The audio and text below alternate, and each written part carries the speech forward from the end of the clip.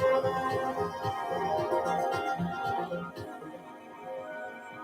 welcome to the catch-up. It's a year on from the October 7th attacks. We'll hear from people living in Israel and Gaza.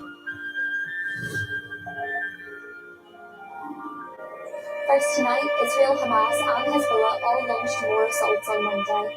The Israeli army said over 100 missiles were fired by Hezbollah into Israel. In Gaza, 10 people have been killed and dozens more injured in an Israeli strike on a refugee camp. That's been reported by a Hamas-affiliated news outlet.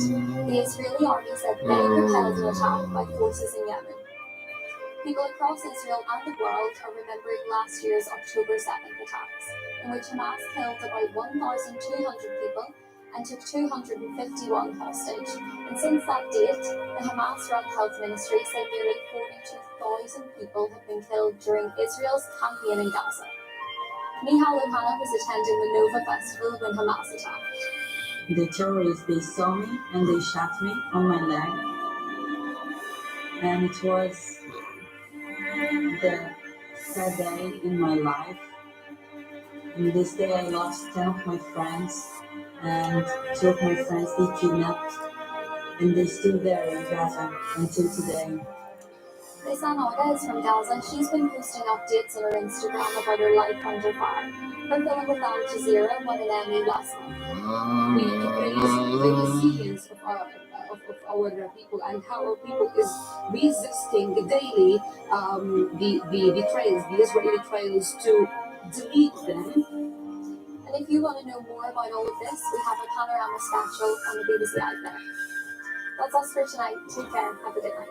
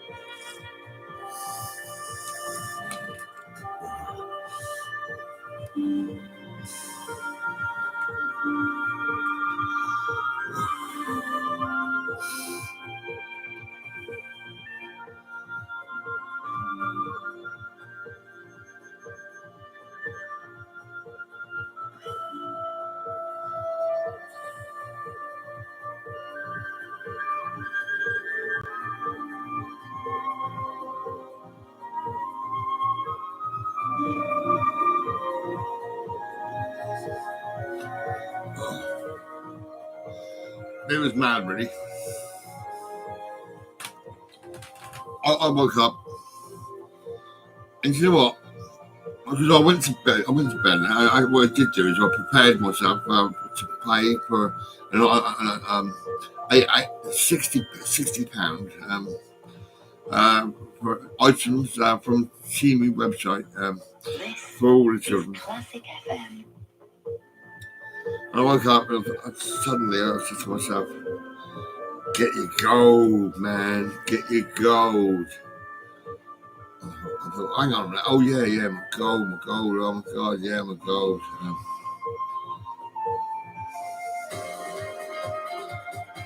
So it just says to me, he says, just delete the app and get your gold. Holly Foster, here's what's coming up for you on Sports Day. Manchester City claim a legal victory, but so do the Premier League. If there is a winner, So that's it, really. what will the impact be on the business I of just football? deleted the app and I'm going to get my gold. I'm going to get my gold. Of the T20 World Cup with their Some second of them, tournament, not much, really, some of it. and chasing the America's Cup dream in On Friday, when I Barcelona. get my PIP, 737, I'll be getting my gold. And that's still not enough. I mean, I need to get more money again.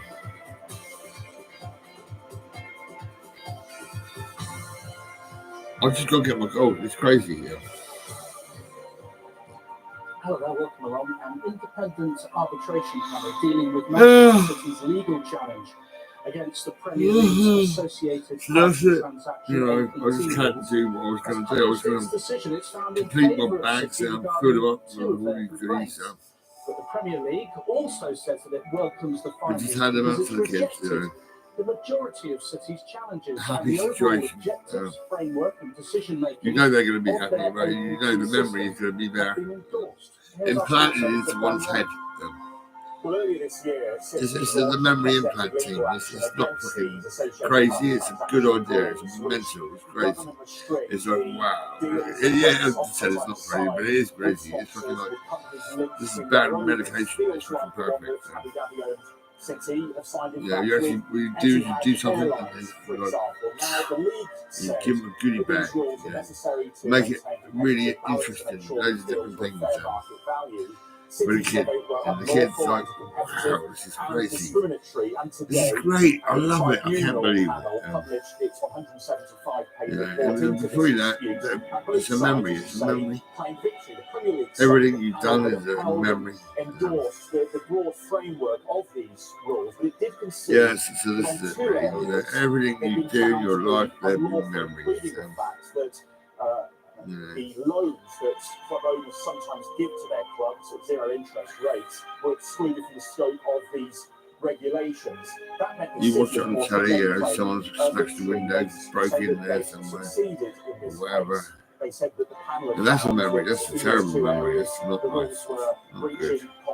And that person that had done it is probably going to remember it, you know. It was unfair for the league to block 2 sponsorship deals that City had tried to sign earlier in the year. Now, you won't want to really deal with it and jump on that person and say, yeah. Competition law, but that'd be a memory as well. I mean, as to whether or not this will have major ramifications for the financial memories is crazy. Compensation claims and what impact it could have on that other dispute the City and the league. Yeah, so it's the memory implanting. City, of course, claim no wrongdoing, but they are. Yeah, the staff are called goodie bag guys and girls by the league.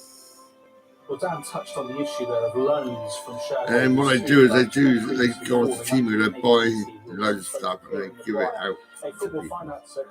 And they feel proud about what they're doing, and they do say they're the goodie bag guy or the goodie bag girl. I just feel good about what I do. I love what I do. It's great.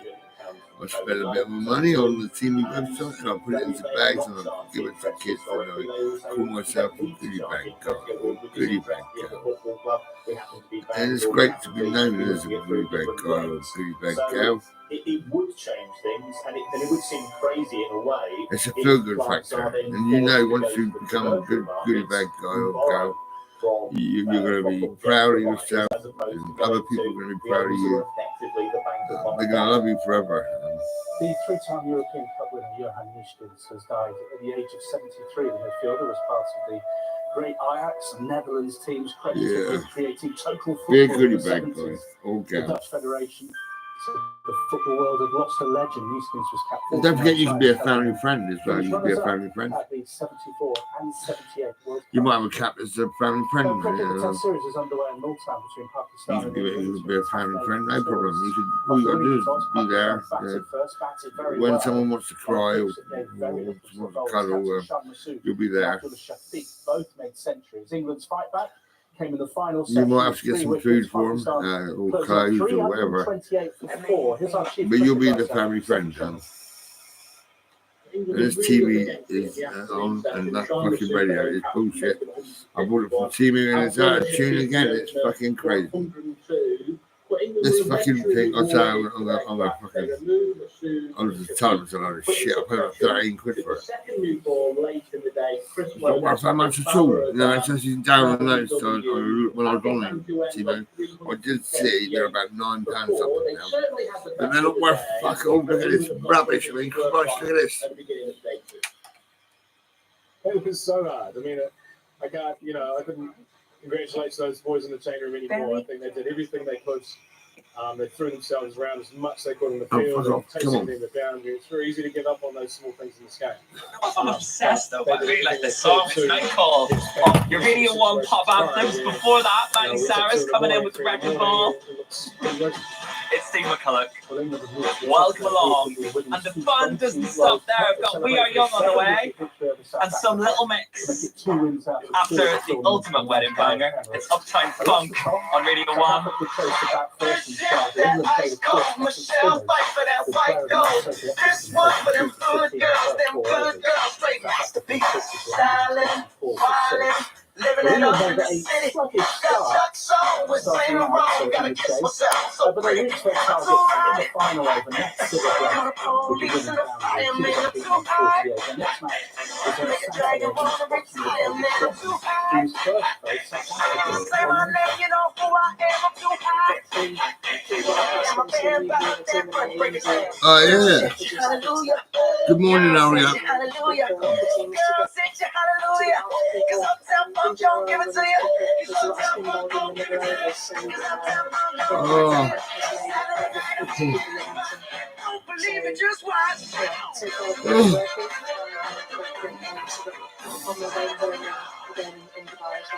Don't believe it, just watch.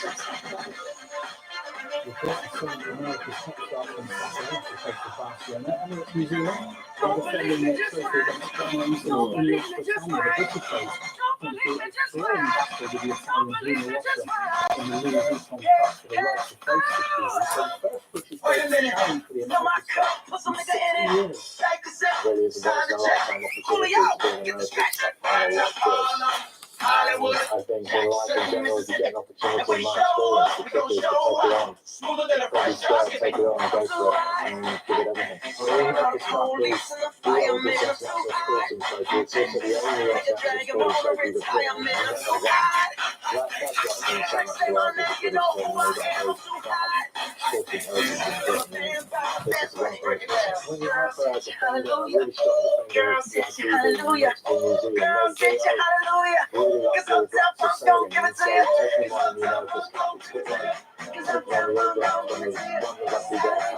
Don't believe it, just watch.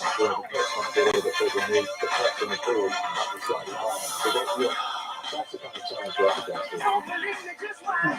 Jack Draper might be the British number one and doing a great deal of success this year, but Jacob Foley this season has been astonishing. Just over a year ago, Don't believe it, just watch.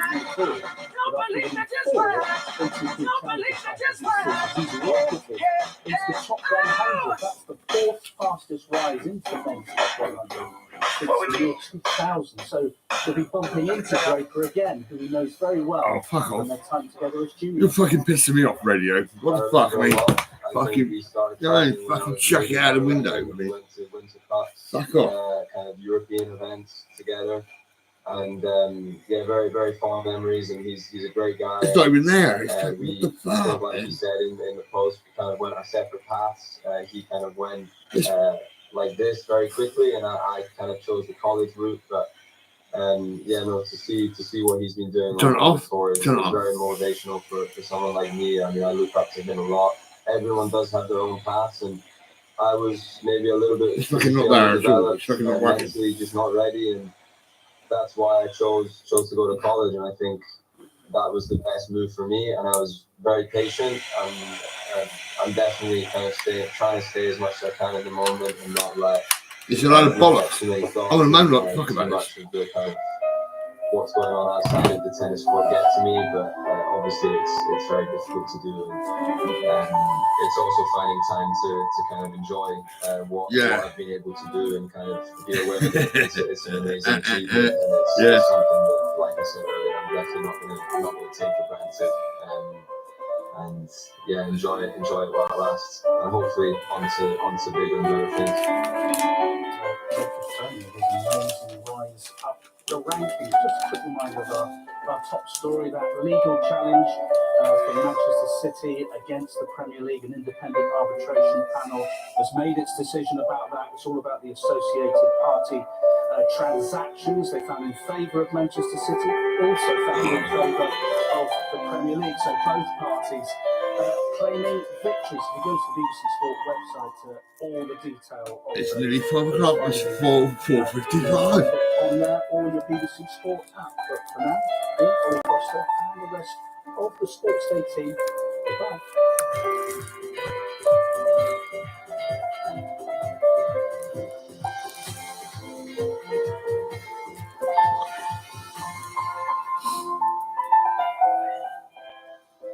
I've got to find about £1,000, £1,000 to actually get my fucking gold out. I mean, more than that, I reckon. Actually, We've got low pressure in charge. You can see areas of cloud circulation. the necklace they gave me $350 last time, a few days ago, I think it was.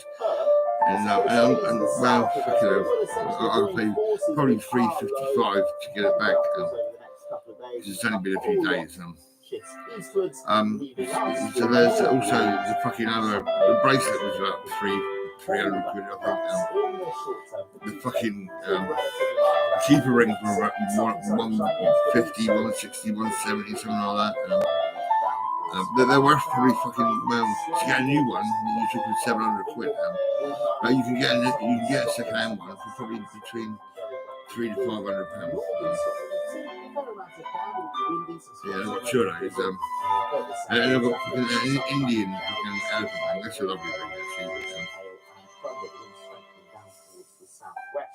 Yeah, it's quite a lot of money, really, but it's great to have. You can keep it on you. When it comes down to the crunch, you can actually say, "Yes, I'll have some money. Give me money now," and you give them a ring, and that's it. Yeah, it's great. It's perfect. But it does cost. Sometimes you got to pay a fucking fortune to get it back. I mean, like, oh my god. A little bit further south as you go through the day on Wednesday. Still some showery rain across parts of eastern Scotland, northeast England, sunny spells and showers. It's just handy, it's but I mean, I remember the days there used to be people getting robbed and all that fucking. You couldn't trust anyone really. I don't feel too worried really, because I think people like me, around here and there. 9 degrees Celsius, and by Thursday, that cold air will sink even further southwards.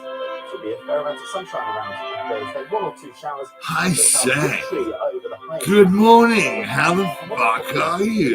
Not seen you for a long time. I'm alright, not too bad. Do with a goodie bag.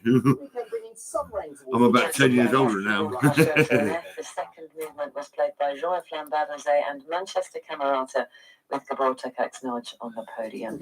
And so we'll get the latest news next on Classic FM, after which I've got a birthday boy and a baritone and a man who might be moonlighting as a music teacher. I'll explain why in just a moment. Do you know, I never hear about myself at all on the Saturday or radio, nothing, never. Classic FM. I think years ago I was in the newspaper for some reason, nicking or whatever. I can't remember. We're here to help you save for the sunny days too, so you can do more of what makes you happy, like spending time with old friends or visiting brand new places. Because choosing the right home for your savings, even just a few extra pounds a month, can help life feel like more of a glide than a grind. Save for your sunny days with Coventry Building Society. Altogether better. Meet Jamal. Hey. Jamal's just reversed into another car. And of all the people, it's his ex. All the lonely people, where do they all come from? All the lonely people, where do they all come from? It's Aviva. Get a quote today at aviva.co.uk. I look at all the lonely people. Burnt orange, rustic red, blanket of colour. And with the last new car event running exclusively from the 10th to the 20th of October, enjoy an additional deposit contribution of up to £1,000 on selected new models. Search Mazda. Available on PCP and HP. Oh, there's no early end to the war, yeah, we know that. But no one listens to me, I've got good ideas, but no one gives a fuck. On the Global Player. And on your smart speaker. Play Classic FM. It looks like a tit, doesn't it? Does that look like a tit? It does, it looks like a tit, doesn't it? Israel's military says it will soon Order.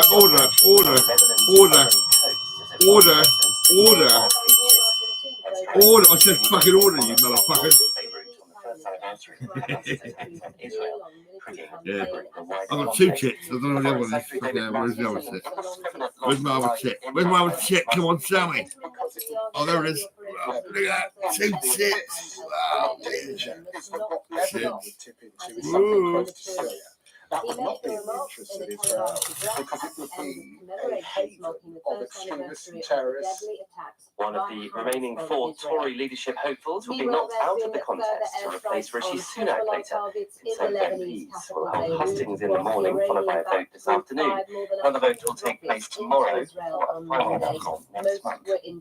Officials in Florida said the state could see I don't want to hear the news. evacuation in 7 years as Hurricane Milton approaches. It's been upgraded to a Category 5 storm. Oh, these batteries are fucking shit. 80 miles an hour already recorded. It's expected to make landfall tomorrow.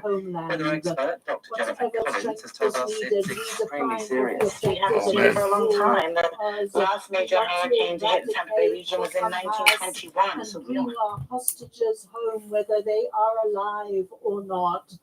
We must thwart any future threat on the state of Israel and bring the residents of the north and south in safety to their homes.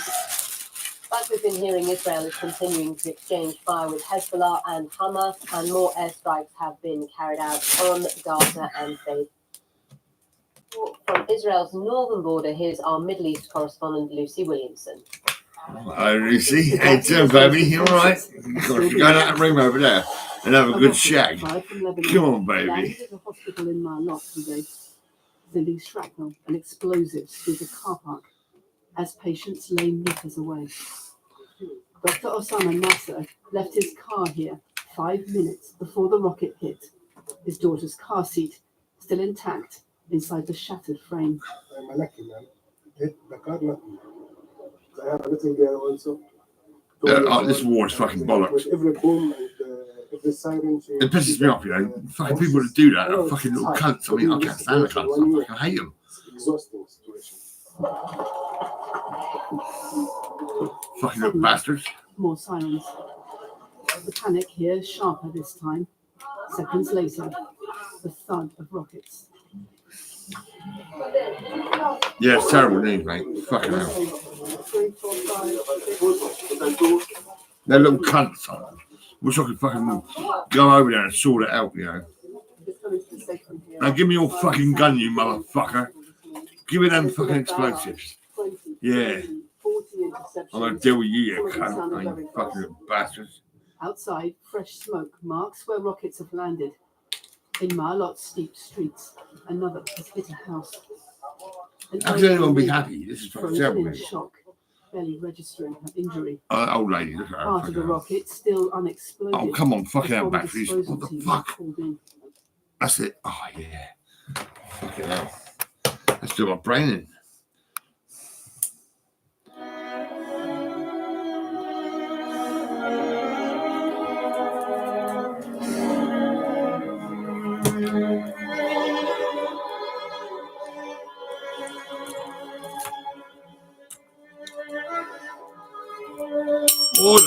Order. Now, come on, fucking hell, Judge. You know they fucking locked me up for 18 years. What the fuck? I mean, you fucking insane or what?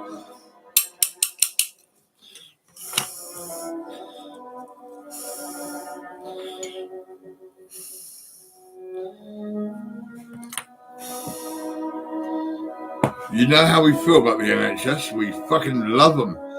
Do we love them? No, we don't fucking love them. We fucking hate them. Fuck the NHS.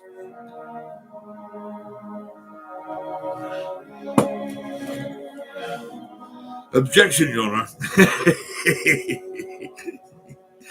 I'd say it's great going to court, isn't it? You fucking love it when you go to court. You're like, come on then, fucking try it, you motherfuckers.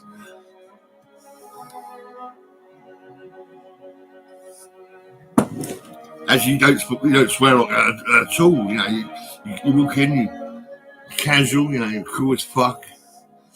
You look over to the jury and you smile, and you also had a little bit of a bit of pain. You're like, oh, I've got to sit down. Oh, yeah, fucking hell, yeah. And then you look at the jury, you look at the fucking prosecutor, and you look at him and you give him a fucking glare. You're like, fucking little wanker, I fucking hate you. You know, and that's what you like, you know, with the prosecutor. All wearing wigs, yeah, fucking right, yeah. I was in a Crown Court, it was fucking crazy. I won, fucking just like that. Because I walked in going, oh, I've got to sit down. Yeah. Was you going fast in that car? No, I'm the fucking piano man, man. What the fuck?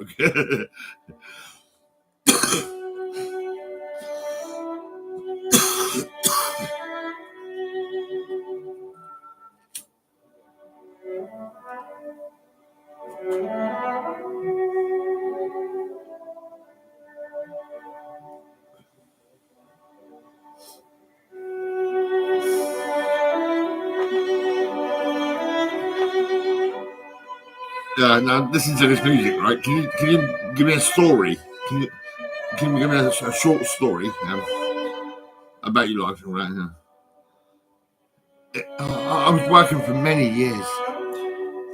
I lifted up all these pianos. People was buying the pianos, but I wasn't getting the money. My boss was getting the money, and I had to carry the pianos up the stairs. They fucking killed me. They fucking did. I don't know what else to say. I was fucking devastated. No money. Well, I got about 30 quid, I think, maybe 50 quid. But that's it. I mean, fuck me. I couldn't believe it. No, fuck it. I love my job. I got about 50 quid a day, I think. Something like that. But you know, it's not about the money. It's going out and relating with all the families, you know. Sitting down, having a chat and giggle, you know, watching their children play the pianos and all that. And, you know, putting the pianos in their houses and having a cup of tea with them and a bite to eat and all that. And then going to the next customer and they're bringing the same, you know. Some would do a dinner. I mean, well, I still remember in London there was this black bloke, right? Fucking nice bloke, you know. Oh, you know, done me a fucking dinner. I thought it's great, mate, you know.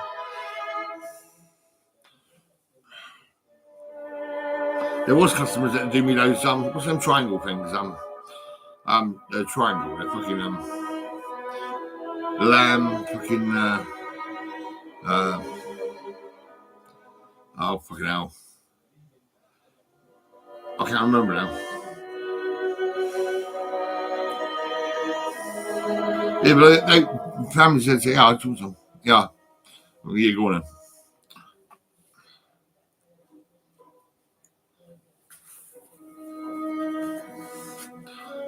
It was great, you know, you put a piano in their house and they fucking love it a bit, so. But now, after all these sections, I mean, fucking hell, and there's no fucking care at all, nothing. The minute you say piano man, they fucking laugh and they take a piss at you and call you psychopathic and grandiose and all this and all that. Yeah, you're lying. It never happened. It was all bullshit. Yeah, you're just a psychopathic person. You are. That's what you are. Yeah, you get benefits for being like that. Yeah, I know that you cunt, but like, what the fuck, man? Fuck me.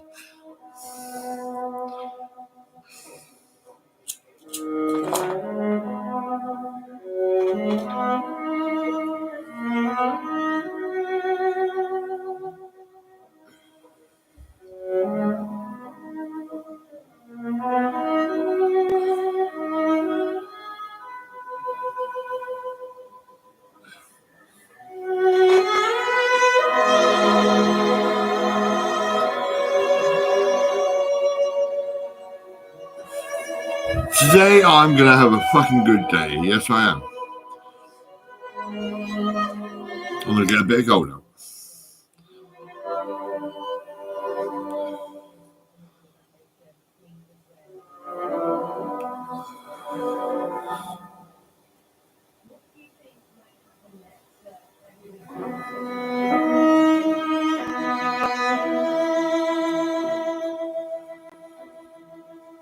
Oh yeah, I've got a lady's diamond ring, diamond cluster ring, 25 diamonds. Lovely ring, nice ring.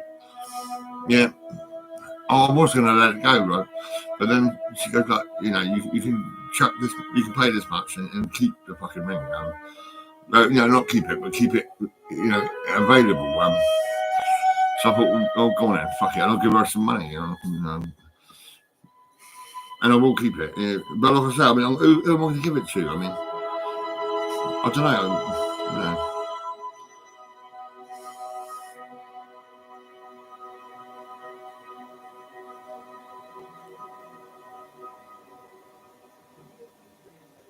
Classic FM. La la la la la la. Yeah, I've heard this. Yep, it's great.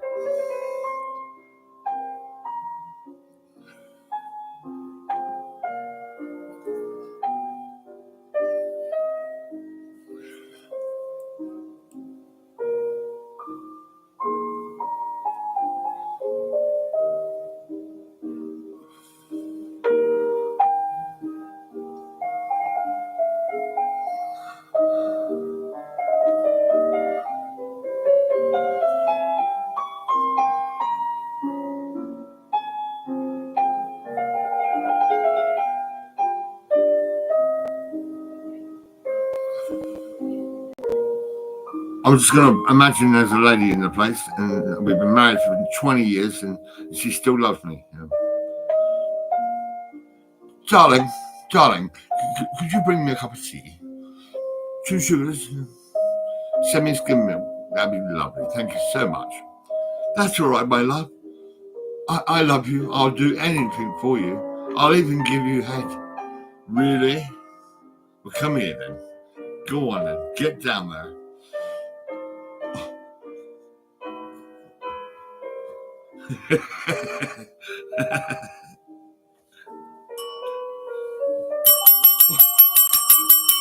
I'll just come. Oh.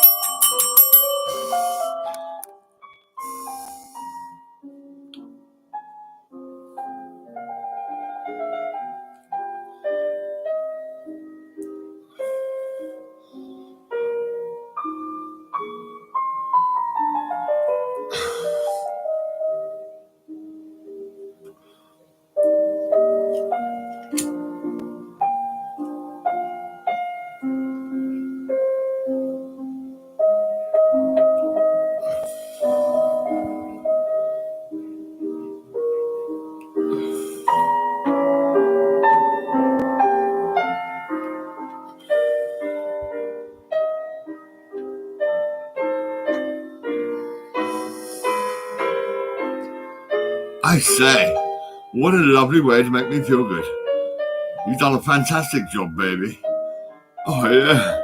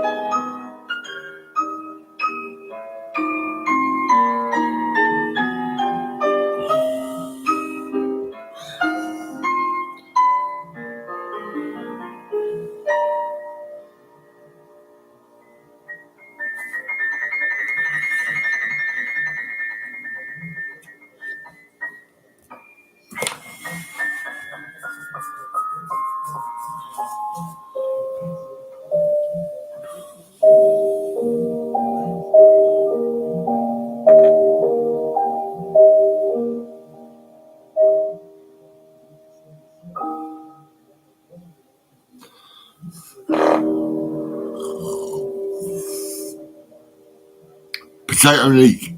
Potato Nick is fucking lovely. I can't believe it. Daniel Barenboim at the keyboard performing Chopin's Nocturne No. 2. And before that, Lauren Marzell was in charge of the Pittsburgh Symphony Orchestra as they played the second movement of Tchaikovsky's String Quartet No. 1. The soloist was Yo-Yo Ma, who celebrated his birthday yesterday. Many happy returns. I wonder how he marked the occasion. I'm always curious as to how people... Yeah, you can say on the radio, but no one gives a fuck about me. No one said nothing about my birthday. You and I, though, are making our mark on Tuesday morning with early breakfast on Classic FM. Good morning. I'm Lucy Coward. It's October the 8th. And have I got music for you? Have I got music for you? The goodie bag guy is dead. The goodie bag guy is dead.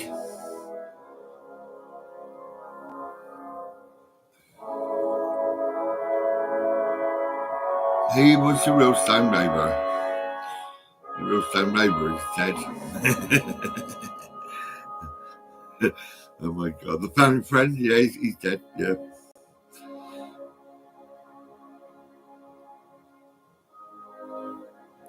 The Spaceman, yeah, break 1 for a copy. The Spaceman is dead.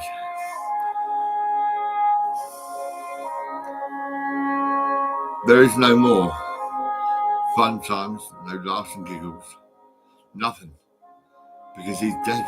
Can you believe that?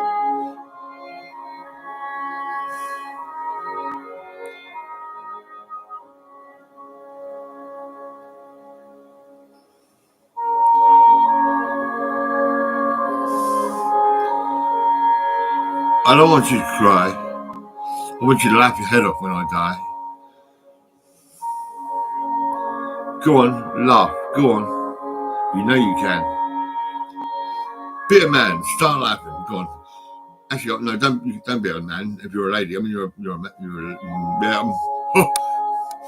yeah. Laugh and say, yeah, he was funny, but now he's dead.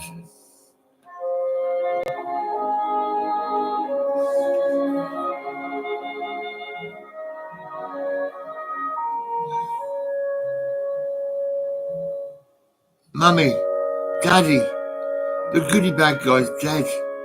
Can you believe it? That's funny. Yeah.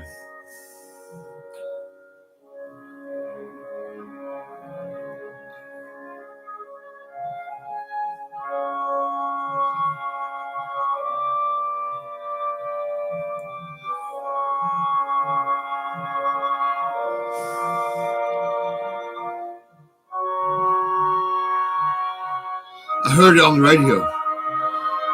Yeah, we heard it on the TV. We see it, there it was. The goodie bag guy. Dead. Oh my God.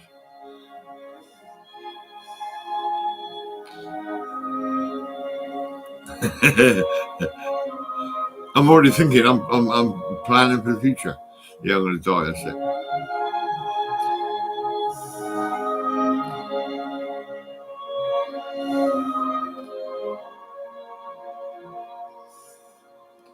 My mate who was with me in the section unit, he's dead. He killed himself. Yep. A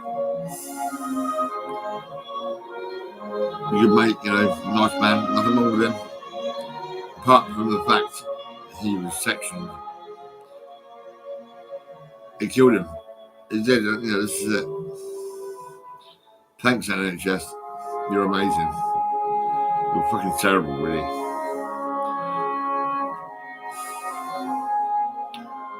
Kevin Mason's my schoolmate. He lived on the corner. He's dead. He got run over by it might have been a train or something. I think it was a train. He works on the tracks and all that. And it was an engine. I don't know what kind of engine, but there it was coming down the track. You know, boom, it got him.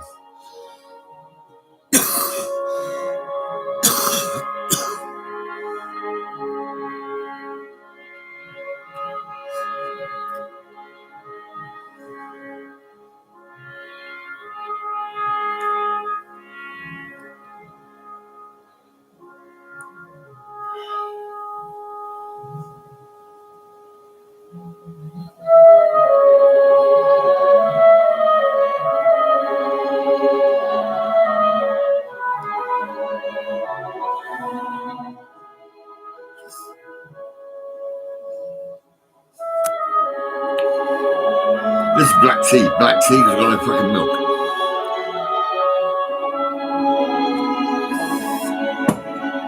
Oh, lovely.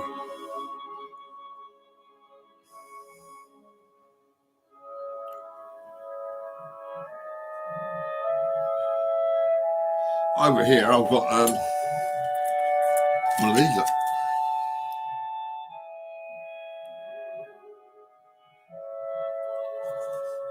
Lovely.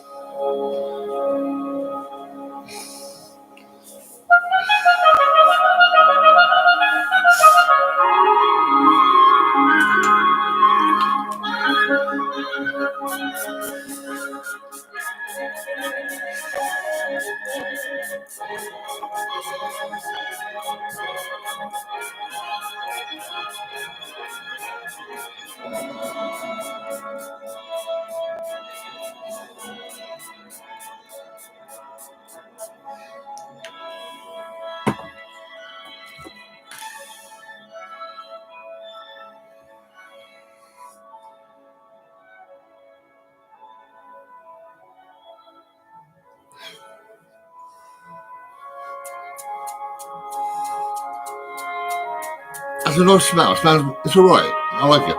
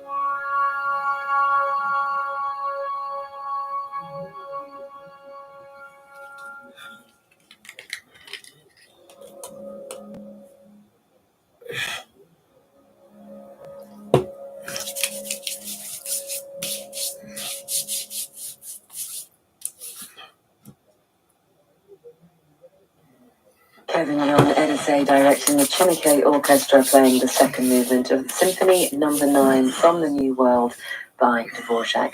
Just before 5:30, now I mentioned earlier that I had the great pleasure of speaking to composer Geoff Bush last week. He writes all the music for the TV show Bluey.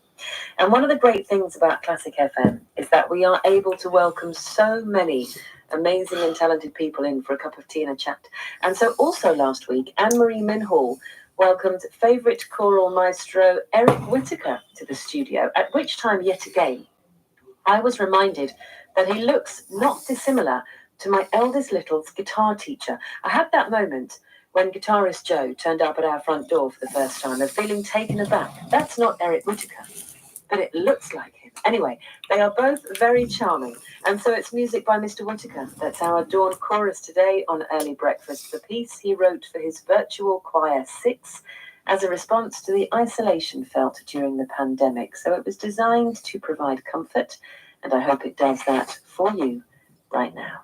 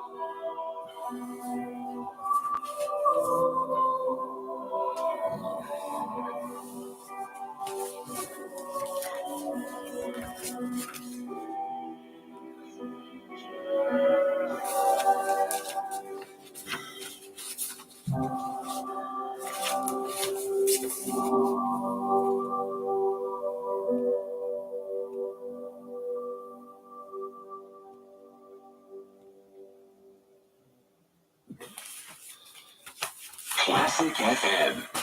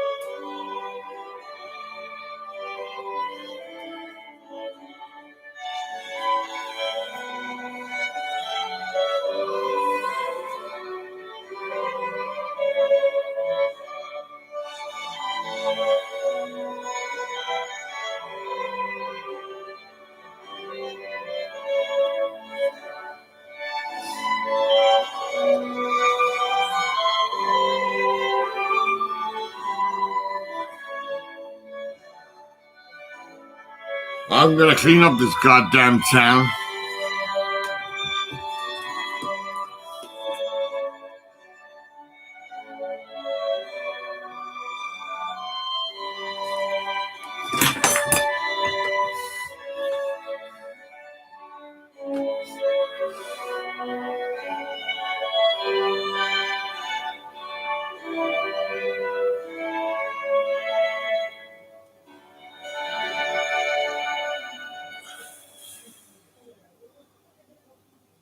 Crackle Bells, Canon in D, performed by the Orpheus Chamber Orchestra. And before that, it was the Dawn Chorus, a moment we love to share here on the Daily on Early Breakfast. Today, Voces 8 sang Sing Gently by Eric Whittaker. Well, Dan Walker will be sharing music from Indiana Jones after 7 on Classic FM Breakfast this morning. But it all begins at 6:30. With the likes of a little meditation, actually. It's a calming start for you this Tuesday morning. And a beautiful piano concerto, too, by John Field. And Ellie and Buster, who've already been chosen for Dan Walker's Dog Walker today, too. Ahead of that, though, we'll be getting some extra steps in ourselves shortly on Classic FM. And then there'll be a lullaby to rest after the exertion.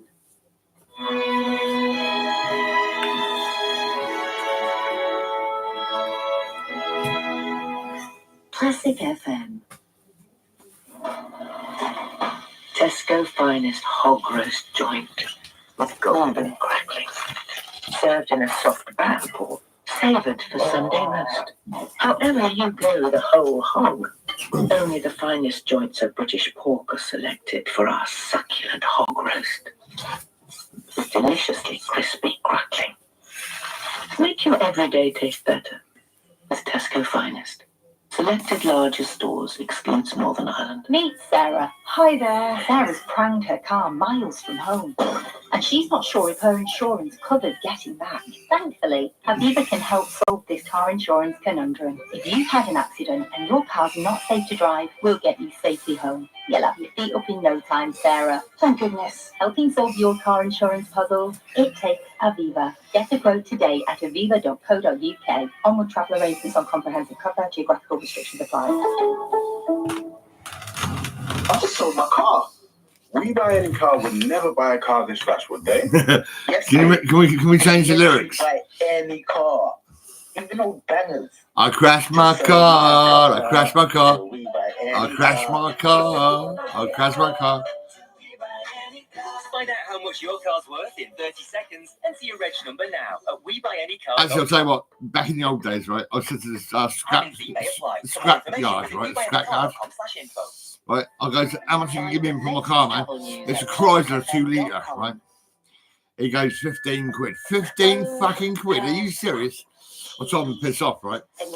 And I said, oh, mate, do you want to come back? I'll accept an offer. And he turned up, right? And he says, I'll give you 8 quid. 8 fucking quid. Are you fucking serious? Fucking hell, mate. You know what I mean? 8 fucking pounds for my Sierra. No, not my Sierra. It was a fucking. It was a 2 litre. Chrysler, yeah, Chrysler.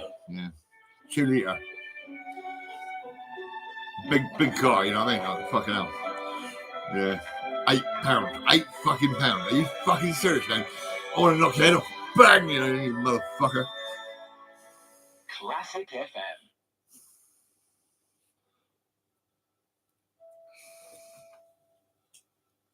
He give me fucking pocket money. That's what he give me, pocket money. Look, mate, I'm an adult. You know what I mean? Give me fucking more than £8, you cheeky cunt. I mean, fuck me.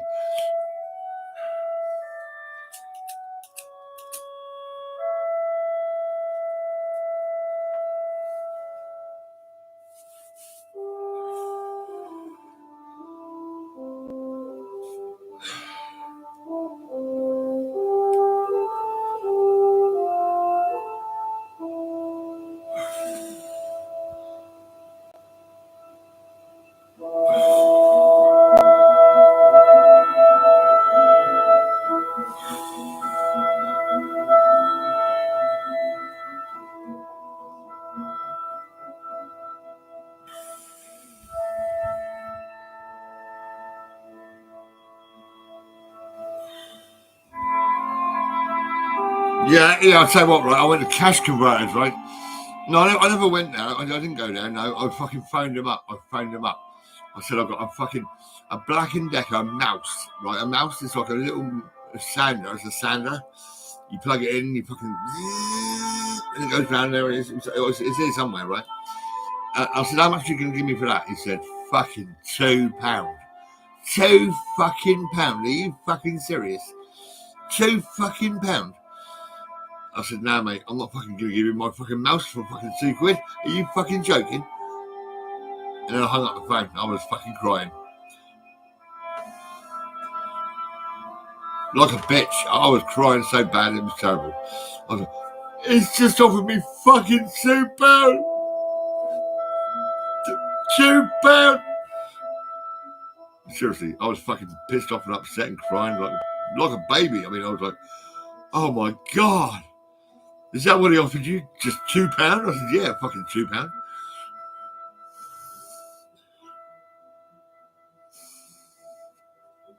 I phoned up fucking Black & Decker and I said, oi, you won't believe it, mate. Your Black & Decker fucking sander, brand new, a mouse sander, right, a little mouse, and, right. Cash converter offered me fucking £2, man. They couldn't fucking believe it. They were like, oh my God, are you serious? I said, yeah, I'm fucking serious. Fucking £2, that was it. I mean, I was like, oh my God.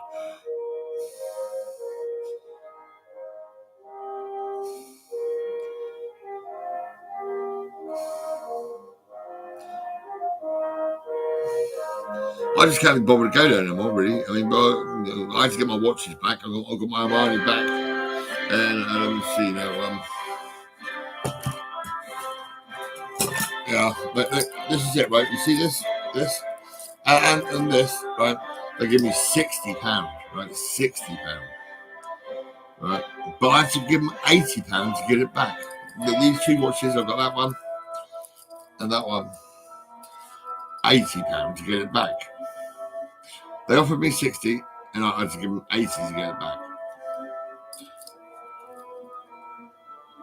As a Seconda, it's been serviced. It's a great watch. It's lovely. I do like it.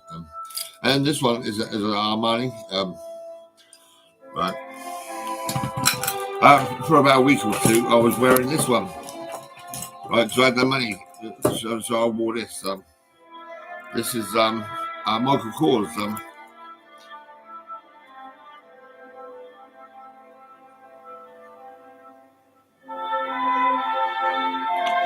You can see there's a little crack on that.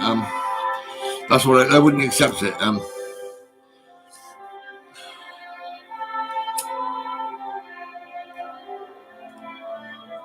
So I wore it, you know.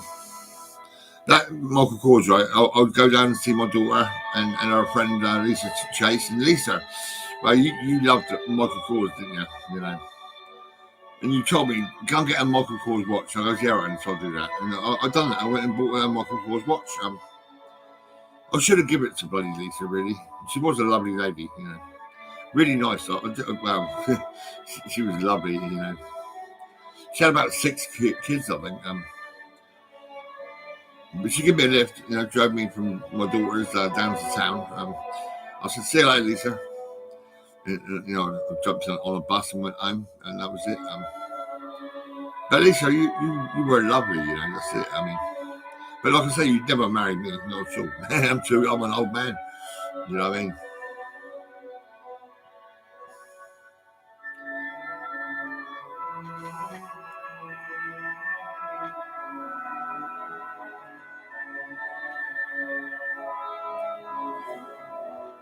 But now I'm going out with Jules. Yeah, Jules is a lovely woman. She had a brain issue. Her brain was bleeding. And she can't speak properly. But she's lovely. She really is nice, you know. A sweet, lovely woman. She was a fitness instructor, right?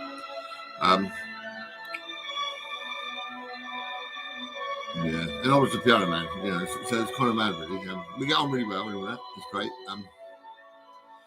But she don't really want to get involved in having sex and all that sort of shit. I mean, but I can imagine why. I mean, look at her. I mean, her relationship was terrible. I mean, her man was fucking horrible, man. Yeah, really bad, you know. Men are terrible, really. Yeah, do you know what? We were walking past Iceland. And we were walking up closer and closer. There was a pub, and there was all these blokes outside having a drink and all that, and they were getting loud and all that, right? And she actually was concerned. She said, "Look, we'll go through this cutway. We won't go near them, right? Because they're sitting there drinking and loud and noisy and all this and all that." So she took me a different way, and we walked together, you know. And then when I went to get in the taxi, she went, "Oi!" I goes, "What?" And she was like this, and she wanted a hug and a kiss and everything. And then she went, and I went, and that was it. And do you know what? Yesterday morning, she was singing to me on the phone, singing. Oh, what a lovely morning. Oh, what a lovely day. Yeah, that's what she was singing to me. It was crazy. She's really happy, you know. The most relaxing music. Classic FM.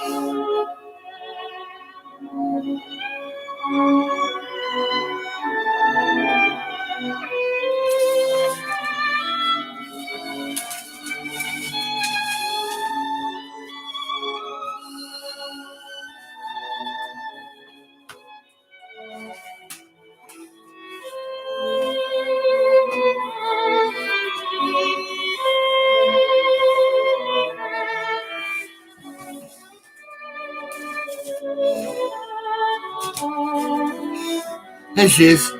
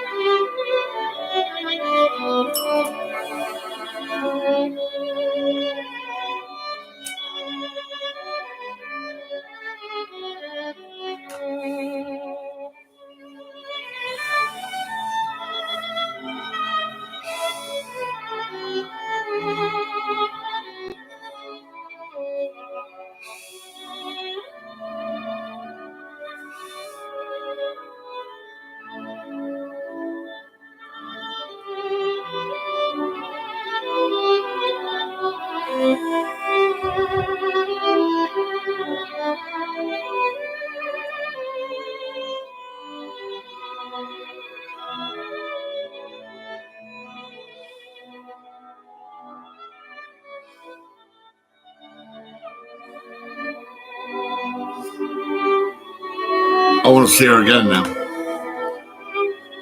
Where is she?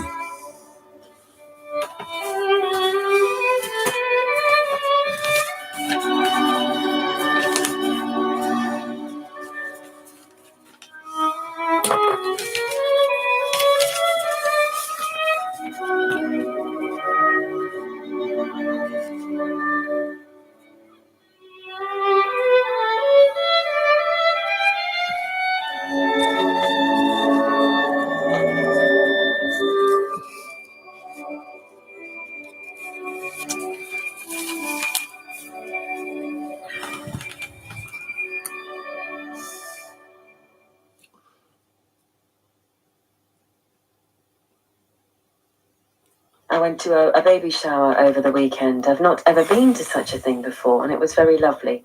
And someone had left colouring sheets of the alphabet out for people to fill in to make a personalised first ABC book, which I thought was a great idea. So I, of course, chose all the music-related ones. X for xylophone, V for violin, U for ukulele. But I should have written a piece of music on each one too, shouldn't I? And that would have been a great addition. Forez Bercers, or Lullaby. It was played by Axel Schacke and the Basel Symphony Orchestra under Ivor Bolton. We also heard the Gothenburg Symphony play In the Steppes of Central Asia by Borodin with Naomi Yervi conducting on Classic FM. And in honour of getting the steps in last night during netball, I need to say, come on the Hotshots, as we beat the best team in the league last night and are feeling pretty proud of ourselves. And our wonderful centre, Frank's, got player of the match. So well played all. Same again next week, girls.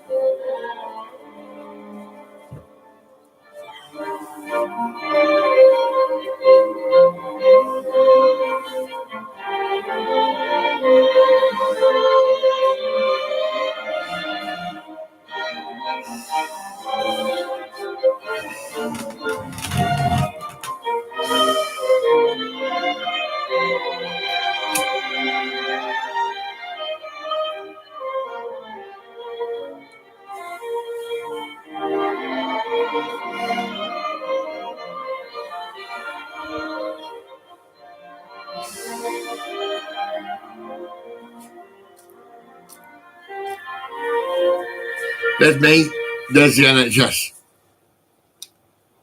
Or that's me, and there's the police. Come on now. Yeah, that's how it is. It's crazy. William Borton, in charge of the English String Orchestra, I'm like paparazzi. performed the minuet from Ireland at Downlands. Got you, motherfuckers.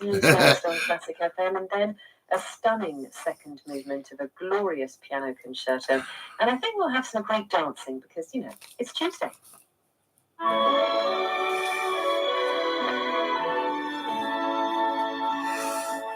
Classic FM.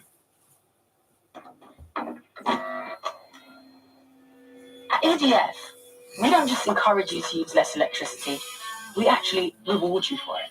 That's why when you use less during peak times on weekdays, we give you free electricity on Sundays. How you use it is up to you. EDF, change is in our power. Households who shift weekday peak usage by 40% could earn up to 16 hours of free electricity. I'm on fire. Look at me, I'm burning up like a bitch. Oh my God. Dad, quick one. Don't forget to turn the heating off before going to Grand's. Then when you're getting home to shriveled plant babies. Totally forgot why I called. Spoke to Zara from St James's Place about Grand's care. Moving her in is the best option for peace of mind and... Yeah, I said that, right? And my brother said that. Love you, bye! While you're looking out for the ones you love, our one-to-one financial advisors are looking out for you. St James's Place. Invaluable advice. It's time. Time to be together. Time to savor. Time to experience. Time to explore. Autumn, a greater time to escape with Brittany Ferries. Visit Brittany Ferries to book your autumn getaway. This is Classic FM with the latest news. Next. Amazon Prime Big Deal Days are here. With 2 days of epic deals on electronics, home, kitchen, and more, you'll feel like you've been thrown a fiesta. Sarah just bought a great blender. She's a smart and exclusive Prime member. 2 days of great deals, no delays. Get ready, it's Prime Big Deal Days. Oh, now she feels like a big deal. Amazon Prime Big Deal Days are the 8th and 9th of October, exclusively for Prime members. Shop now. On your radio. Dun, dun, dun, dun, dun, dun. And on your smart speaker. Play Classic FM. This is Classic FM. Really? Yeah. From Global Newsroom at 6 o'clock. Israel's military says it's preparing to launch operations along Lebanon's southern coast and has warned people to stay away from beaches. Forces have continued airstrikes against Hezbollah strongholds in Beirut on the first anniversary of the October the 7th attacks by Hamas. Speaking through a translator, the Israeli Prime Minister Benjamin Netanyahu insisted his country's mission is not over. Victory is the light. Victory promises eternity. The 7th of October will symbolize to the generations our strength. It will express our determination. Together we shall keep fighting, and together, God's willing, we shall win. Forecasters say Hurricane Milton poses an extremely serious threat to Florida. It strengthened to a Category 5 storm as it moves across the Gulf of Mexico towards the US. Wind speeds have already reached 180 miles an hour. Jamie Rome is the Deputy Director of the US National Hurricane Center. Milton has undergone a rapid intensification period all day today and is unfortunately now a Category 5 hurricane on the Saffir-Simpson scale. So let's look at the current statistics. Maximum wind speeds of 180 miles per hour. 4 children have been taken to hospital after a school bus overturned in County Down. The double-decker, which had been carrying more than 40 pupils towards Bangor, ended up on its side in a field. One of the remaining 4 Tory leadership hopefuls will be knocked out of the race later. Conservative MPs will vote to narrow the field to 3 before reducing the list to 2 tomorrow. The bus operator Go Ahead is investing £500 million to build more than 1,000 electric buses. The plans are expected to create more than 2,000 jobs. In the city, the FTSE 100 will reopen at 83.03 after closing up 22 points yesterday. The pound buys $1.30 and €1.19. And the weather, a mix of sunshine and scattered showers for most of the UK. Those showers could be heavy and thundery in the south and west. Feeling warm with highs this afternoon of 18 degrees. From Global's newsroom for Classic FM, I'm Simon English. This is Classic FM from Global. 18 degrees, I'll take it. Right, let's fall in line with Tuesday then, shall we? I have got the music to ensure it all goes very smoothly. Lucy Coward here. Hello.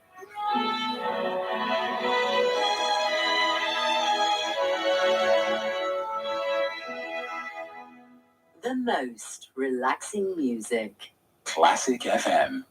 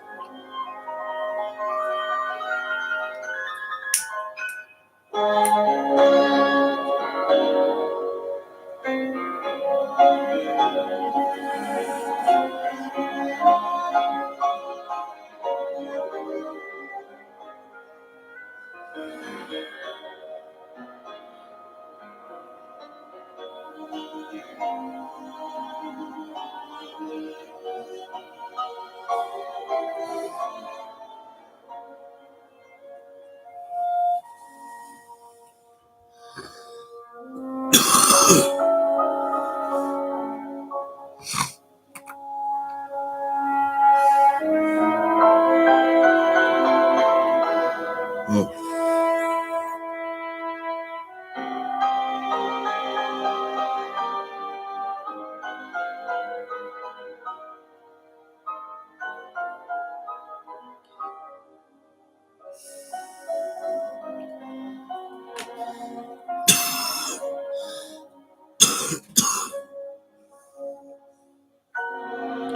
I'm nearly out of shopping. I've got to get some more shopping.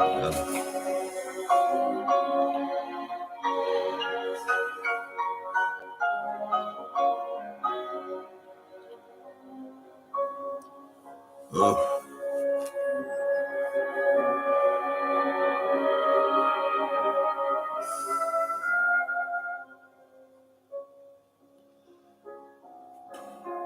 Jake Duff, when you arrive, be prepared.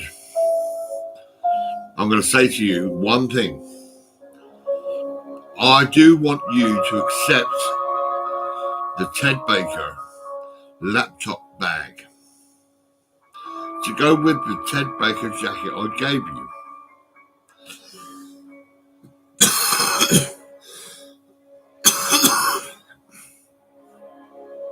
Somewhere in this place, there's 2 bottles of Ted Baker aftershave. A small bottle and a big bottle. But where did I put it? I don't know. It could be somewhere. Maybe I'll give it to someone else. I don't know. But Classic FM.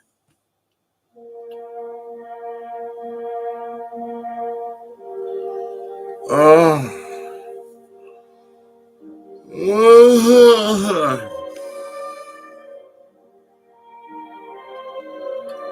Oh. What time is it? God. It's 6:10 in the morning. I'm shattered. I'm like, oh my God. I woke up about 3 or 4 or whatever because I needed to pee. That was it. I had to pee, and that was it. I mean, you know what it's like when you got to pee. I mean, you just got to go. That's it. I mean.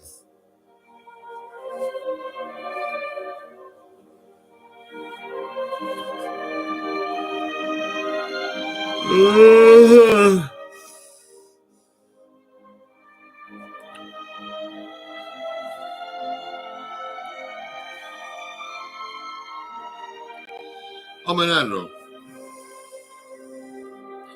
I don't wear nappies, you know, but I mean, can you imagine if I had a nappy on?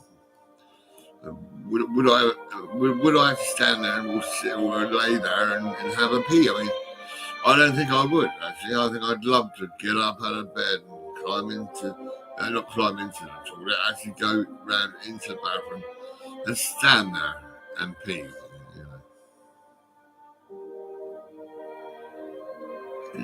You're like, yeah.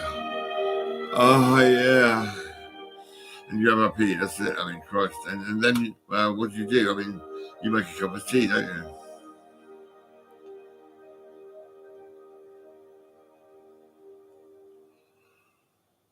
The Greek dance from the tributes of Zamora by Gunnar Richard Bonning directed the London Symphony Orchestra, and Leif Ove Ansnes was at the keyboard with the Berlin Philharmonic Orchestra before that to play the 2nd movement of Grieg's Piano Concerto in A. The conductor was Maris Jansen. Such a stunner of a piece, that. Good morning, Lucy Coward here with Early Breakfast on Classic FM on Tuesday, October the 8th. Let's get you ready to go then. Whatever the day has in store, you know it's going to sound pretty fabulous with us in your ear.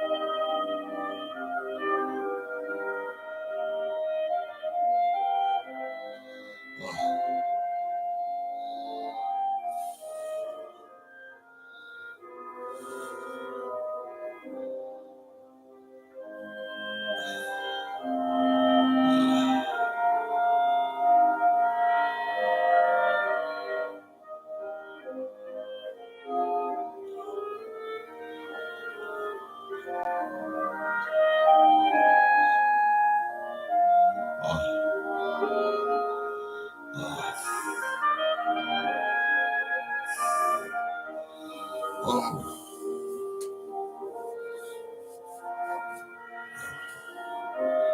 Oh.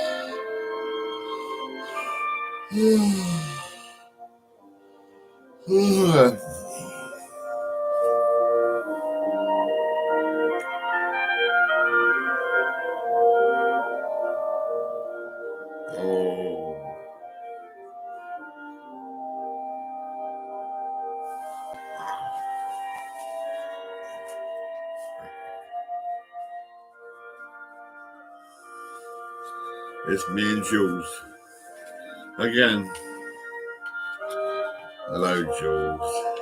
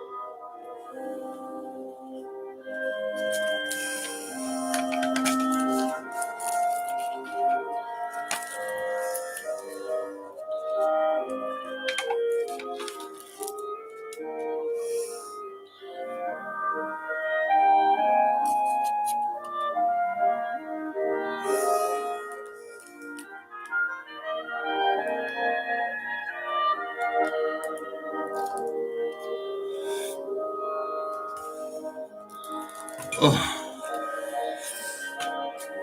lovely.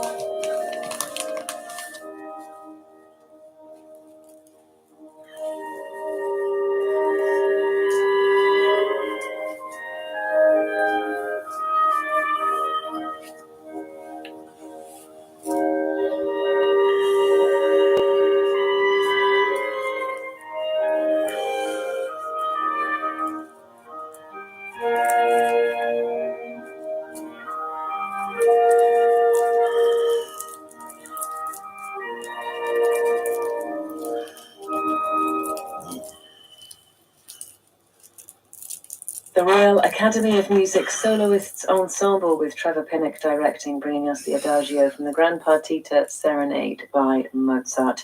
Just around 13 minutes until Dan Walker is here with Classic FM Breakfast. I very much enjoyed yesterday's Three Little Words in honour of World Architecture Day.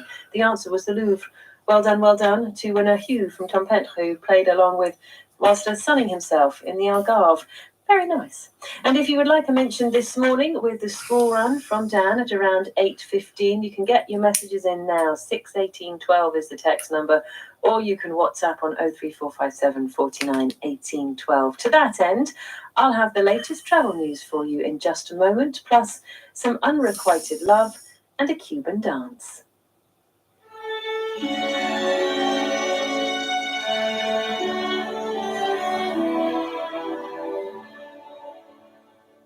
Classic FM.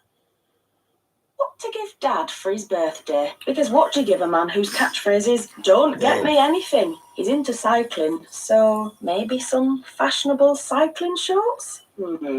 Or maybe a scratch card from the National Lottery. Something to show you haven't forgotten, but avoids the danger of any more lycra in his wardrobe. The National Lottery, best gift ever. Please gift responsibly. And remember, you need to be 18 or over to buy, gift and play. Even though it's a gift, rules and procedures apply. Lindor is celebrating 75 years of bliss. Enjoy irresistibly smooth melting chocolate from the Lindt Master Chocolatier and be in with a chance to win a luxury trip for two to the Lindt Home of Chocolate, Switzerland. With over £600,000 worth of prizes to be won, you could be one of the lucky winners. Visit lindt.co.uk for T's and C's. Lindor, you choose the moment, we'll provide the bliss. It's time. Time to be together. Time to savor. Time to experience. Time to explore. Autumn, a greater time to escape with Brittany Ferries. Visit Brittany Ferries to book your autumn getaway. When you first meet the one, it's electric. The attraction is intense, and it's tempting to rush things, but you need to take it slowly. Spend a couple of days together and let the relationship build.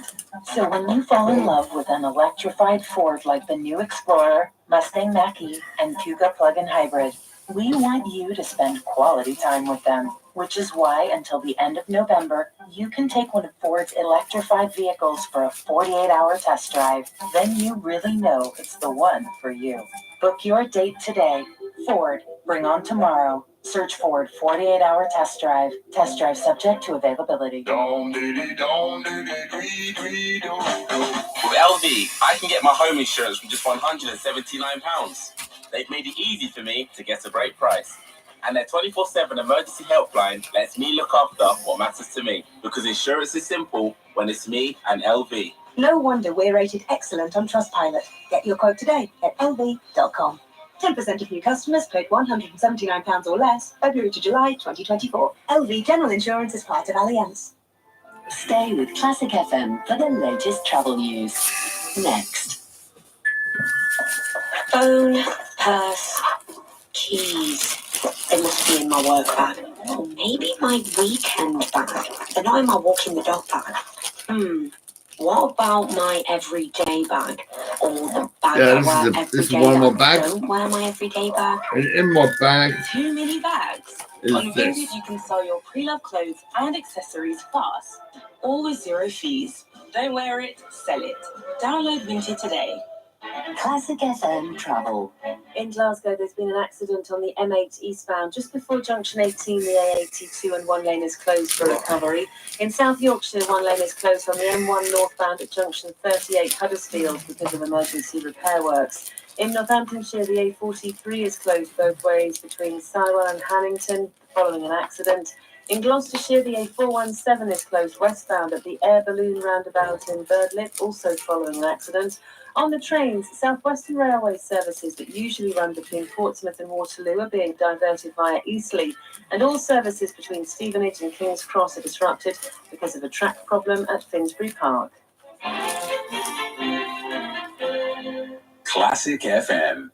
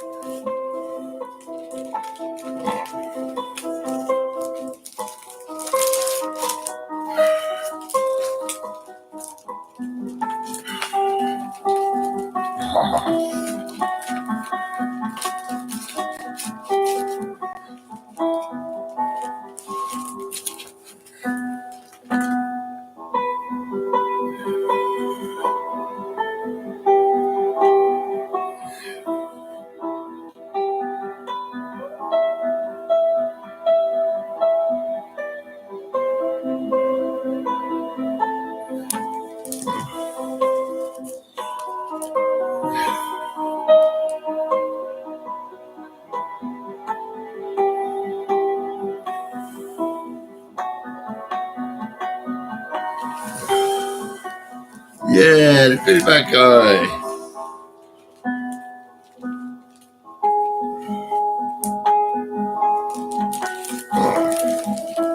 So much.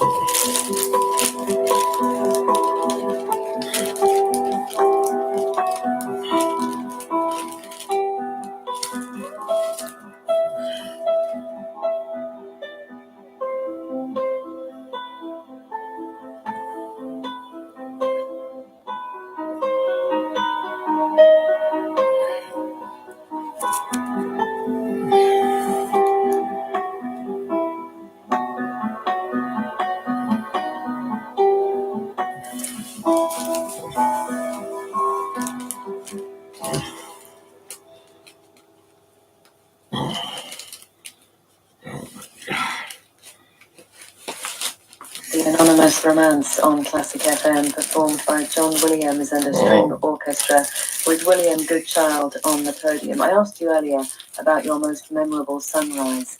Today the sun will rise not until 7:15, but Paul has shown a very lovely image. He said, best sunrise I ever witnessed was during a camping trip in the Sahara Desert in Morocco, and he's given me a smiley face, and he said, Paul, listening from Malta.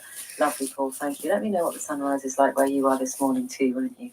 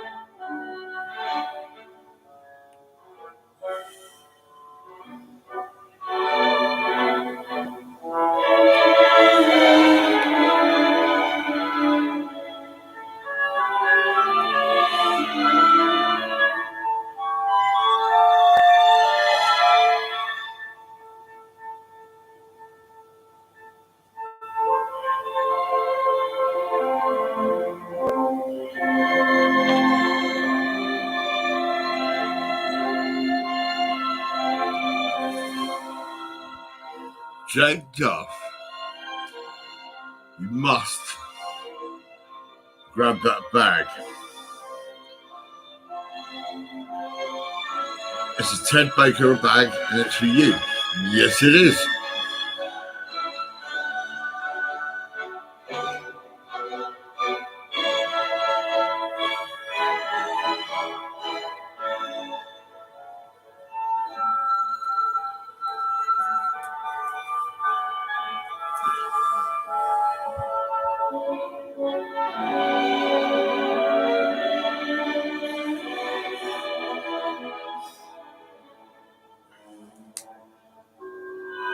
You know the feeling you get when they turn down the offer? A free gift from me to you. And you say, no, I don't want it. I'm not going to accept it. I'm not allowed to accept it. Now, come on. Behave. Julie Bertie, I offered you a gold pen. And you turned me down. You said, no, I don't want it. I can't accept it. Julie Bertie, I miss you. I was upset when you did not accept the gold pen.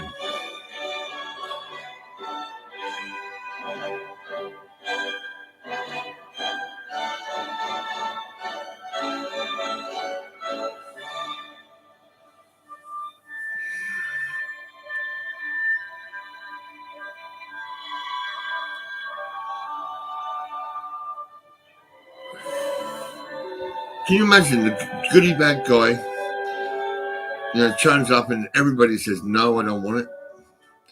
Can you imagine how mad that must be?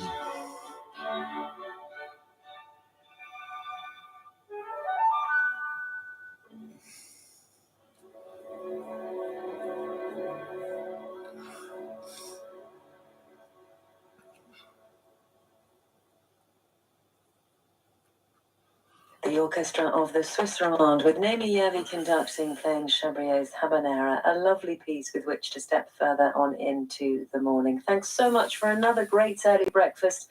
I'm Lucy Coward. See you back here tomorrow morning at 4, hopefully having had a successful Tuesday all round. And to play his part in making that a reality, Dan Walker is here now with Classic FM Breakfast. This is Classic FM from Global. Good morning, how are you doing? Welcome to Classic FM Breakfast. We have your soundtrack sorted today, whatever you're up to. This is how we're kicking things off.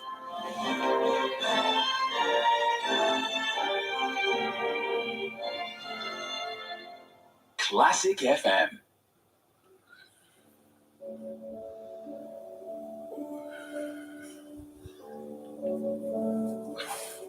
My brain was bleeding. I was unconscious 10 days and I nearly died.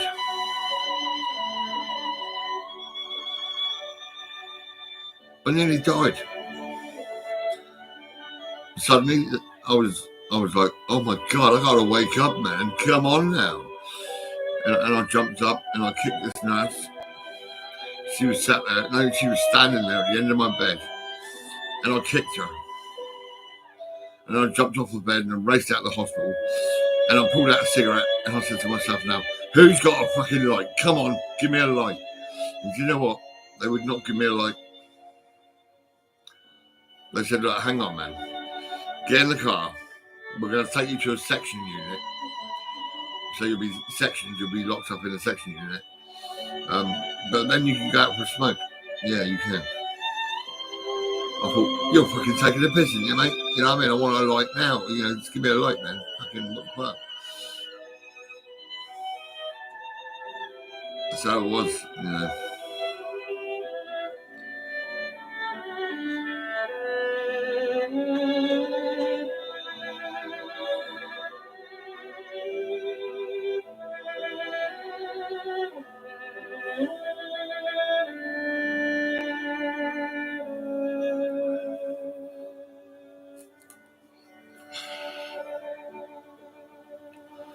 Yeah, so this is what I think I do like Jules, a lovely woman. She's got troubles. Her brain was bleeding as well. And her man was a horrible man. He treated her really bad, It reminds me of when I had sex with Nessie. I employed Nessie to clean the piano keys in the warehouse. And well, she loved what she see, and that was it. And we had sex in the warehouse on the piano. Yeah, Nessie. Good morning, Nessie.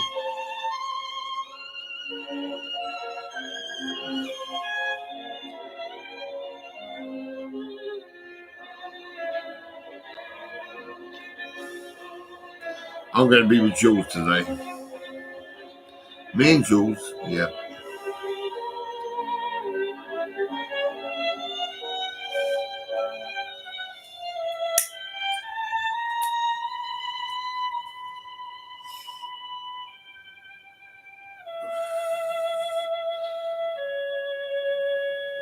She's gonna see me, and I'm gonna see her. She's gonna smile, and I'm gonna smile. Yeah.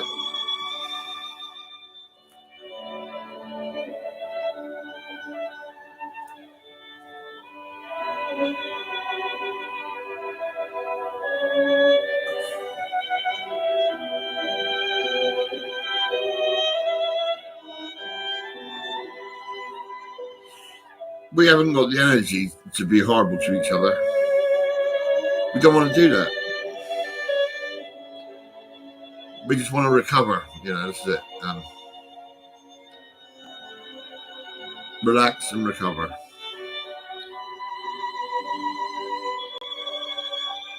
It's like living life is like being in a ring, you know, a wrestling ring or boxing ring or whatever it is. We're in that ring. And we're going through a lot of shit, and that's it.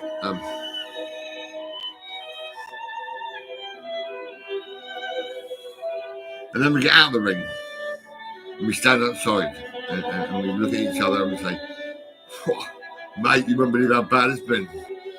Yeah. And she's like, yeah, I know you feel. It's the same for me, yeah. We both had a shit deal, yeah. We both had a shit deal.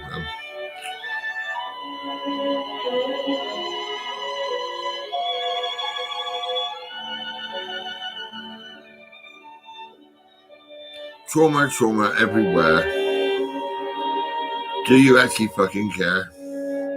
Come on, tell me.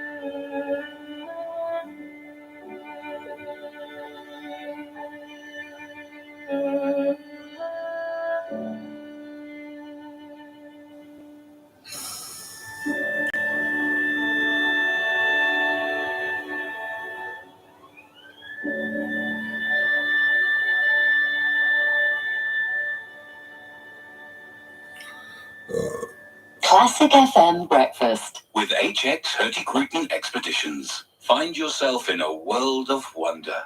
Classic FM.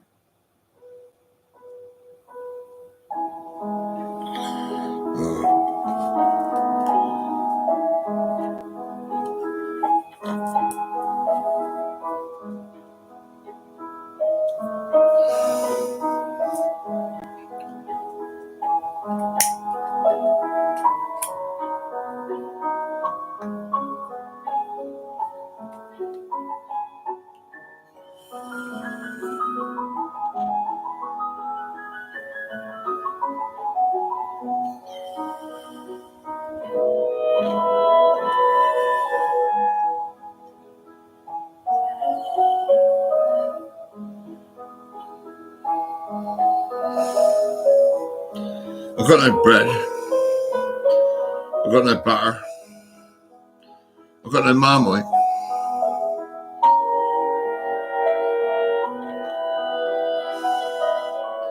I've got no egg and bacon. I've got no beans. Actually, saying that. Yes. In the fridge. Yeah, I've got you guys. Yeah, I know I've got you guys. Yeah. But in my fridge, there's liver and bacon, microwave milk. I'm gonna have it right now. I think. Yeah. I've got to wake up. you know, normally you have a breakfast and you know, eat and you love it and it's great and you actually feel good and you wake up and you've got energy and you're like, oh yeah. But you know what? When you run out of food, that's it. I mean, you're like a dead battery, you know. No. Yeah, it's funny, really.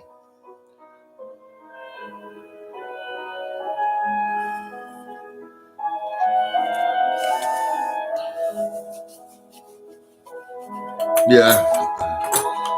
Oh, look at this, look.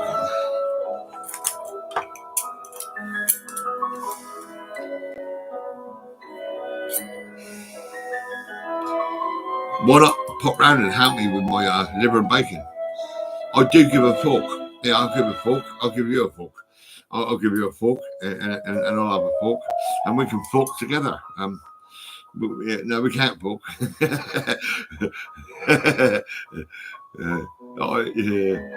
I do give a fork. This is what I do. Yeah. Do you give a fork? Hello. Do you give a fork? Shout out to the world. I give a fork. Yeah.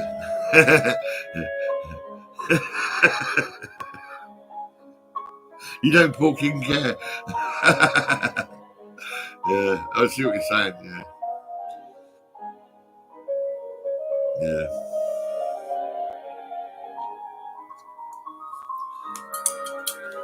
And this just reminds me when I filmed these 5, I think it's 5 men on my doorstep, ordering me into a cage and taking me to a section unit, right?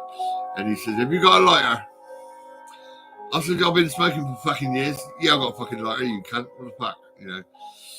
"Have you got a fucking knife? Because you might be dangerous." But as it goes, you cunt, I've got a fucking knife. Yeah, there it is, like, you cunt. You bastard. It's a bit dirty. I'll give it a clean, I will.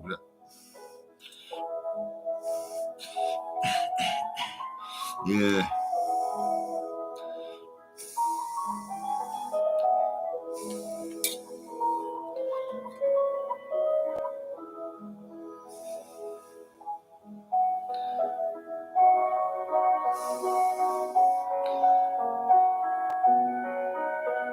He said I might be dangerous. Can you imagine me dangerous? I look fucking shit with no teeth. I can't believe it. Look at me, I'm fucking fucked.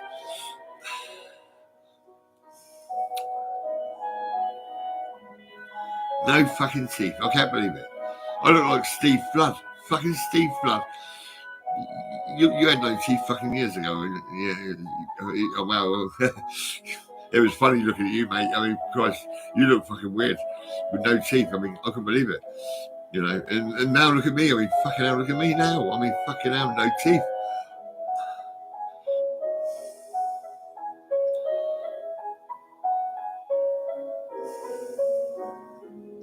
Steve Flood, right? He lived behind my mum, right? With his mother. And his mother, well, she was a dear old lady, you know. And she would cry my name out and phone me, you know. I'd drive her to the Royal Surveillance Hospital for medication. And I'd sit with her in Sainsbury's cafes, you know. But her son done something bad and we got banned from Sainsbury's. It was crazy. So we went into Subways, you know. But when we was in Sainsbury's, he turned around to me and he says, "Do you fancy my mum?" I said, "No, Steve." He said, "Do you fancy me?" I said, "No, Steve."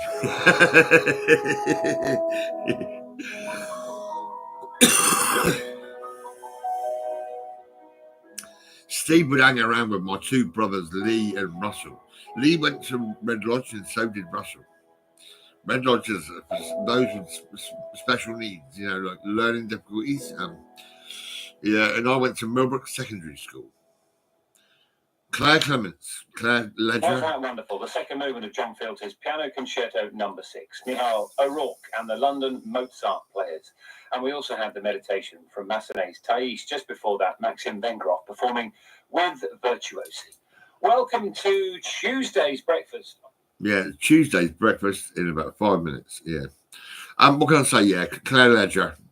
You're the eldest, right? Your mother was Kim Dayton, next door to my mum, and you were the eldest, Claire Clements, Amy Clements, Adam Clements, and Robert and Ian Harpers, yeah. And I helped your family, I know I did, and fucking hell, what can I say? I mean, because I helped you and you moved to Millbrook, after that, well, my mum got me a section. My mum, can you believe that? My mum went to Desborough House and my mum spoke to an old lady. And my mum, well, she said, goodbye, Gordy. And I said, what's going on, mum? That lady just asked me to get in an ambulance. What the fuck's going on, mum? And I was taken to Marbury Lodge in Winchester. And because I looked after my daughter as well. Well, fucking hell, what can I say? My daughter, suddenly you become known as my next of kin. And fucking hell, it was mad. It was because every time I got sectioned, there was my daughter. Yep. Going out to see if I'm okay and everything like that. She was a legend, really. I mean, if I do get compensation out of the NHS and police and also the Hampshire County Council for gross misconduct, absolute fucking madness where they just sectioned me to pieces, right? Didn't even give a fuck about my brother, Mark White, who was a drug dealer, selling cannabis forever, And mum, they should have took your council house off you because you allowed my brothers to smoke and sell drugs in your house, in your living room. And that was you high as fuck, And you didn't even like the idea of me helping Carol Flood, Steve, your mum. Well, I did the best I could, and I helped her as much as I could, And rest in peace, Carol Flood. I remember you crying all the time. And I remember Steve going in her purse and taking money out, right, and going into the bookies with her money, It's fucking terrible, really.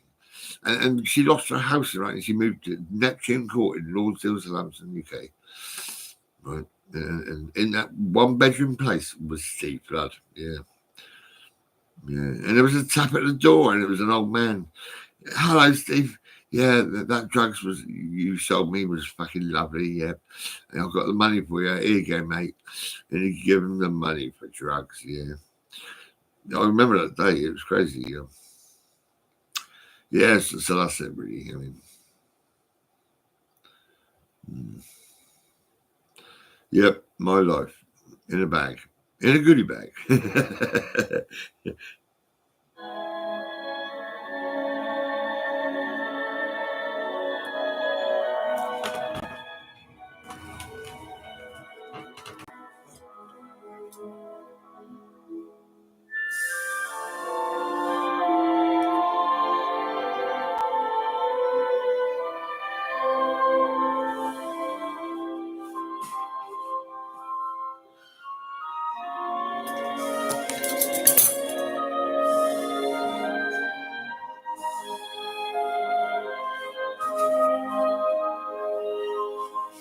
Wow.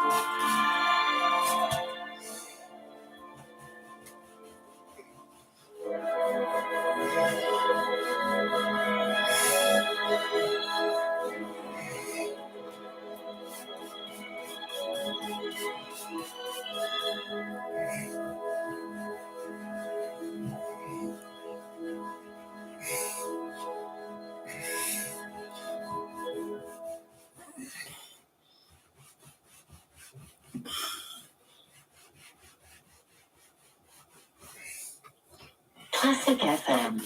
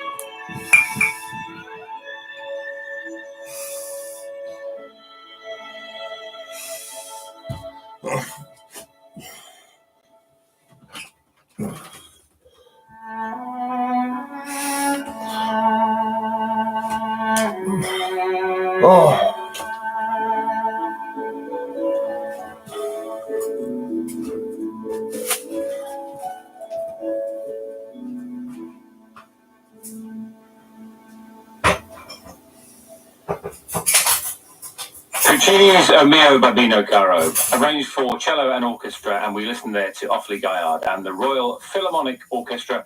And before that, we had the Nocturne from Rimsky-Korsakov's opera Pan Voyevoda. Dedicated to Chopin, never quite worked out, but the music is great. The Swedish Radio Symphony Orchestra performing for us this morning on Classic FM Breakfast. It's time for Dan Walker's Dog Walker at 6:52 this morning. A little mention for a human and their hound. We do it every single day. Thank you very much to, where are we going? Catherine in Clevedon in North Somerset this morning. And her two border collies, Buster and Ellie. That's where we're taking you today. Buster is 5, says Catherine, and Ellie has just turned 15. They both love to listen to Classic FM when we go out to keep them calm, as well as keeping us calm when it's fireworks season. They are double the trouble, and we love them. Don't forget, you can listen to Pet Classics over the bonfire weekend. It's always an incredibly popular programme. And Buster and Ellie will be there, so for you two and Catherine, you're in the club.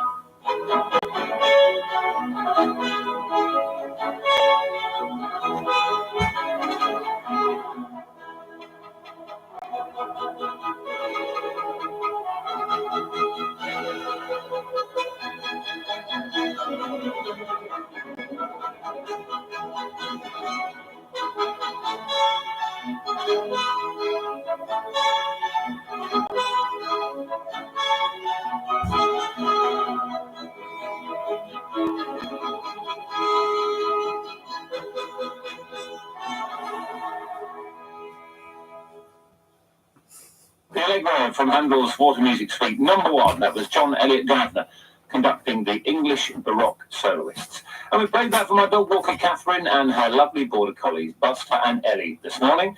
Thank you for that. And if you would like to be my dog walker any day of the week, you can let me know about you and your hound, a bit of info, where you walk, something about their nature and character. We love all that. 61812 and classicfm.com. It's fast approaching 7 o'clock. Simon has got the news and the weather with us today, and then we'll have a rifle through the papers for you. We've got Elgar and Jones, and that is Dr. Indiana Jones. Classic FM breakfast with HX Hurtigruten Expeditions. Follow your curiosity to Antarctica. At EDF, we don't just encourage you to use less electricity, we actually reward you for it. That's why when you use less during peak times on weekdays, we give you free electricity on Sundays. How you use it is up to you. EDF, change is in our power. Also, to shift weekday peak usage by 40%, you can earn up to 16 hours of free electricity per week, subject to fair usage cap. For all T's and C's, visit edfenergy.com/r-power.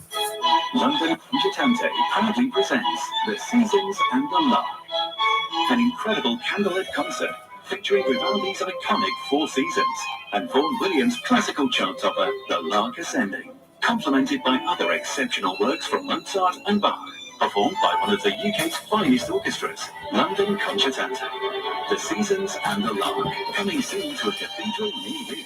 Book your tickets today at candlelightconcerts.co.uk. The Dream Stock clearance sale is now on. Don't miss massive savings on a wide range of stylish beds and comfy mattresses, with free delivery on everything. Plus, right now, you can save a fantastic 20% on selected Silent Night mattresses. Don't snooze these deals. Shop now. Dreams. Love your bed. Exclusive supply. Londor is celebrating 75 years of bliss. Enjoy irresistibly smooth £2. £2. Master Chocolatier and be in with the chance to win a luxury trip for two to the Lindt home of chocolate, Switzerland. £2. With £600,000 worth of prizes to be won, you could be one of the lucky winners. Visit lindt.co.uk for T's and C's. Londor, you choose the moment. Vans. We'll provide the bliss. Ever wondered if homegrown lemons really taste sweeter in the sun-soaked orchards of Sicily? Or if warm Spanish hospitality would make you feel right at home? Drunken Monkey. I wondered if Monet's garden will bring out the budding artist in you, or how it feels to explore Europe, knowing every detail has been expertly taken care of. Want to know more on the choice of over 60 European tours? Choose Signature for smaller groups and enhanced experiences. Book today with Riviera Travel and stay forever curious. Stay with Classic FM for the latest news. Next. Roger's been running his gardening business for a year now, doing what he does best. But that's not all he does. Sure, he knows when best to prune your PE, but now he does his accounts, tax returns, heavy lifting, befitting, and changes the occasional light bulb for his customers. Self-employed? We get you. That's why AXA Business Insurance offers tailored cover, so you choose the insurance to fit your business and only pay for what you need. AXA Business Insurance. Know you can. AXA UK PLC is regulated and authorised by the Prudential Regulation Authority and regulated by the Financial Conduct Authority. On your radio, On Global Player. and on your smart speaker. Play Classic FM. This is Classic FM. From Global's newsroom at 7 o'clock. Officials in Florida say the state's expecting its biggest evacuation in 7 years as Storm Milton approaches. It's been upgraded to a Category 5 hurricane with winds of 180 miles an hour already recorded. It's expected to make landfall tomorrow with warnings of a possible 12-foot storm surge.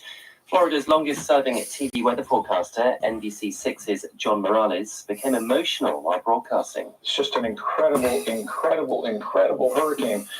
It has dropped 50 millibars in 10 hours. I apologize. This is just horrific. Israel says its jets have carried out 120 strikes liver and bacon. in southern Lebanon. The military says it was targeting Hezbollah positions and has urged residents to stay off beaches along its Mediterranean coast. One of the remaining 4 Tory leadership hopefuls will be knocked out of the contest to replace Rishi Sunak later. Conservative MPs will vote this afternoon. Another vote will take place tomorrow before party members pick between the final 2. The former Prime Minister Boris Johnson has told us he tried to stop Prince Harry from leaving the UK. Harry and Meghan left for California in 2020 after stepping back from official royal duties.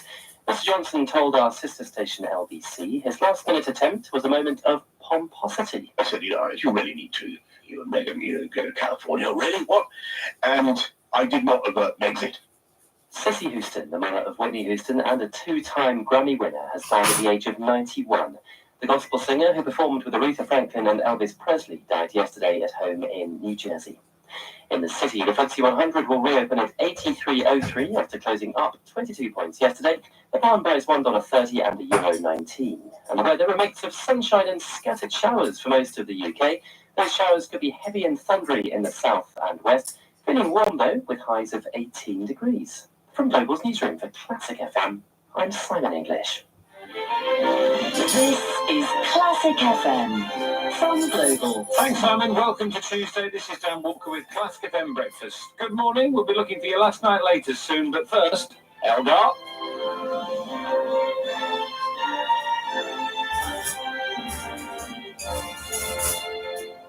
Classic FM.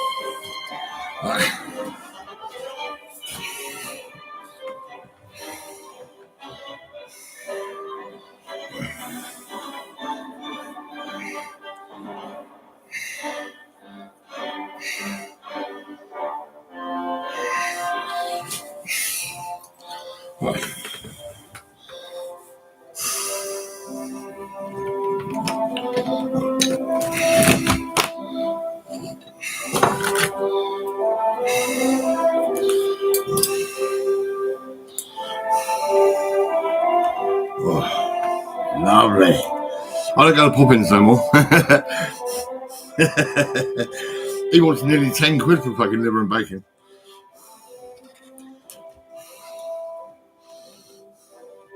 You go to Sainsbury's, it's fucking £3.20.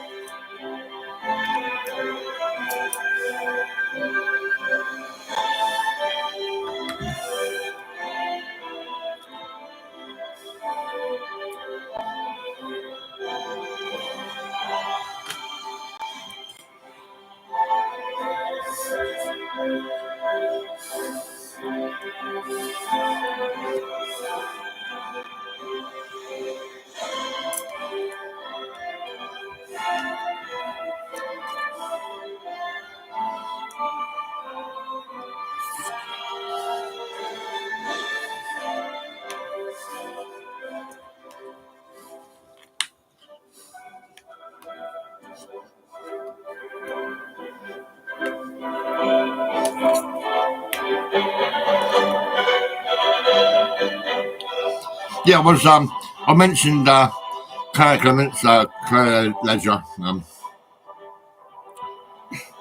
Claire, you never went to Millbrook Secondary School. You did not go there at all. That was my school, and it was knocked down, and they put houses there, right? And my brother, Mark White, the drug dealer, right, he was given a house to live in, yeah, with Lisa Tarry and their 2 kids. Claire, you never went to Millbrook Secondary School. You lied on Facebook. Why did you do that?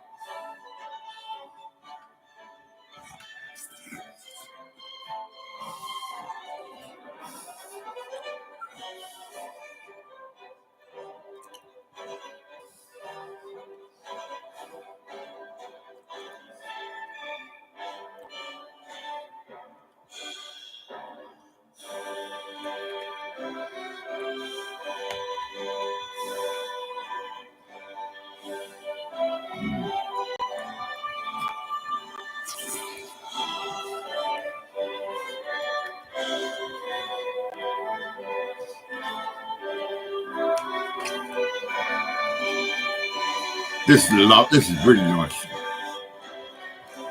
And there he is, the goodie bag guy, eating liver and bacon. Oh my God, look at him go.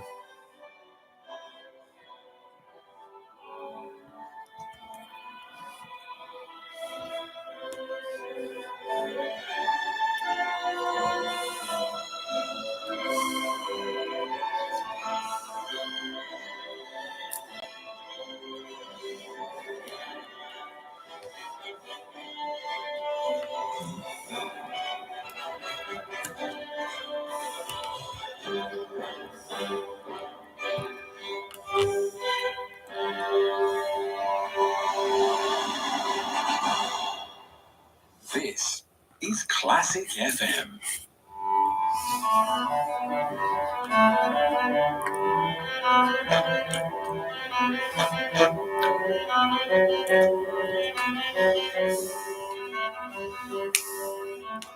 It's got a hint of pepper. I can taste it. It's lovely, really fucking nice.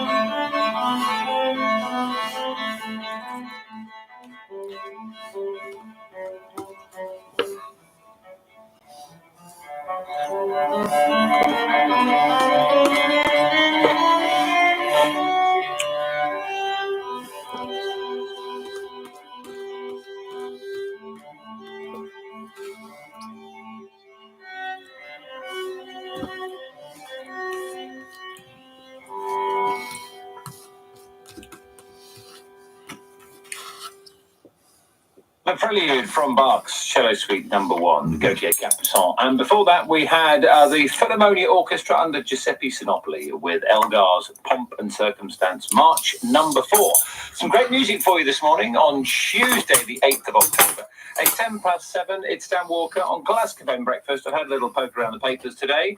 Oasis fans splashing out on tour tickets help boost the economy. Was it last month? It was, wasn't it? 10 million people trying to buy tickets, which saw a 14.4% rise in entertainment spending right across the board. But remember that dynamic pricing, though, and the availability has led to quite a few fans being a little miffed at the lack of tickets. Were you a fan of the great Sue Barker on Question of Sport? Well, 4 years after she, Matt Dawson and Phil Tufnell were sacked by the BBC, they are coming back for a reunion tour. There are 11 dates in the diary for next year. The TV show, you might remember, was relaunched with a fresh team, but then rested last December because of viewing figures. And I love this story. A Stormtrooper helmet could go up for £500,000 at a film and TV memorabilia auction, which takes place in London next month. More than 1,800 lots are going to be sold. Nobody buys my shit. In the original Well, 1977 film. I would some of it is better than fucking If you're Banksy. listening, kids, I'm joking. Oh, yeah. And imagine having that on the old mantelpiece, though. And do you remember that headgear worn by Russell Crowe in Gladiator? That is. But who's going to give me £1 million for a picture? And will I sell it? I don't know. This guy's hat would get. I'll accept a copy myself and sell the original for probably like £10 million. Yeah, £10 million for the crystal ball. £10 million, and it's yours. I'll do you a copy, no problem. But not the original. I'll give you the original for £10 million. £10 million for the crystal ball. Oh my God.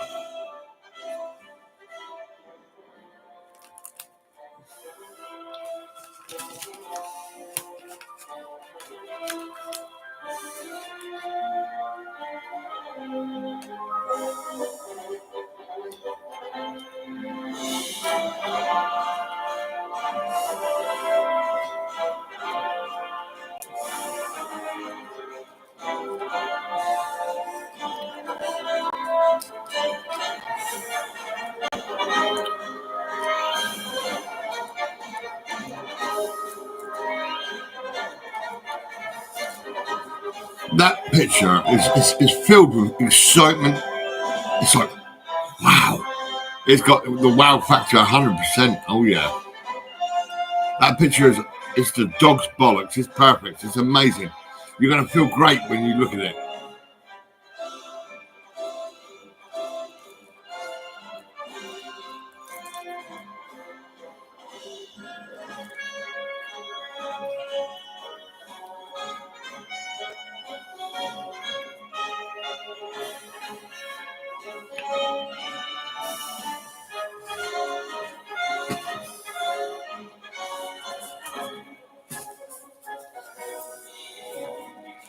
I'm going to show you one more time.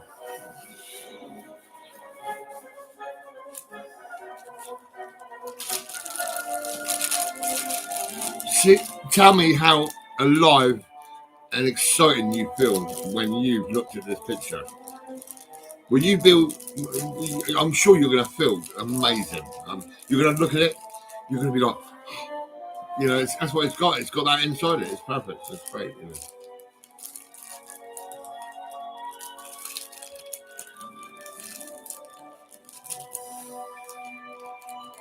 Are you ready?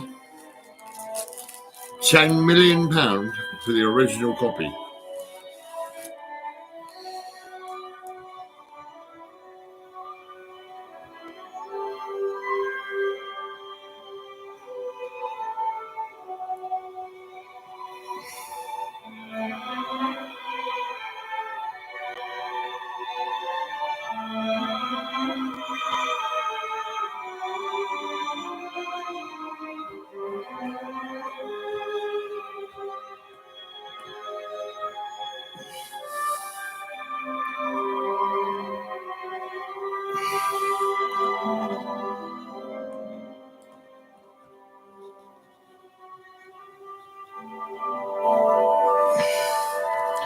10 quid.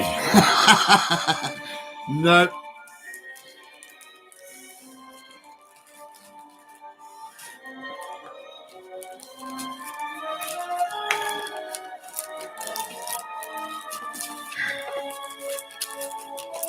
I'm Banksy. Yeah, Banksy sold one of his pictures for £1 million. I couldn't fucking believe it. I thought, fucking hell, look at him go. It's just a girl with a fucking balloon, you know what I mean? I couldn't believe it. I thought, that's fucking shit. That's not worth £1 million. Fucking no way.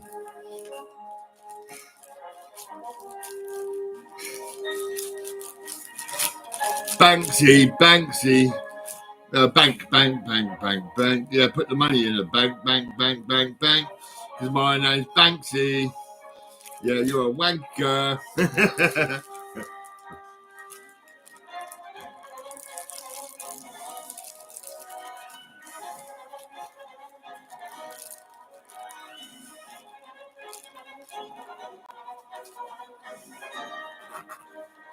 Now this film, this music you hear, right, goes well with my crystal ball.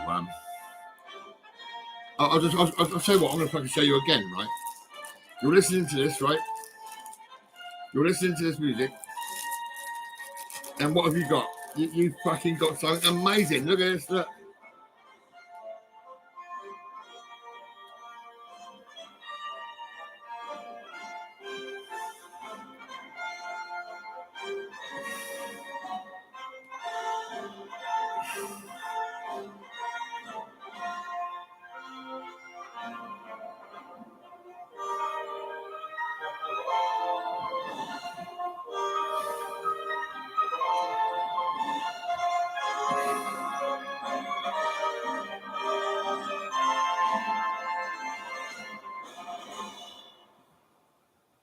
It's just one of the best pieces of movie music you're ever going to hear. Raiders March. Yeah, and it goes well with this. Jones by the master John Williams. This and that music and this is fucking London perfect. Symphony Orchestra.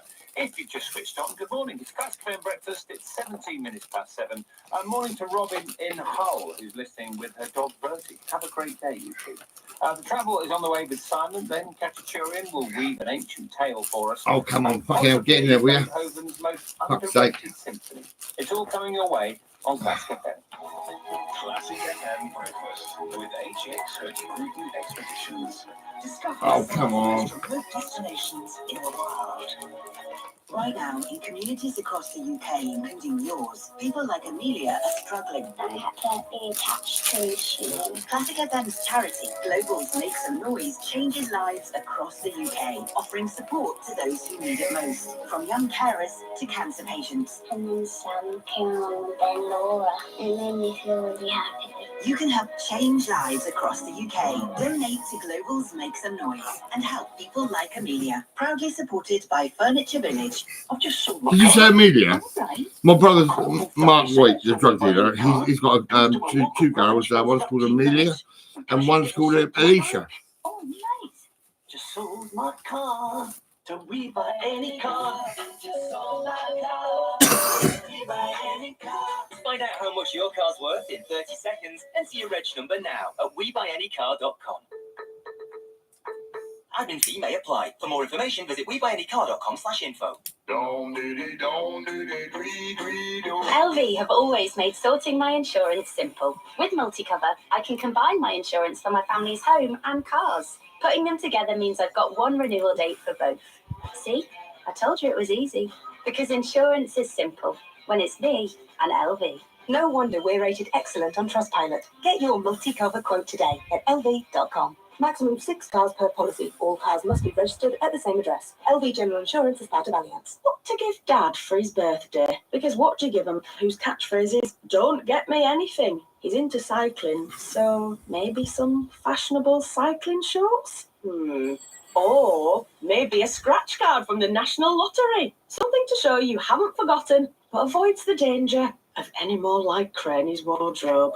The National Lottery, best gift ever. Please gift responsibly. And remember, you need to be 18 or over to buy, gift and play. Even though it's a gift, rules and procedures apply. We travel to explore, to learn, to connect. At Viking, we believe travel should be more than just a trip.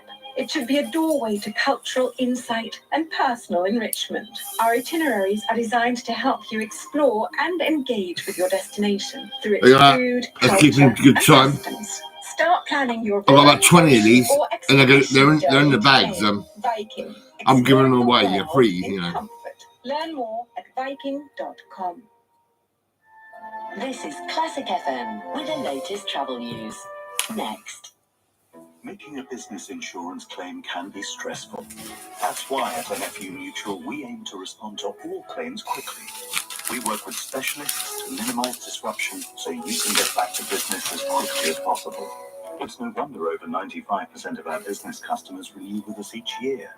For business insurance you can rely on, search NFU Mutual Business Insurance. NFU Mutual, closer to your business and closer to what matters. Classic FM travel. In South Yorkshire, there are queues on the M1. It's got plastic in there. Plastic. It's new. It's brand new. The emergency repair works, 2 lanes are closed. In Warwickshire, traffic's being held on the M42 southbound at junction 3A for the M40 after an accident. In Northamptonshire, the A43 is closed both ways between Sywell and Haddington following an accident. In Gloucestershire, the A417 is closed westbound at the Air Balloon roundabout in Birdlip, also following an accident. On the train, southwestern services that usually run between Portsmouth and Waterloo are being diverted via Eastleigh, and all services between Stevenage and King's Cross are disrupted because of a track problem at Finsbury Park. Classic FM. Actually, I'll tell you what I'll do. I think I'll take this one out and give this to. I'll put this watch in. Well, I don't know. I'll say, look, yeah, you get a free watch. Yeah. What one do you want? That one or that one?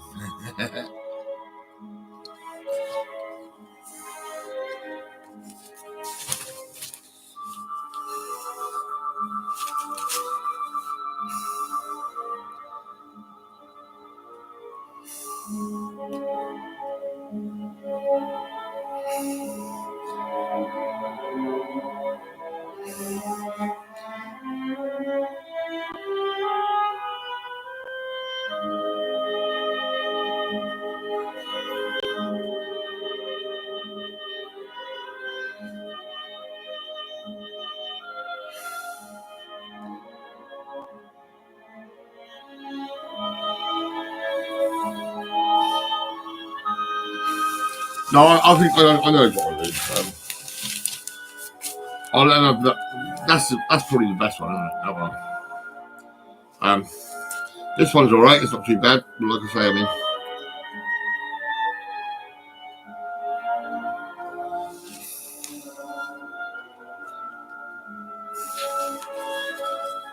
this is for Jake Duff. Okay, he works at Headway, the brain injury people and all that. And I've got that Ted Baker laptop ready, the bag for him.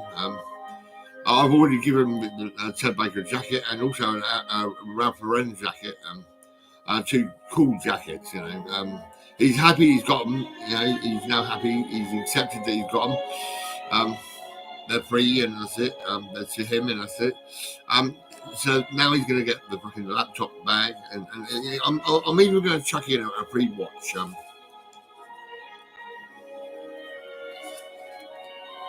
I don't know which one to give him.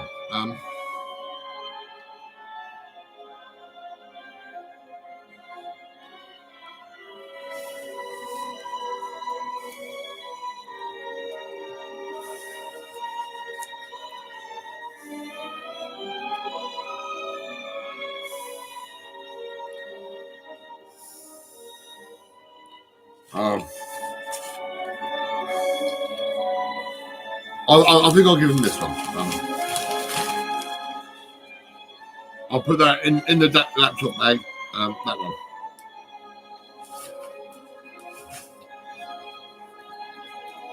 I'll do that in a minute.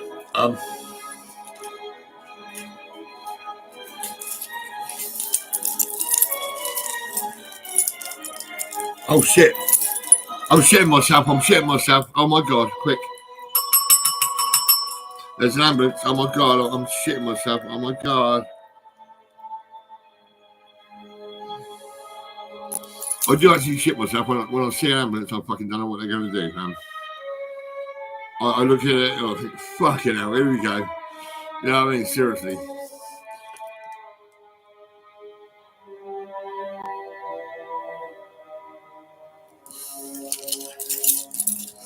NHS, you really fucked up my brain. You fill me with your fucking... You're angry, you're scary, you're nasty, you're fucking terrible, really. Dominant motherfuckers. Yep, you, the police, and the fucking Hampshire County Council. All on my fucking doorstep.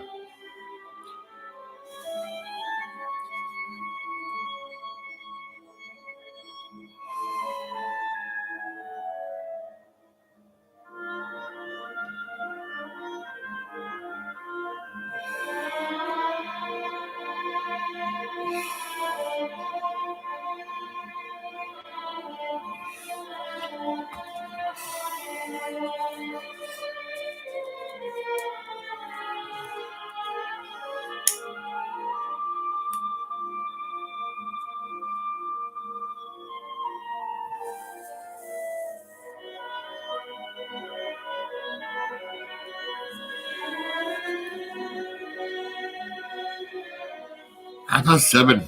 It's crazy, isn't it? I feel alive now. I've had my liver and bacon. I feel good. And I've had more tablets. You know, I've got them in savers. I am Poundland. I've got some in Poundland. That's vitamin C. Some glucosamine sulfate. High quality marine source. For active individuals, vitamin B complex, a food supplement,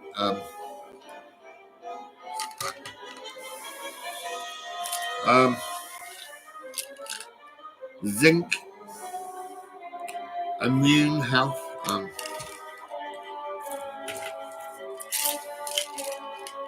power kick, extra energy,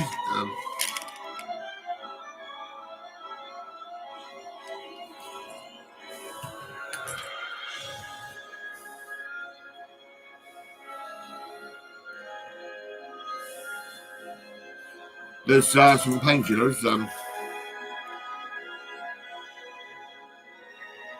that's paracetamol, there's some Nurofen.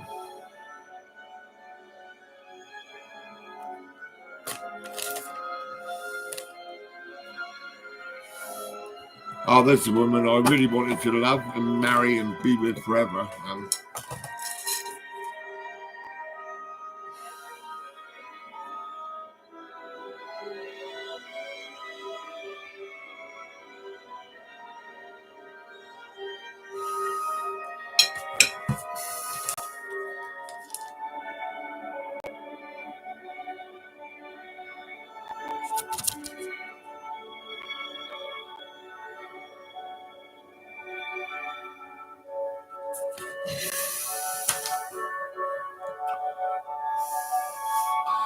This is my box.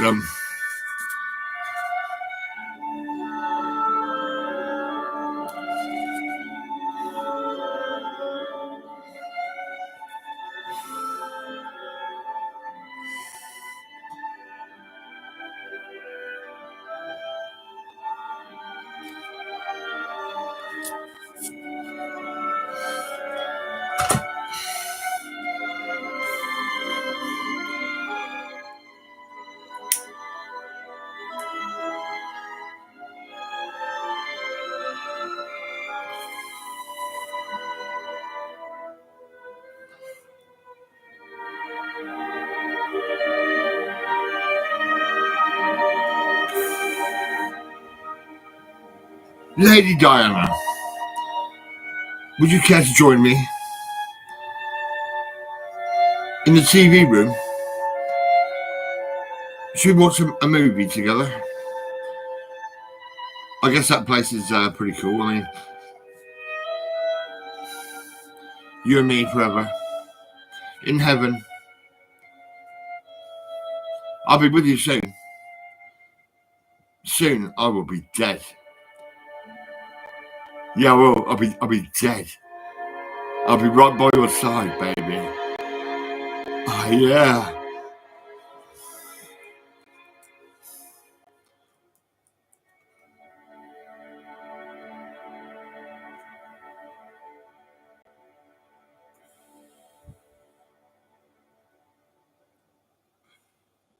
It is exactly 7:30 on Tuesday morning, and that was Khachaturian's Adagio of Spartacus and Phrygia from the Royal Scottish National Orchestra for you on Classic FM Breakfast. Lovely. And now for the weather. All away in an orderly wind. Have a good day. On to your travel. Oh, no. Problems on South Western Railway this morning with no London-bound trains between Havant and Guildford. That's due to electrical supply problems between Petersfield and Hazelmere. That all means that Portsmouth Harbour to Waterloo services are being diverted via Eastleigh. On the roads, the A35 is partially blocked in Dorset because of flooding near the B3390 toll puddle turn-off. That is the latest. Stay with us now. We're back with more in about half an hour. See you then.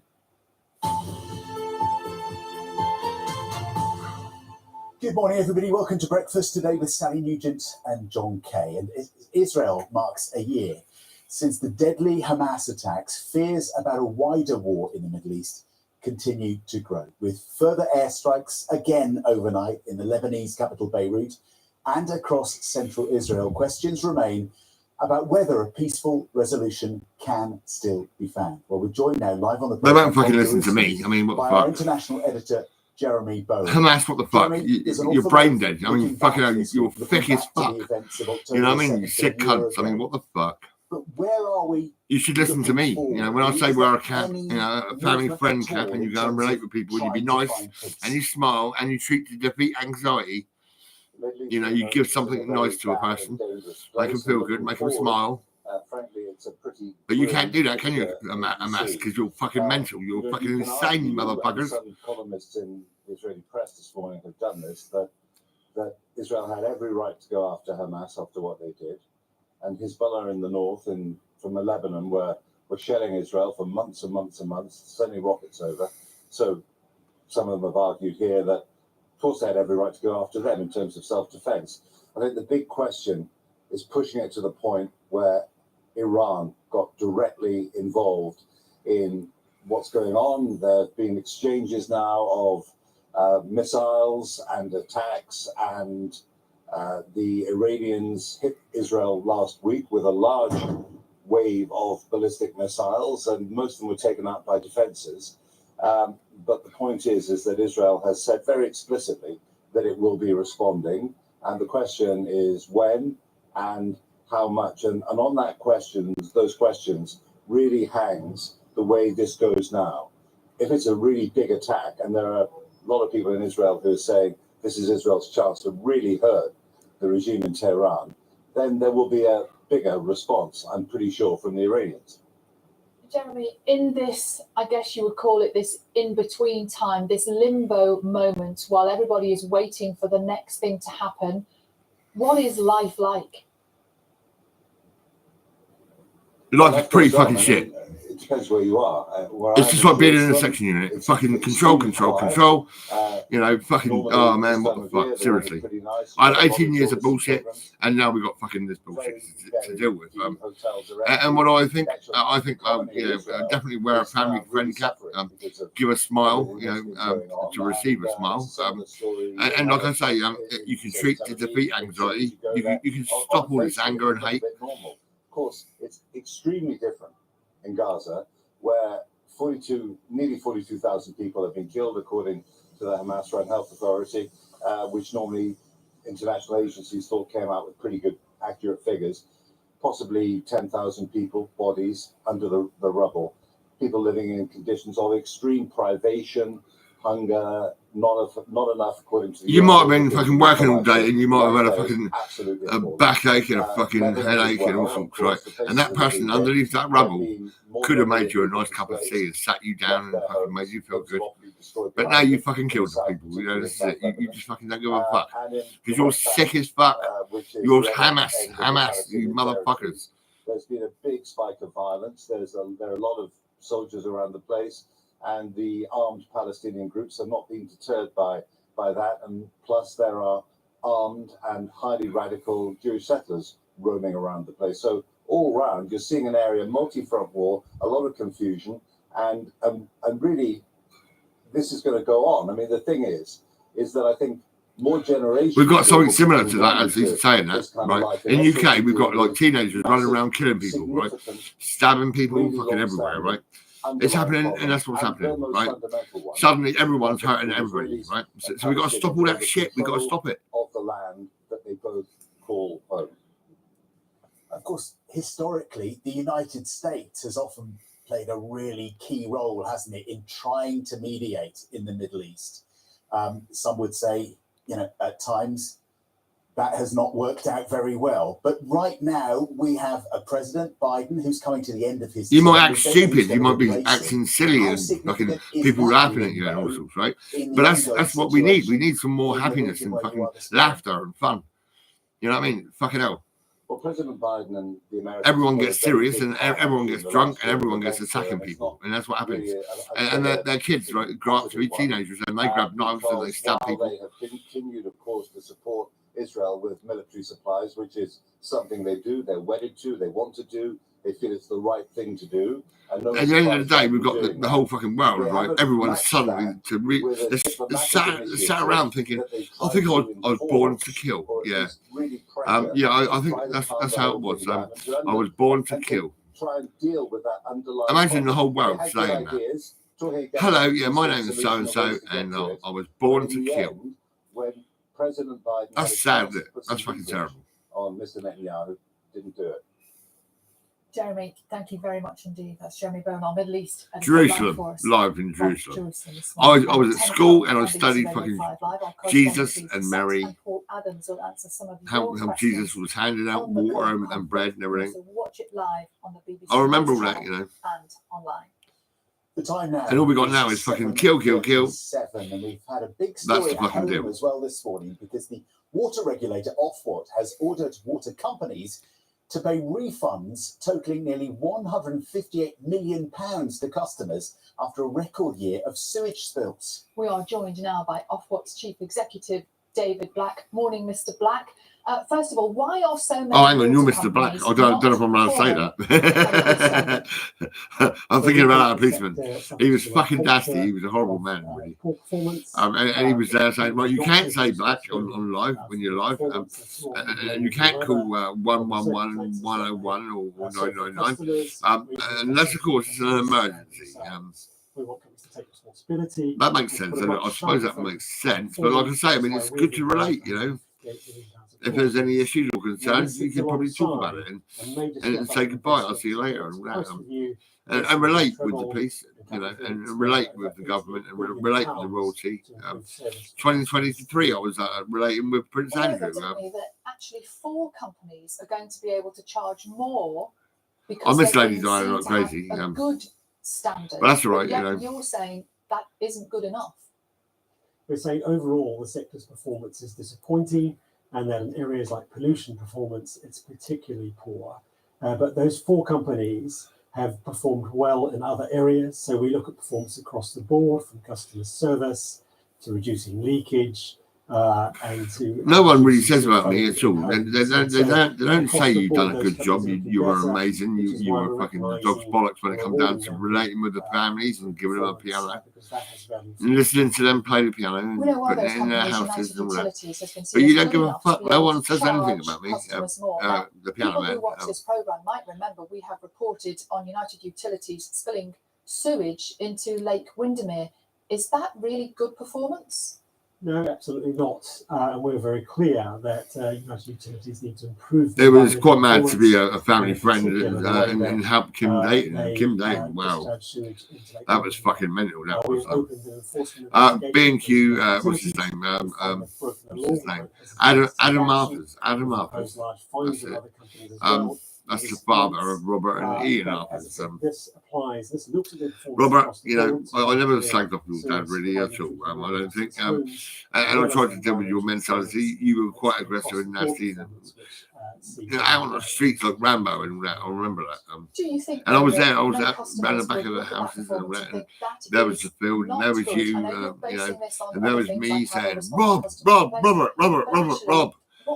Calm down, man. What the fuck, you know? And do you remember when you was on the doorstep and there was my car and you looked at me and I looked at you and you knew I was helping your mum and your brothers and sisters and you put this big rock down, a rock like this, right? And he was going to smash my window, but he didn't do it. He put it down. It does take into account because he was a good kid, Which is important, and so it's that across the board performance which matters.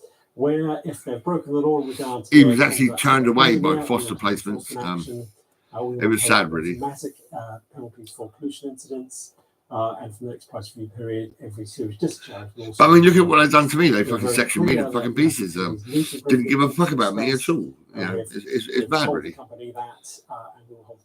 That's the NHS and the Hampshire Police, and also the Hampshire County You're Council. talking about this morning. It sounds like a lot of money. Fucking horrible people. Given the amount that those companies are being fined, there's Be actually careful. only been a 2% reduction in pollution incidents to date. So, does that mean that you are being an effective regulator if that number is so small? We'll do everything in our power to drive and improve company performance, but company performance is the responsibility of boards and leadership of these companies. They're multi-billion-pound companies. It's their job to serve customers and the environment, and that's why we're holding them to account for failing to do so, and that's why we've imposed these automatic penalties. If they've broken the law, we'll take enforcement action. We've imposed fines of £168 million on just 3 companies earlier this year. We have all the remaining companies. I've got a lot, actually. Fucking, I'm burning up. We're also not stopping there, though. We are working with companies where we've identified performance issues. We require them to prepare performance improvement plans. We monitor the delivery of those plans, and that requires them to identify the root causes of poor performance and to take action to address these root causes. It's only by doing this hard work, the hard yards, of finding out what's gone wrong in these companies and fixing these issues that we're going to see improved performance, and we will continue to do that. Okay, let's look at the root causes of poor performance. Environmental campaigners that one of the biggest problems is an out-of-date infrastructure, and that water companies need to be able to spend more money on that to make things better down the line. But if they are paying back £157 million worth of fines and not able to raise their prices, how are they going to pay for infrastructure? Yes, so I can answer that. These fines, these returns to customers are reducing shareholder returns. That reduces the dividends that get paid out to investors. The money that they have to invest to improve service. Yeah, look, NHS. So this is about NHS. returns to shareholders. It's not about reducing the amount to invest in service to improve customers, and that's why at the next price review we've trebled NHS allowed investments. haven't got a leg to stand on. Companies have been slow to spend the money that we've allowed for improving investment, and so as we've set out today, they're actually behind on the delivery of improvements at the core of the current price. Okay, so when companies breach their rules, and there are multiple serious breaches, do you think a fine is enough? So a fine is Look at part this, of the remedy, but as I said, it's not. Jules, right? She said, "Come on, we'll go to this place, right?" And we went to this little shop in fucking Swan Centre, and they said they're doing me a new screen, right, and the back, right. That the back was £15, right, and the screen was only £25. That was it, £25. And as I said, we've talked about the performance improvement plans that we require companies to prepare to address the root causes of these issues. And this sits alongside a record level of investment that will take place in the next price review period. Given the situation of the water industry in this country, do you think that Ofwat is an effective regulator? We're always looking to do better, and clearly the sector's force is not good enough. And so that means we've looked at how we regulate. So we've made 3 key changes. One is we're going to engage much more on the sector's long-term delivery. We don't think the sector's focused enough on the long term, and we think we have a I'll show my daughter. as a regulator in that space. Where's my Second daughter? area is on performance.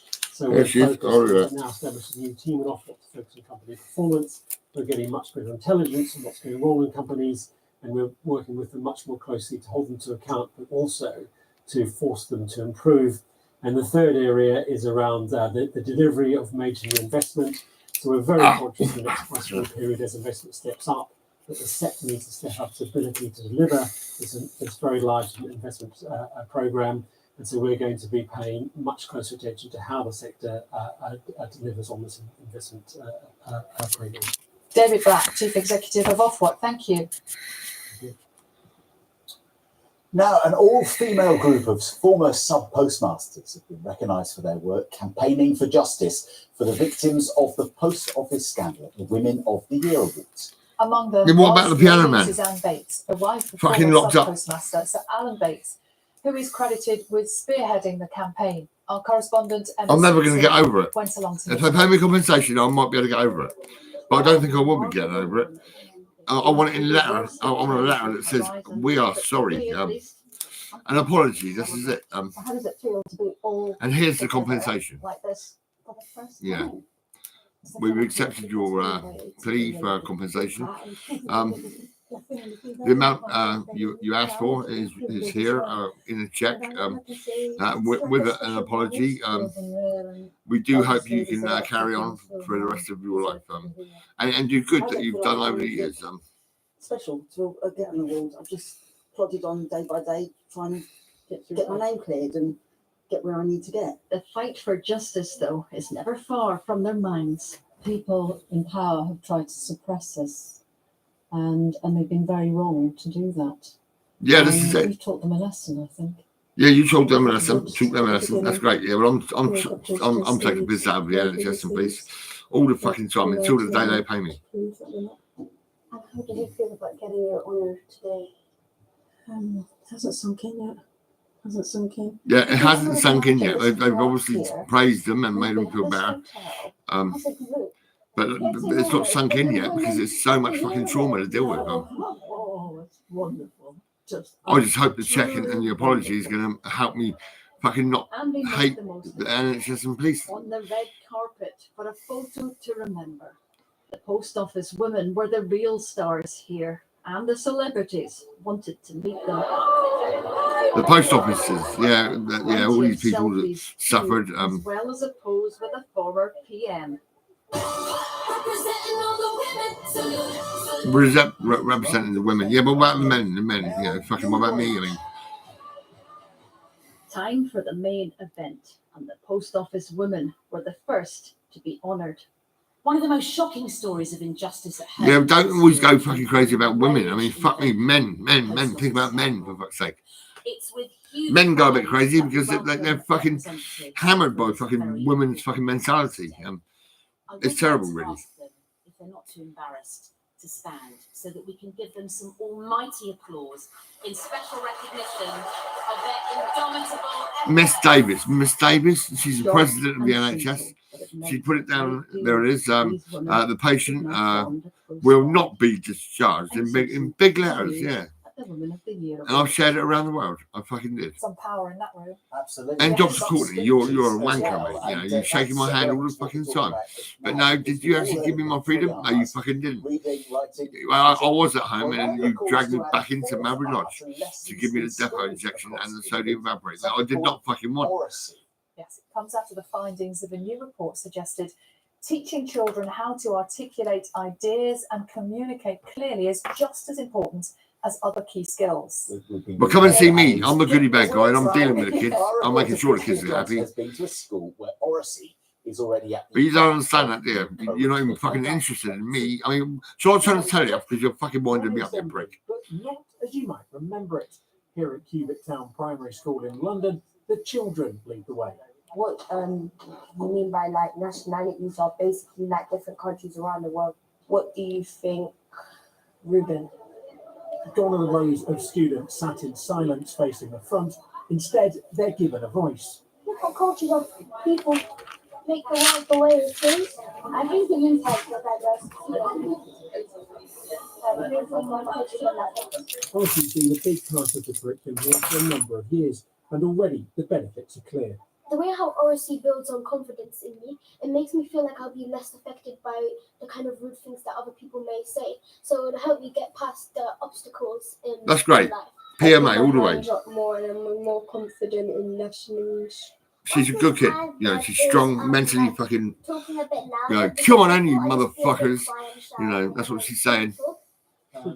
She don't give a fuck. She's going to deal with every cunt that comes near her. You know, if you're being a bastard, I'm going to fuck you up. Simple as that. And that's what she's saying. In all schools in England. The man leading that report is Jeff Barton, or as I know him, Mr. Barton. Jeff, Mr. Barton. 15, 16 years ago, many years ago. You better press your buttons. Your Bartons. Well, I have to blame your parents for your very, very bad behaviour most of the time, Christian, but you did have the gift of the gab, as you say, so well done to them for that. But enough about the past. Today's report looks to the future and how RSE can be taught in all subjects so the adults of tomorrow have the skills they need to overcome any hurdles they might face. So RSE, in a sense, underpins... Should be as you wish to be, that is the answer. Learning your science, learning your maths, learning your geography. It's fundamental to that. And all the evidence says you will learn your subject better if you're steeped in how you articulate that, how you question that, how you listen to that. That needs to be something fundamental. It's the fourth R of education, we would say. Voice 21 believes RSE skills can help overcome social barriers, vital for students here who live in the shadow of the capital's financial hub. The wonderful community that we I think I'll say goodbye to this tobacco. Number of challenges. Well, no, I'll smoke it a little bit more. But it has been a bit difficult, that tobacco. It's not really been easy to smoke. There's other packets. Sometimes it's all right. It smokes pretty well. It's great. But I mean, I'm saving a lot of money. It's not just sports awards the school is winning.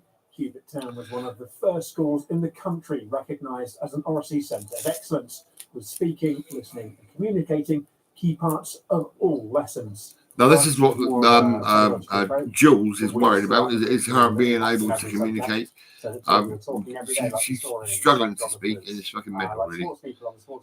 She's a lovely woman, really nice, you know. But her partner was a bit of a wanker.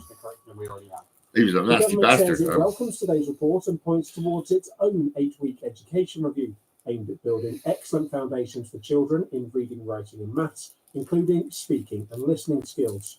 Yeah, well, actually was excellent, really, to be honest. And that's what makes... I guess I'm still quite amazing, really. Those skills are already on show here at Cubitt Town Primary and could soon be introduced in other schools across the country. Christian Johnson, BBC News. BBC News. BBC, are you ever going to come around and see me? Yes, I'm very proud. Great job. Well, we're joined now on the sofa by assistant head teacher Laura Davitt. We can go out of a latte. And by year 5 people, Anna, good morning. Good morning. You study RSE at school. I think a lot of us kind of think we know what it is, but we wouldn't necessarily know the word RSE. So when you're doing it, tell us what it is. RSE, it's like when you build on words, like there's statement building, and when you speak, it helps you speak. Okay, so if you were going to do that at school, what would you talk about? Most of the time, we use it in English. So you talk about your subject, like in my.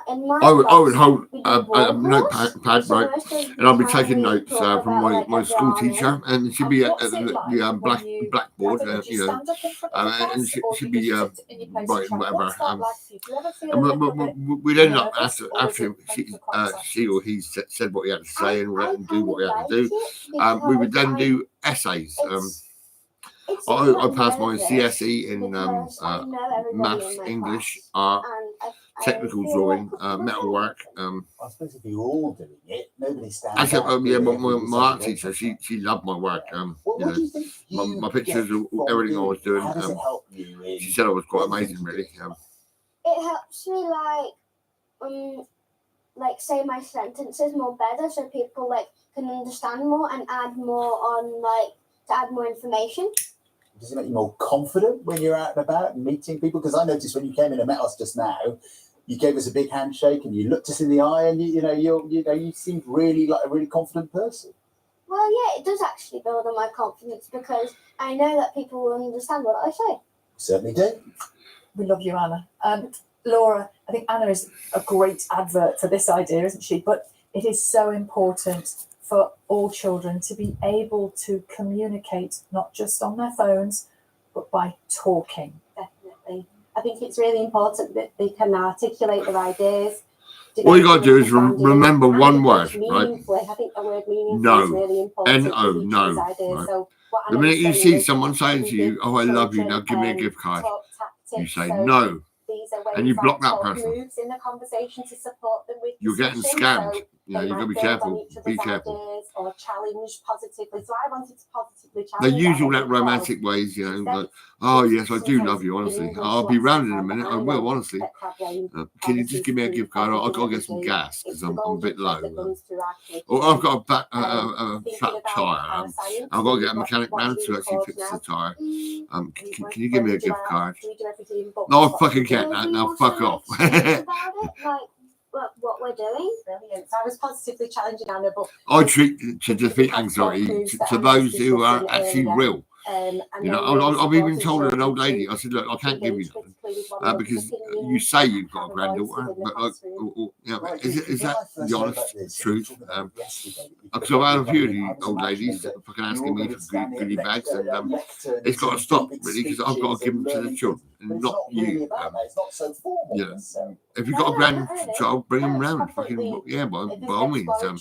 But do not fucking keep on asking for gift cards, not gift cards, fucking goodie bags. What we do is exploratory in the classroom and discussions with children. And how much of a difference does practice make with this? Because I imagine if this is something that you do once in a while, it's a big deal. But consistency, I imagine, is really important. It is, and it's not an add-on, which I think people don't want to be burdened with more workload and think it's another thing to do. And it's not an add-on. It's something that runs through everything you do, and that's what it should be seen as. Yeah. I mean, I think some schools have always done this, but I mean, maybe it's been sort of private schools I know are really into it. Do you think there's room for all schools for this to be part of daily life? I think I'll take this off now. I think it needs to be in all schools across the country. I think it's really important to give children a voice. Do you know what? There will be a necklace on that soon. I don't think it'll be today because it's going to be about 3:20. Well, it could be. Yeah, I might get it actually. We've got to talk about the other gold to see how long it's been in there. I don't want to lose any gold. How does it work for them? Because it can't be a one-size-fits-all approach, can it? No, it's not. But we do that with everything in schools. We've got to think about how we scaffold. So we model lots in the classroom. We scaffold the talk. We have visuals. Scaffold? Did you say scaffold? I was actually fucking lifting scaffold. I was driving a flatbed, you know, a lorry, and fucking flying around to different areas with scaffold. You know, and I've done that for a while. But the guy that ran the business actually said, "Look, man, you're driving too fast." You know what I mean? That fucking scaffold is whoa! It's fucking nearly coming off the vehicle. But no, it was all right. It was fine. But I didn't do it for too long because it was fucking hard work. Really interesting. It was crazy lifting that scaffold and all that shit. I mean, would you like to practice your oracy skills now and do a bit of TV presenting? Yeah. Come on, I do it. And I was also a painter. I was painting with Jim Dinich down the docks. And also I was painting at Blaw's Homes in Hamble. I had a Suzuki 100, and I'd ride that motorbike over to fucking Hamble and do the painting. And the suits, guys with suits on would come up and look at the painting and decide whether it's good enough or not. And they seemed to be happy with what I'd done and everything. And then I'd go home in my Suzuki 100. It's expected to cost the authority more than £350,000. People who think they've incorrectly That's many years ago. Visit the council's website from next Wednesday. Those drivers involved in the debt recovery process will be contacted individually. A charity in the south supporting children who suffer or witness domestic abuse says the number in need of support has soared by 71% in the last 2 years. In Dorset and the Isle of Wight, the U Trust helped 318 children in the last year, up from 186. This is what I'm trying to tell you. Right? You're on about a family, you know, in a house, right? a mum, a dad, and some children, right? Go ahead. There's going to be, they need to let out some steam, you know. They have to go outside and get a break from all the heat indoors, all the commotion, the emotions, the feelings. You know, Mum, I'm having a bad day. Oh, calm down. You're fine. You're okay.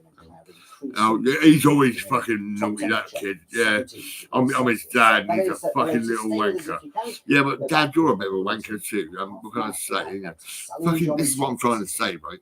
Now, this is why the goodie bag guy steps in with a goodie bag, right, and entertains the children with all these happy issues, right? He's like, 1 minute he's drawing pictures, he's blowing whistles, he's blowing horns, he's having a fucking good time, and he's even putting a t-shirt on that says he's a policeman or a fucking doctor. Now, this is what I'm trying to say. Now, this is what we do. We actually put it all in bags and give it to the kids, right? And the kids will be happy. Right. And then the mum and dad will be happy. And it's on the fucking telly. And it's rising, the issue.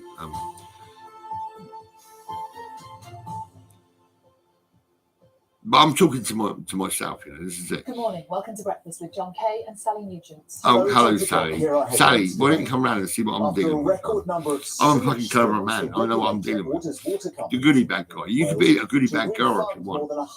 Sally, the goodie bag girl. Yeah, now think about this.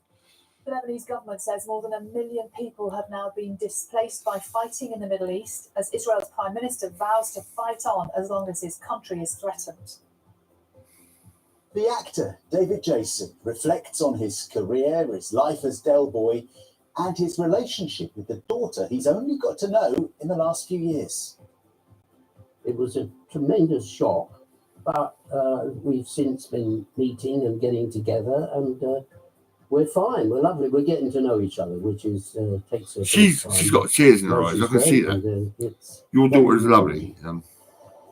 Good morning. He's a good man. I love that man. He's fucking amazing. Rules that will see manufacturers rather than local councils paying for recycling like this. But could come on, Del. You know, fucking hell. Good morning. It's a murky start for some of us today, and over the next couple of days, we're looking at sunshine and showers, some of which will be heavy and thundery. Then I am the sunshine. If you look up there, you can see the showers. They're all coming down. On you and me. Yeah, fucking hell, we're getting wet. 14 water companies in England and Wales are being ordered to pay more than £157 million back to customers because of poor performance following a year which saw a record number of sewage spills. Yeah, the regulator Ofwat has just published its annual report. For the second year running, no firm was awarded the highest performance rating, and 3 of them were put in the lowest category. Our environment correspondent, Jonah Fisher, joins us now live from Cardiff. He's been looking through that report. Jonah, there'll be people watching this morning saying, am I going to get some of my money back then? What's the message? Possibly, but only a little bit, I think, is the answer, John. So, as you said, this is basically the annual report. I'll tell you what, right, NHS, if you actually do pay me my compensation and you give me an apology, a very fucking sincere apology, then I might just send you this cut so that I won't be able to show it on my live broadcast. So you won't see me putting you down and making it obvious that I don't fucking like it. I'll try and overcome all that, and I'll be happy with the payment, and also the apology. The piano man, and Welsh water, that's a lagging category. The goodie bag guy, the family friend, you know, the real stone graver, the spaceman. You know, spaceman when I was even younger on the CB rig, and I was actually given a curfew. I'm not allowed to hang out with Mark Dunn. Yeah. Companies are not taking responsibility for their performance. They're too often blaming the weather or the circumstances that they serve their customers, or even their customers themselves. We want companies to take responsibility and to put a much. Well, look, I've only been in live for 3 hours and 23 minutes. £158 million of penalties. So 13 of the 17 water and wastewater companies will have to give something back to their customers in the next billing period. But before you get too carried away, just to give you one example, I had a look at the. I noticed everybody's getting their money. They're getting compensated and all that, but no, not me. Not at all. They've been No told fucking to way. refund £56 million.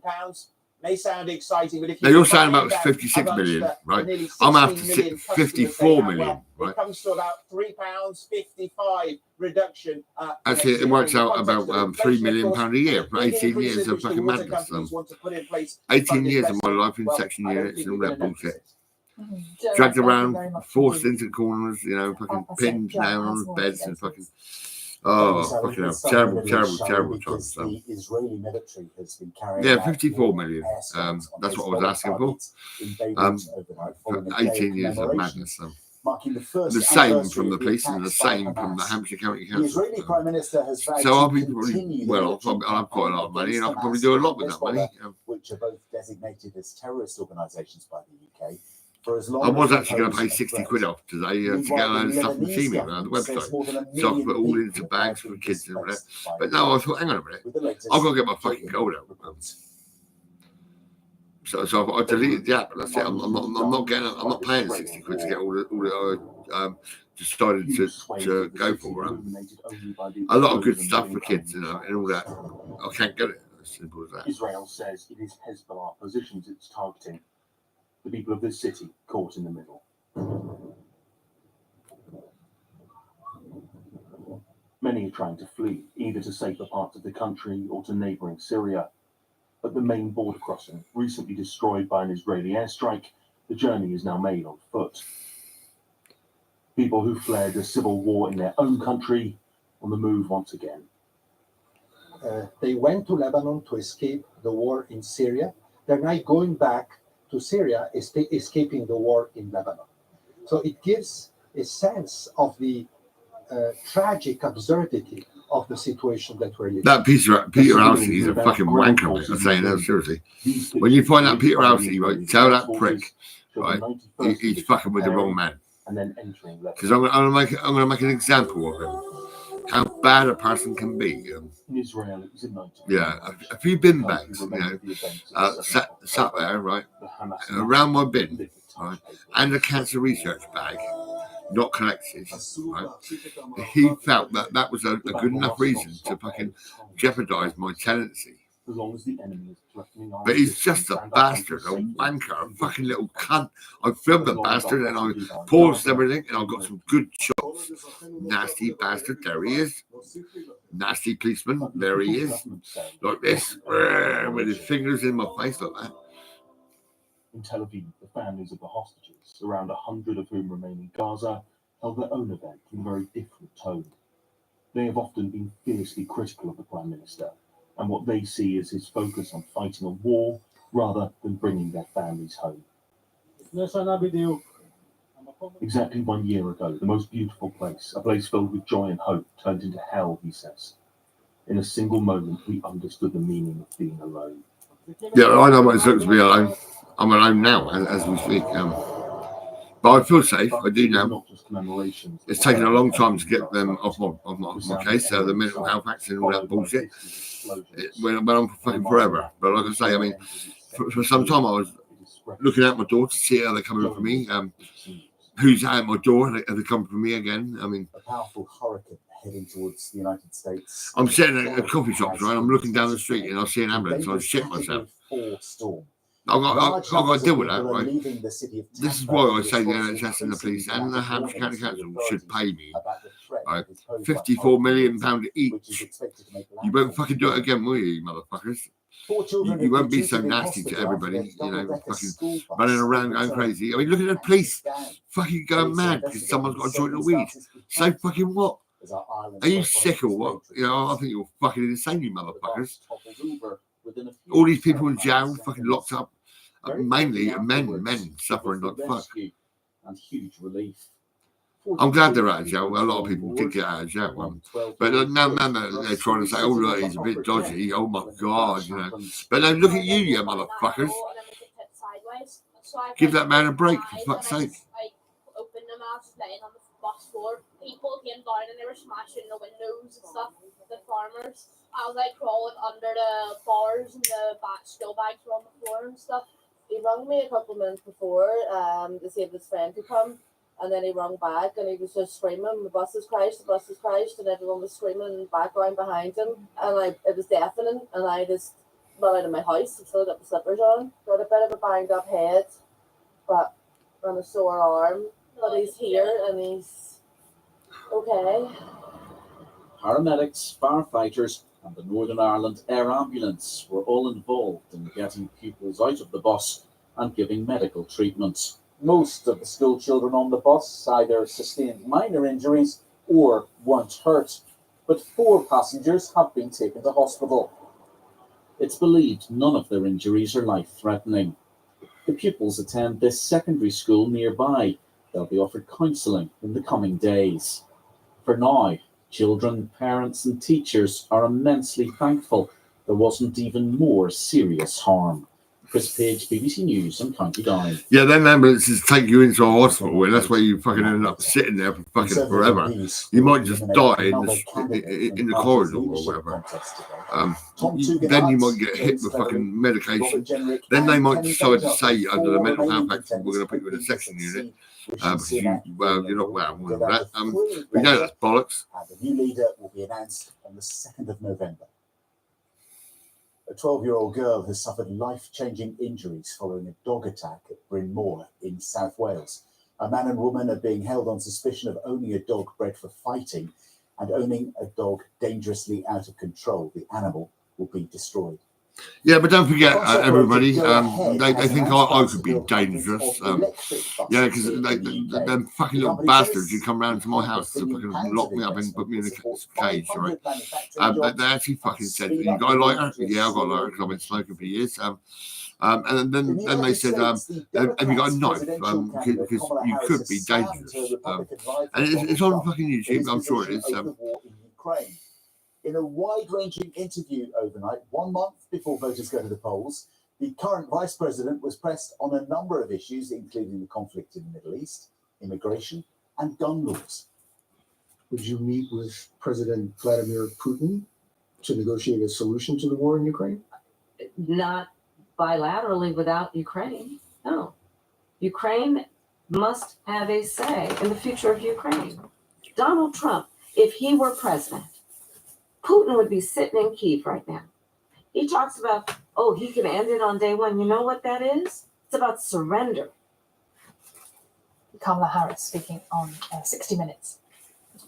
Now, here in the UK, we don't see too many wild animals at our train stations. Maybe pigeon? Odd pigeon, maybe a I squirrel. don't know what I am really. In Sydney, Do I wear in this? Australia, however, look at this. Go out with this on. No. Yeah, Do I wear this? it's a koala wandering through a railway station, just ambling his way. Going up all those steps. She's a flap. He steps in, doesn't want to rush. Do I wear He's got this? the whole place to himself. This was 4 o'clock in the morning at Casula station, apparently, in Sydney. What? And he's just, I'm saying he. But I don't think I'll wear Could be that. she. Just wandering. I might around. wear this. All right, though, don't look I distressed. think he might get a bit lost. Oh, Because, look, he's going in back the all end, the way down. It was the police officers turned up to guide the koala back to safety. I've had this on for a few hours. John, I know But you I don't Yeah. want to put it over there. Do you often see a koala wandering around? I think I'll put this on for a Kangaroos, while. monkeys, koalas all over the place. In a moment, we've got a really special exclusive interview with Sir David Jason talking here on Breakfast about his career, about the ghost of Del Goy, and about being, I was going to say united with a daughter who he never knew existed. It's really interesting. It's really revealing. It's a gorgeous in a couple of interview. minutes' time, yeah. It's really lovely. Now, at 13 minutes past 8, we're going to go to Carol, who has this morning's weather for us, and that looks a little bit foggy. Carol, what's going on?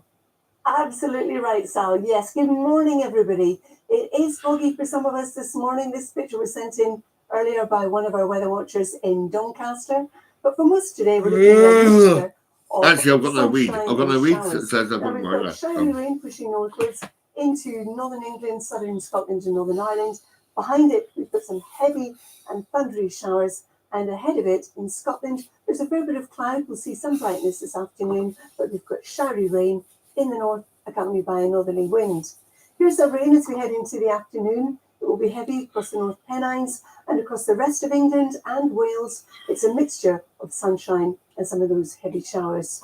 Through this evening and overnight, the low pressure that's driving our weather pushes a bit farther eastwards. We still have the rain and the showers rotating around it, and a cold northerly wind coming in across the north of Scotland, where our overnight lows will be 7 to 9 degrees. Push farther south, widely we're looking at 11 to about 13 degrees, so not as cold. Tomorrow then, we start off with the showery outbreaks of rain, the low pressure continuing to drift into the North Sea, so it will be eastern areas that will have that. Still the northerly wind, drier for most of us, but it will feel quite raw across northern Scotland in that wind. Temperatures 7 to about 16 degrees. And then as we head beyond that into Thursday, down this east coast, it will be windy, but it will be drier for most of us, some sunshine around. We'll have showers in the southwest and some heavier showers coming into the northwest. Look at these temperatures. Really? 7 to 13 north. Showers. Oh, fuck it. That's chilly from the time of year, Sam and John. Okay, Carol, thank you very much indeed. This time next year, John, what will we be doing? Hopefully here. Fingers crossed. Yes. Yeah. I'd like to. Like Del Shall we Boy. work on that? Yeah. We're talking about Del Boy because that is his famous phrase, isn't it? It's more than 40 years since the nation was first introduced to the wheeler dealer himself, Derek Proctor, in the BBC series Only Fools and Horses, which made Sir David Jason a household name. Yeah, that character became known for his ingenious catchphrases, his witty one-liners. One of them had inspired his new memoir, which is called This Time Next Year. It's all about positivity, including the story of meeting his grown-up daughter for the very first time. And Sir David invited me to have a chat at the hotel where he goes and sat to write that memoir.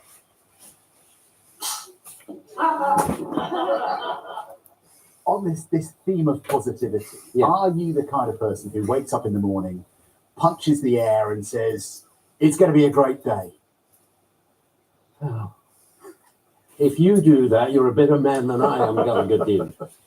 No, quite the opposite. I'm the one who goes, wakes up and, oh God, it takes me an hour to sort of open my eyes, really. But no, I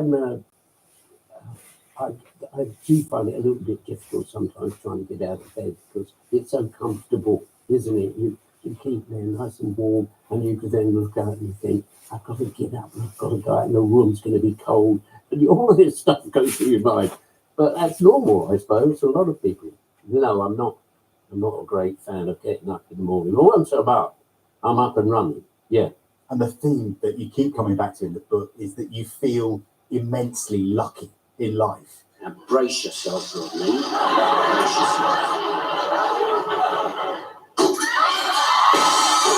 If you can find a job that you really enjoy doing and it pays your wages to live properly or to live, then you're 100% there in life. It's a couple of years since we last met and chatted on breakfast. And just after we met, you received what you describe in the book as the most astonishing letter you've ever received in your life.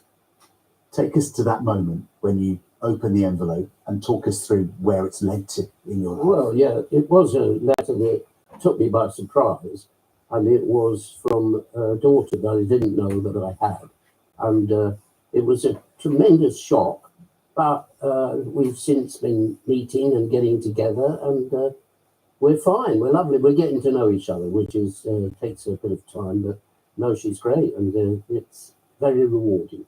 And it was a total shock. You had no idea that she was out there. No. You called it a fling with another actor nearly 50 years ago. Yeah, it was a girlfriend, and that part I never knew about it. I went off to work in the theatre, and the girlfriend went off to work in her theatre, and that was the end of it, really. So, and you've got a grandson as well. Yeah. Charlie the Hare, I call him. Yeah. Charlie the Hare? Yeah. He's got a lot of hair. He's a good-looking lad. Unfortunately, he's got a lot of hair. I'm not so sure that he's quite as amused as I am, but we're calling him Charlie the Hare. But he's just got so much long hair, and I get jealous. I'm terribly jealous of him. And it's all brown and everything, and mine's not brown. and there's very little of it. It sounds like you've really worked hard to navigate things with your wife and daughter Sophie, and your newfound daughter and grandson, and that it's all blending together as well as it could. Yeah, you're right. My wife has been a tremendous help in this direction, and she's been extremely supportive. Without that, I don't think I could have managed, quite honestly. But no, because of Jill's reaction and her ability to understand, it's been a remarkable achievement on all our behalves. It's positive, and it's the journey, not the arrival, and it's the fun of the journey, and that's just another part of life's rich pattern or life's rich journey that it throws at you. Along there are hiccups, there are holes in the pavement occasionally that you have to try to avoid, but you think positive and say, on the other side of the pavement that's got a big hole in it is where I've got to go and where I've got to be. So, just go around that one, but continue forward. That sense of positivity sounds very like a certain Derek Trotter. Yeah, I'm afraid it does, yeah. Never stop believing, eh, bro? Never stop believing. That Derek Trotter thing is like a I'm giving this to Jake as well. He's already said no, but I'm going to give him it. I'm going to fucking say, take it, man. Fucking take it. It's a Nike, fucking a pretty fucking cool. It's a bit too small for me. That's the only problem. I've got bigger and bigger, you know. So I've actually got my which I wear. This one. This is what I wear. This one. And this is actually don't fit me. It's fucking like it's too fucking tight, you know. This is it. So I'd rather give it to someone who probably deserves it. And you're always getting, lovely jubbly and all of that. This is the only hangs me back. Only upsets this is the Ted Baker fucking laptop bag. This is going in there. Remember me. In there will also be a watch. I'm delighted in one way that it's reached so many people and they enjoyed what I've done with the character. There's a watch. I've got loads of watches. Everybody seems to have forgotten. I'm like this guy, yeah. Down Trotter. Have you seen your face? It's just a glancing blow. Well, we can't let everybody know that you're having more fun than I am. Come here. Now,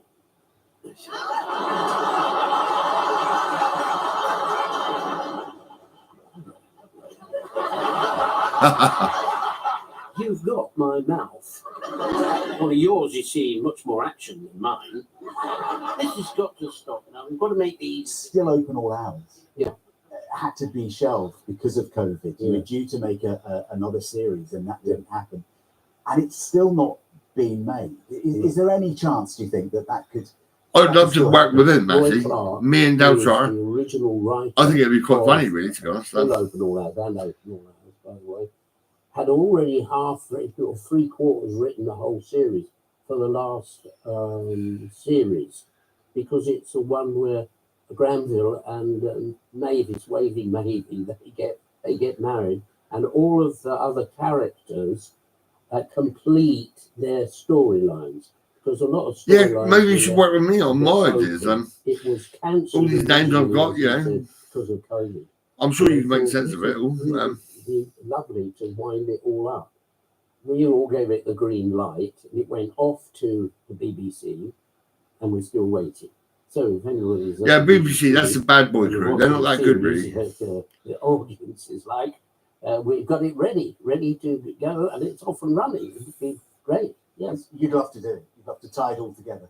Yeah, I think so. It would be nice. It was also lovely to get back with the cast that we had such good fun with. I saw him outside the prison. First time in 20 years. Yeah, better go in there. Most of the stuff that I've done, which I'm very proud of, which is a flag that I carry, is that no swearing, no vulgar language. I think what I'll do is Well, how did he manage to get chuck in a few pictures. Hang on, no, let me see. He's got appeal pictures to so many people? Well, I can say is that you can watch the shows that I've done with your family, whatever age your family is, and be confident that there'll be no vulgarity, no rude words, no swearing or whatever. And the reason for that is a conscious effort. We're on a winner in three, all right? Play it nice and cool, son. Nice and cool, you know what I mean? One thing you talk about in the book is a slight regret that Hollywood never came calling in a major way.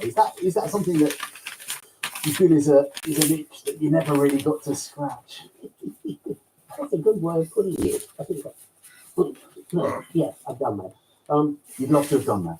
I think it's a romantic image that most actors have, which is the romance of being called going to Hollywood. This is a bit, which is it's hanging down here somewhere. Of the whole showbiz and working on the biggest stage in the world. But my real disappointment or regret, if you like, whichever way you want to put it, was I always wanted, because when I was in the theatre, was to be a national theatre player. I always wanted to be on the stage of the National Theatre. On the South Bank? Yeah. I was on stage. Just that romantic. Yeah, I was. In those big productions with all those big, wonderful actors. And that never happened. So It's never too late. yes, but I wonder whether the old memory would be quite good enough, you know? I could do it with one of those, what do you call it? The auto-cue thing. Auto-cue. Yeah, some of them do that now. Yeah. They could be prompted. Yes. Yep. Good. Hey, sorry. Oh, National Theatre. I'm available. I suppose, well, Jason, fantastic talking to you on Breakfast as ever. Thank you so much for your time. Thank you very much, John. What a lovely man. And wouldn't that be great? Treading the boards in his mid-80s. Oh, yeah. Get the sense that he's actually quite a private person. For someone who's Yeah. so well known, that face is so recognisable. Yeah, I think that he's written and wants to talk about his life, and he's talked about, you know, finding his daughter and the surprise of that. You get the impression he wants to share the message of positivity, but I think he's more comfortable talking about the career stuff, the anecdotes, the people, the parts. And also that I felt quite sad when he said that he felt, I mean, he's obviously immensely proud of Del Boy, but it's a shame that he feels in a way that it kind of it holds him back a bit. That you don't, and when you see those clips of Frost and Open All Hours, Darling Buds of May, all the stuff he's done. That boy was so good. Yeah. Bonnet de douche, John. Bonnet de douche. Bonnet. Oh, it's lovely to meet him, Sir David Jason, and his memoir this time next year, brackets Rodney, I Love Positive Thinking, is out this week. Yeah, we're definitely up for a bit of positive thinking. Absolutely. If the National Theatre wants to get in touch, Yes. I'll take 10%. We can make it happen, right? It is 8:27. Time to get the news and travel where you are.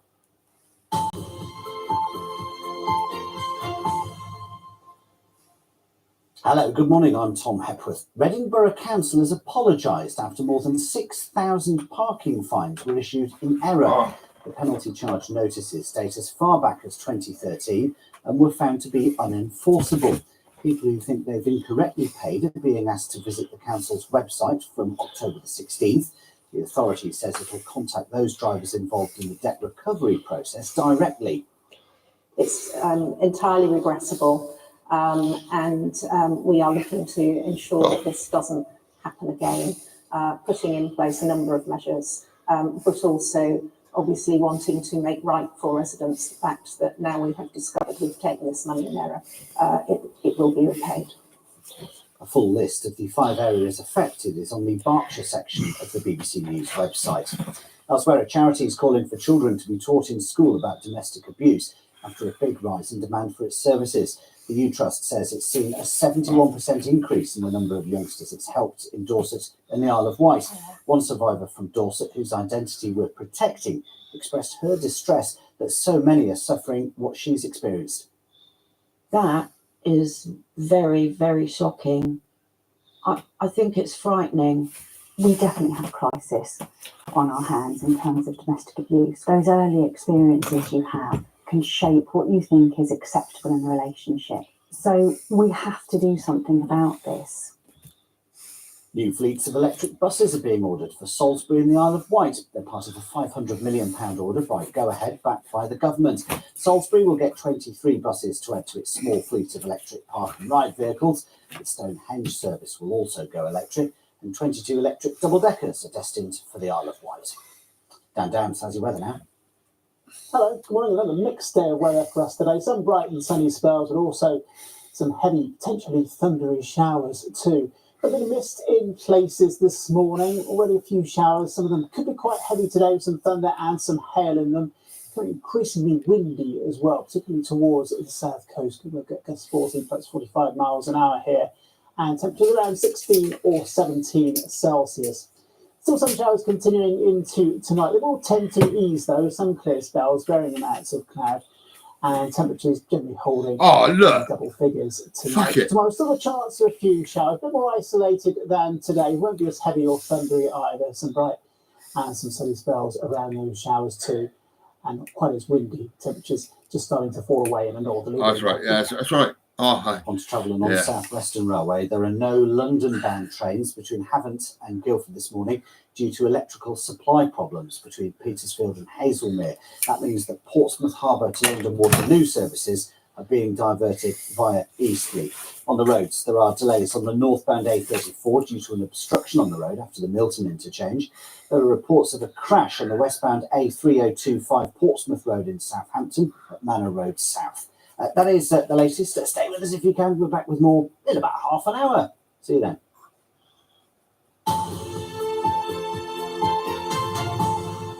Good morning, this is Breakfast with John Kay and Sally Nugent. And after a day of commemorations marking a year since the Hamas attacks on Israel, the conflict in the Middle East has continued overnight.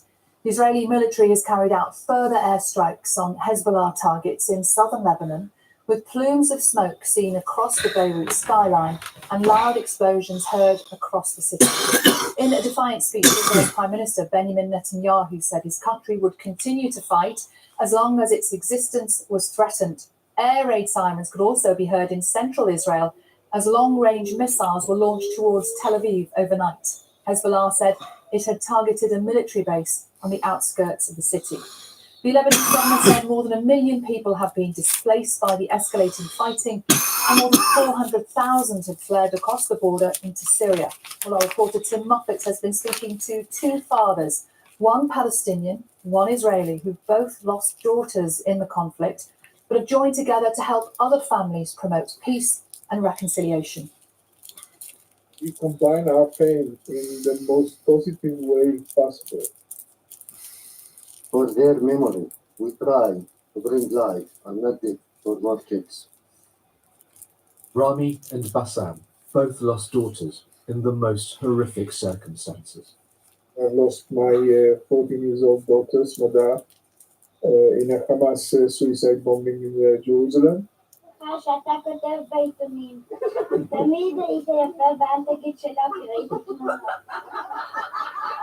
She was very beautiful. She was a swimmer. She was a dancer. She was amazing. Everybody used to call her the princess. She was killed because she was Jewish. I lost my 10 years old daughter, Adia. Israeli border police shoot and kill her in front of her school. She had a very short life. The pain is there 24 hours. So it's up to you how to use this pain. I've sold pianos to fucking Jews, and I don't give a fuck. They're human beings, and they're walking and talking. I'd look after them. We are today more than 750 families who lost their beloved ones during the conflict. We have the moral authority to raise up our voice and to say no more blood. There is one thing that unites us, Israelis and Palestinians together, to bring on this message that we have to stop this endless cycle of violence. There's some sick motherfuckers out in the world. Yeah, fucking, some of them should be fucking dealt with. You know, terminated, like fucking Terminator. They'll go and terminate these motherfuckers. We speak, we shout out loud, we convey this message that it can be different, that there is another way. You have Them little girls, look at it. I mean, fucking hell. respect the guy next to you exactly as you want to be respected. I think we are the majority, the people who want peace. We met the Pope about a month ago and we talked to him. We told him exactly the same message. And he cried. Our message become our life, 24 hours, simply because we are caring about our kids, our children. We want to protect them. Ram, you lost your daughter in 1997. Bassam, you lost your daughter in 2007.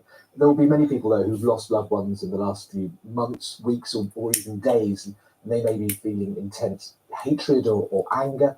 What do you say to them? And we understand and we respect the anger of people who lost their loved ones, and we offer the ability to listen. And we offer the ability to meet the other side, which is the most important thing. Through our activities, through our meetings, many people find themselves in this place and they come to join us. Just in the last year, more than 100 families. Fucking go gadget, fucking over to that area where the trouble is. And fucking, here's a goodie bag, and give it to a kid. Over the past week or so, have there been moments when you've doubted whether peace is actually possible? And if I see someone aiming at the fucking kids with a gun or anything like that, I'd fucking knock them out. I'd fucking smash them in the face, knock them out so fucking hard they would be on the floor in seconds. Blood everywhere, coming out their nose like a fucking river. I have no doubt that this will end. I think our message is above religion, is above nationality. We are speaking out of our hearts, out of the pain, out of the cries that we have prayed to create hope. We are family. We are very connected to each other. We deserve to live a normal life for our beloved daughters. We hope. Go and find these cunts that killed them little girls and all that, and fucking kill them. Simple, isn't it? Find the bastards and fucking blow the bastards up. Fucking knock them out. Fucking just stab them. Fucking shoot them. Whatever. Do something. Your questions on the current conflict. You can also watch it live on the BBC News channel and online. The time is 8:37. Now, it's remained intact for hundreds of years, but now what's thought to be the UK's longest-lasting patch of snow is melting away because of our warming climate. The formation in the Scottish Cairngorms is known as the Sphinx and has been monitored since the 1700s, most recently by citizen scientist Ian Cameron. Here's his story. Mr. Snowman, you're melting away. Maybe you might come back another day. Yeah. Go no farther. I don't think so. The altar. This is the Holy of Holies as far as the snow patch researcher is concerned. Garachor Moor, where the Sphinx is located, it's the most isolated corner in the Cairngorms. For the uninitiated, it can be a tricky place to deal with getting to. To start off with, we have a 6-mile bike journey. Then we deposit the bikes and we go up about a 2,000-foot climb up the side of Bray onto the Bray Plateau. And from there, it's about another 1.5 miles across the plateau, and then we drop into quite a steep gully using a little bit of rope, which drops us down into the corridor. I'm going to have to change my trainers, and I'm going to have to change my shorts, because this is really not going to work. It's not going to work with blue, is it? I mean, I'm blue, all that, yeah. But I think I should really wear my other trainers, which are it is, but barely. They're over there, I can see them. It's not going to last. And let me see now, some black shorts or something like that. This is the patch of snow that, historically speaking, or grey shorts. I mean, that'd be fine. Decades and decades. But not fucking blue shorts. I mean, fucking hell. 1933 was the first time it melted, and then again in 1959. So 26 years later, what we've seen in the last 10 years is unprecedented. So it disappeared in 2017, 2018, 2021, 22, 23, and 24, this is what's left. The direction of travel is obvious. The Sphinx is no longer persisting anything like the way it used to do. This is really significant because it is the place that has been monitored the longest. I'm not a climatologist. In fact, I'm not even an academic. I do this as I would classify it as citizen science. So me and people like me will go out, we'll record it, and we'll write about it for the Royal Meteorological Society. We're coming to see an old relative. You know, you hope that when you get to the hill, yes, I know what. I've got some cool shorts, right? They're called boy shorts. They're fucking amazing. I bought them years ago, right? They're fucking really cool. I love them. They're in the washing machine. They're probably dry by now. Seems, at least to me, I left them in the washing machine. I did. This is a direct visual impact of what climate change is actually doing. Beautiful location, but really quite sad to see what's happening there. What a job he's doing as well. Yes. It's such a commitment, isn't it? Yes. Just as a volunteer. It's 20 to 9. Carol has the weather for us. Morning, Carol. Another lovely scene behind you. Indeed, Sal. Good morning, everyone. This morning it's a murky start for some of us. Today is essentially going to be a day of sunshine and showers, but some of the showers will be heavy and thundery with some hail and gusty winds mixed around them. So low pressure is driving our weather. We've got a weather front moving northwards, bringing rain across northern England, southern Scotland and Northern Ireland.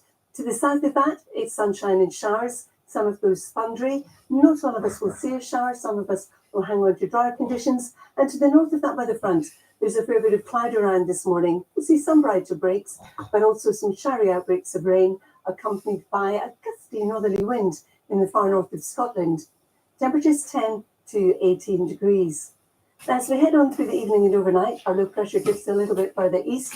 The showers and the rain rotating around it. Quite windy through the Channel and the Straits of Dover, and strong winds coming in across the north of Scotland. That will accentuate the cold feel, and our overnight lows are 7 to 12, maybe 13 degrees in the Channel Islands. Tomorrow then, our low pressure does push out into the North Sea, but around it we'll still have some of those showers affecting some eastern areas. This northerly flow will be across us all. It'll be quite a windy day tomorrow for many, but dry out towards the west and the south.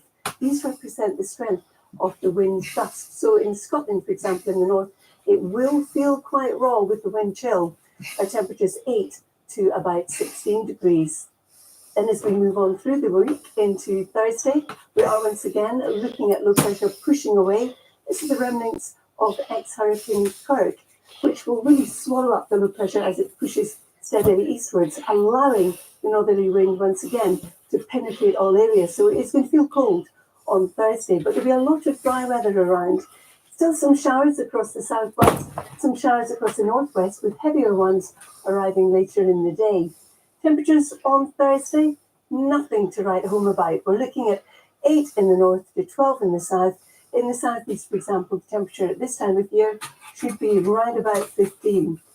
Then as we head into the weekend, we continue with the chilly feel. We will have some rain coming into the north and the west.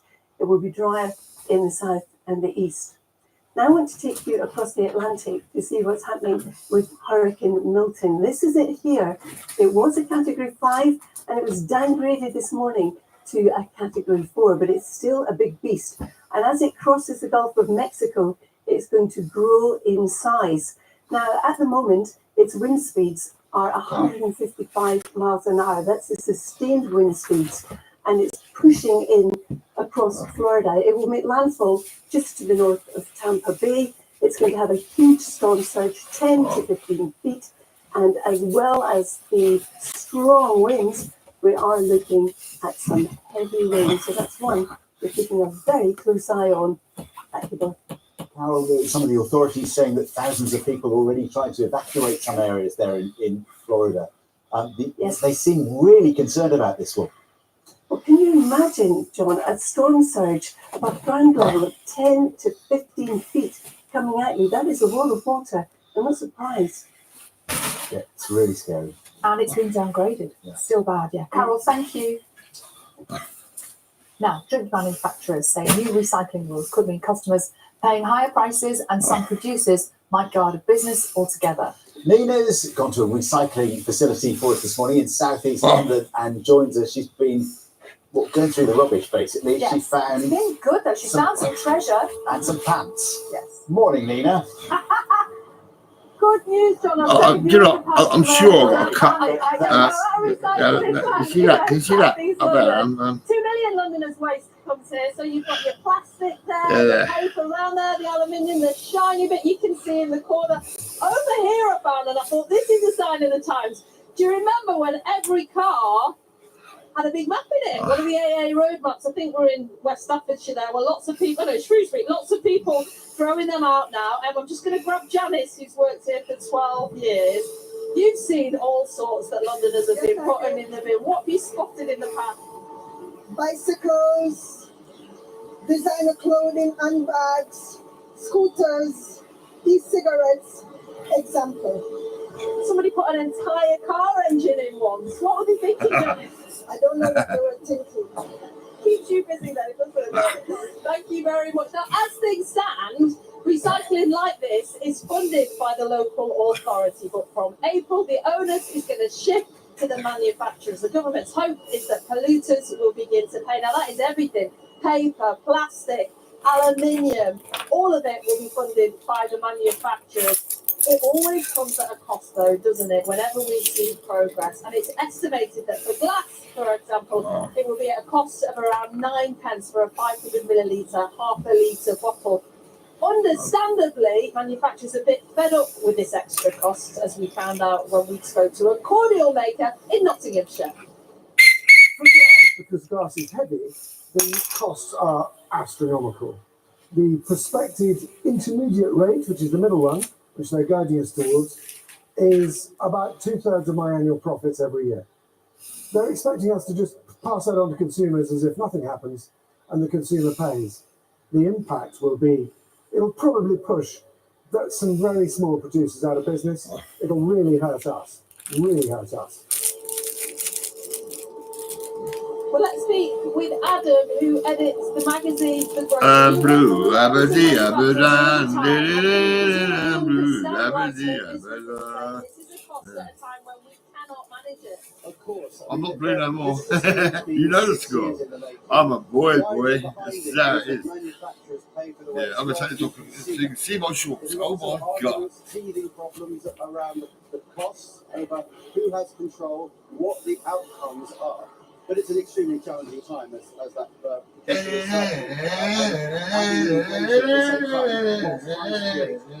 circular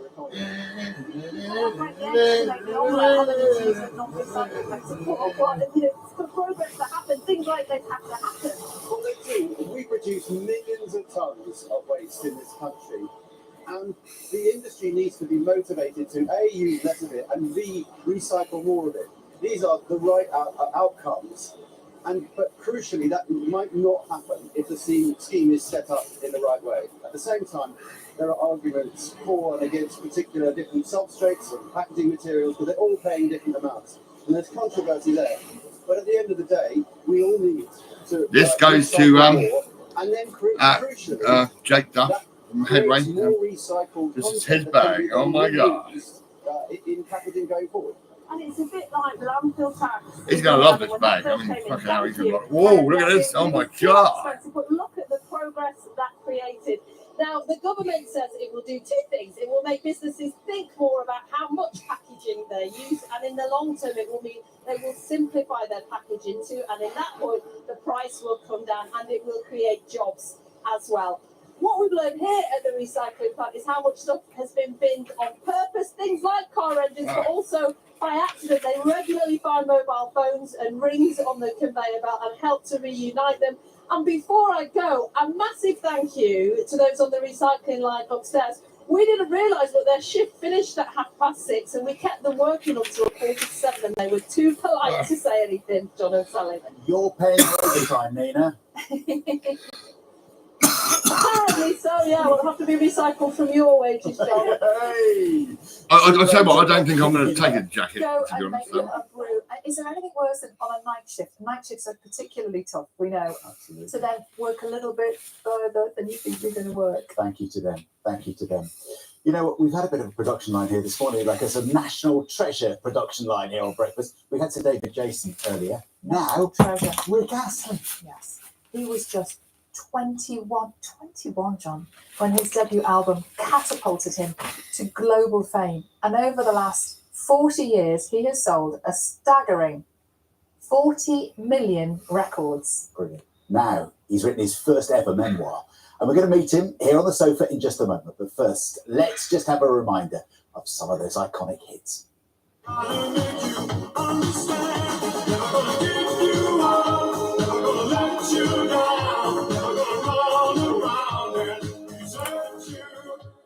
Listen to the silence, feel it.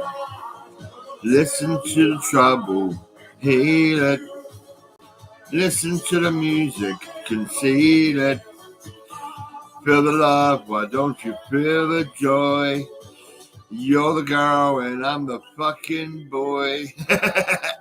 Yeah, I am. Oh my God, you can tell I'm the boy. Look at me. Oh yeah, come on now.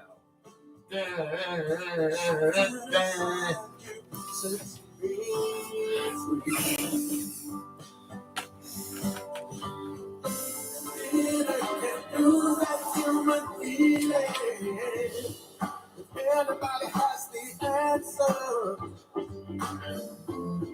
The question's never in doubt.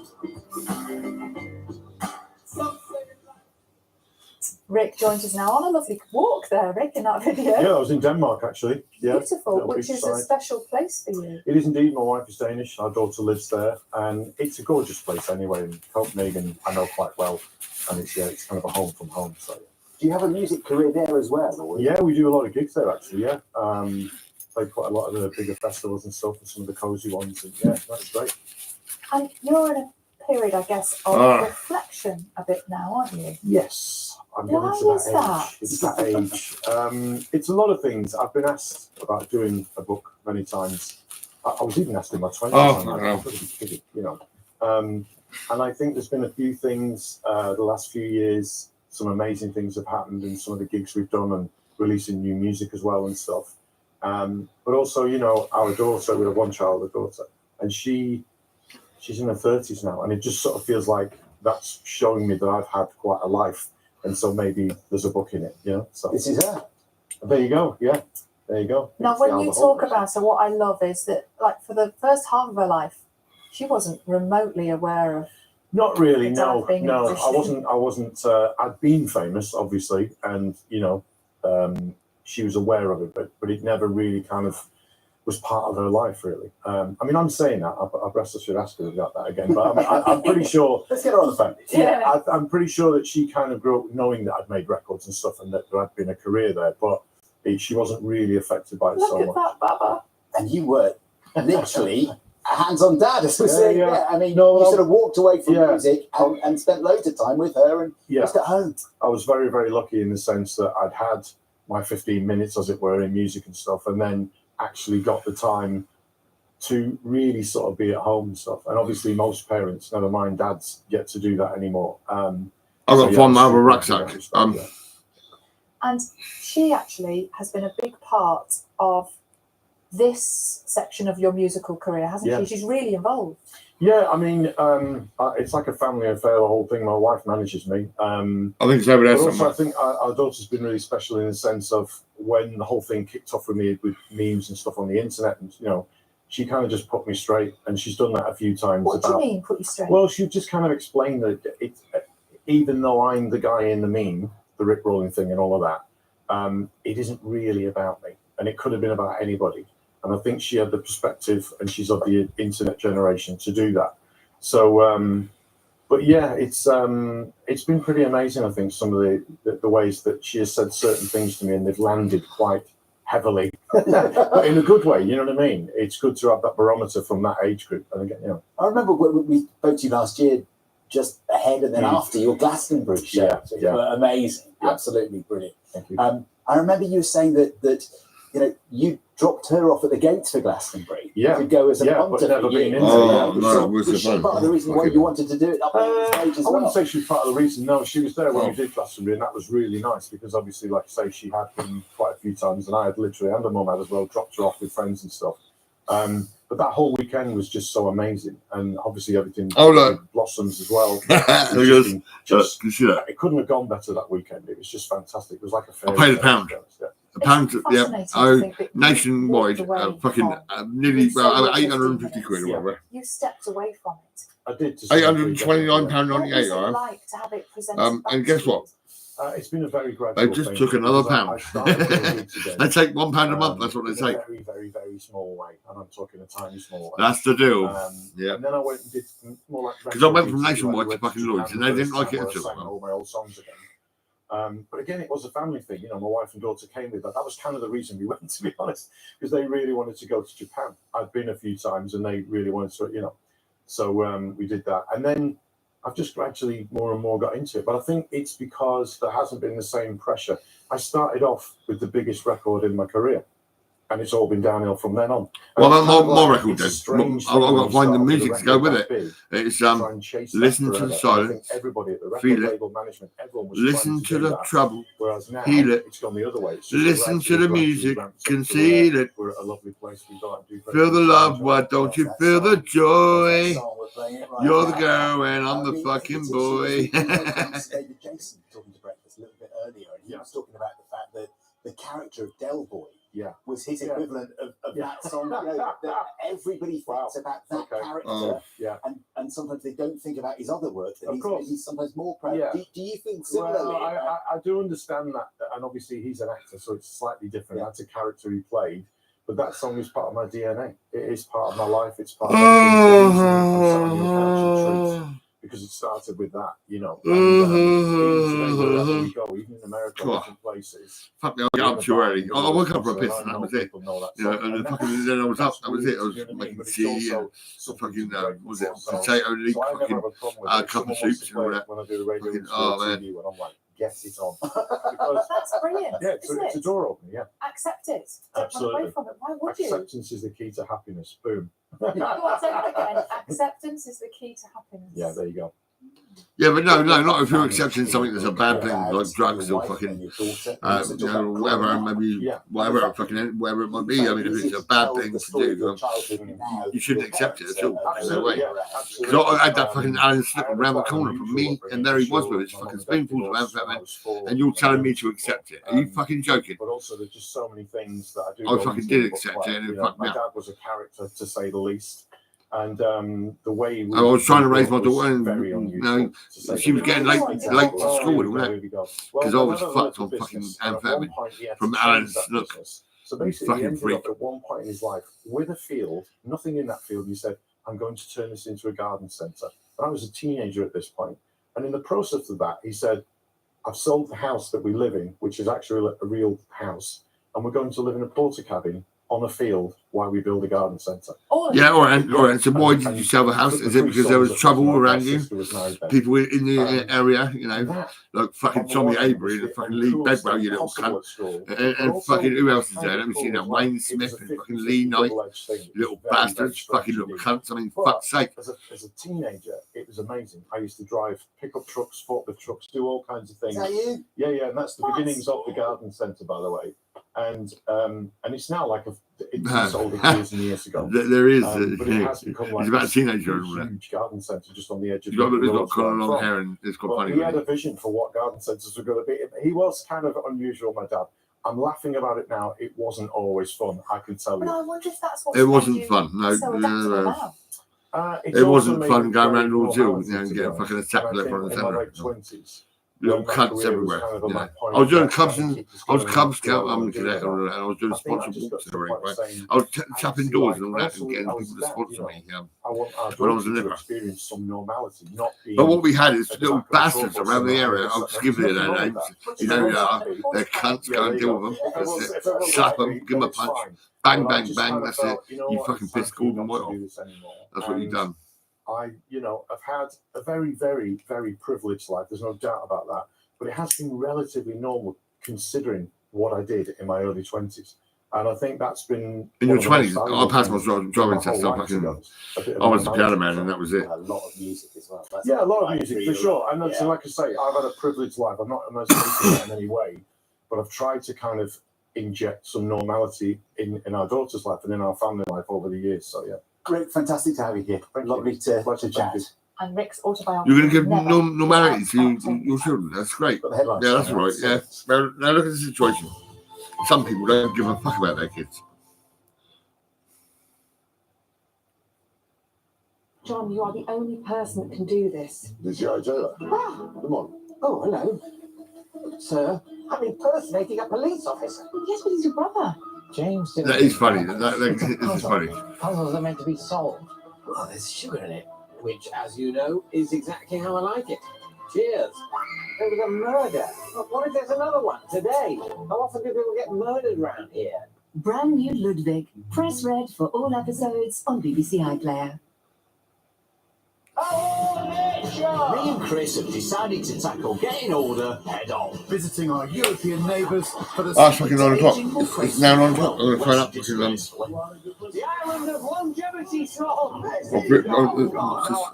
I used to test Lamborghinis. Victoria Shouty. Yeah, she's got a lady. This is the way forward. Honey and Chris road tripping. Press red for all episodes on BBC iPlayer.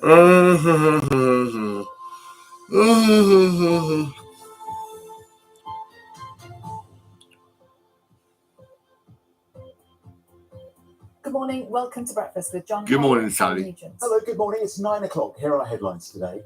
And after a record number of sewage spills, the regulator orders water companies in England and Wales to refund more than £150 million to customers. The Lebanese government says more than 1 million people have now been displaced by fighting in the Middle East, as Israel's Prime Minister vows to fight on as long as his country is threatened. We'll get the latest on the double-decker bus carrying more than 40 school children that crashed in County Down. 4 children are in hospital. And we will hear from the woman who has finally found out why her dream job application was never answered 48 years later. Good morning. Today we're looking at a day of sunshine and showers, but some of those showers will be heavy and thundery with some hail. And then we get into some colder weather as we pull in a northerly wind. I'll have all the details shortly.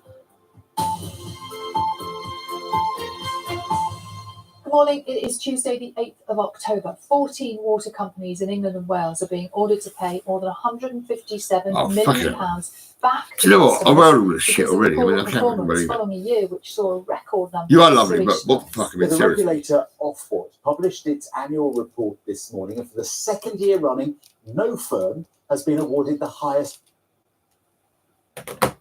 Yeah, the highest what?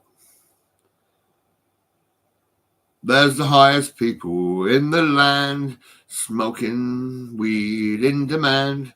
Everybody wants some. Yes, oh yes. Now what's the best thing to do? Let's open up the cafes and sell a joint with a large sale of tea or a soft drink. $4.99. That's all we're going to ask.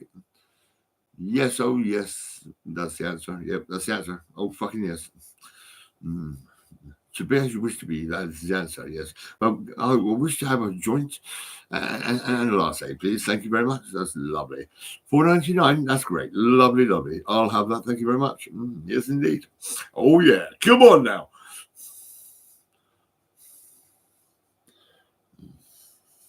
Oh, fuck it.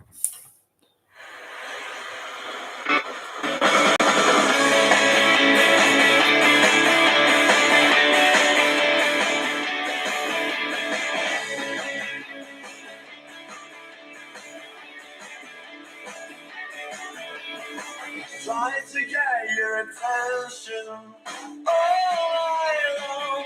Asked you once, I asked you twice, asked you 4 times if you'd like to dance to that song. From court to court, down the stairs, and then I followed you out in the rain. Nowhere to be found, never mind. You'll probably never hope love pretty again. You're 19, forever put ourselves together. There'll always be strange little things, they change. Older woman and ever so slightly younger man got the last of band.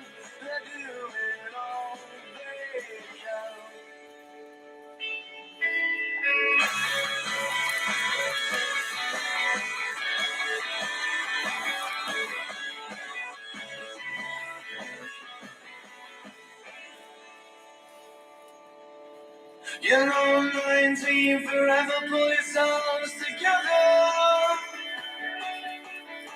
I know it seems strange, all things they change. Older woman, never so slightly younger man. God bless the band, they're doing all they can.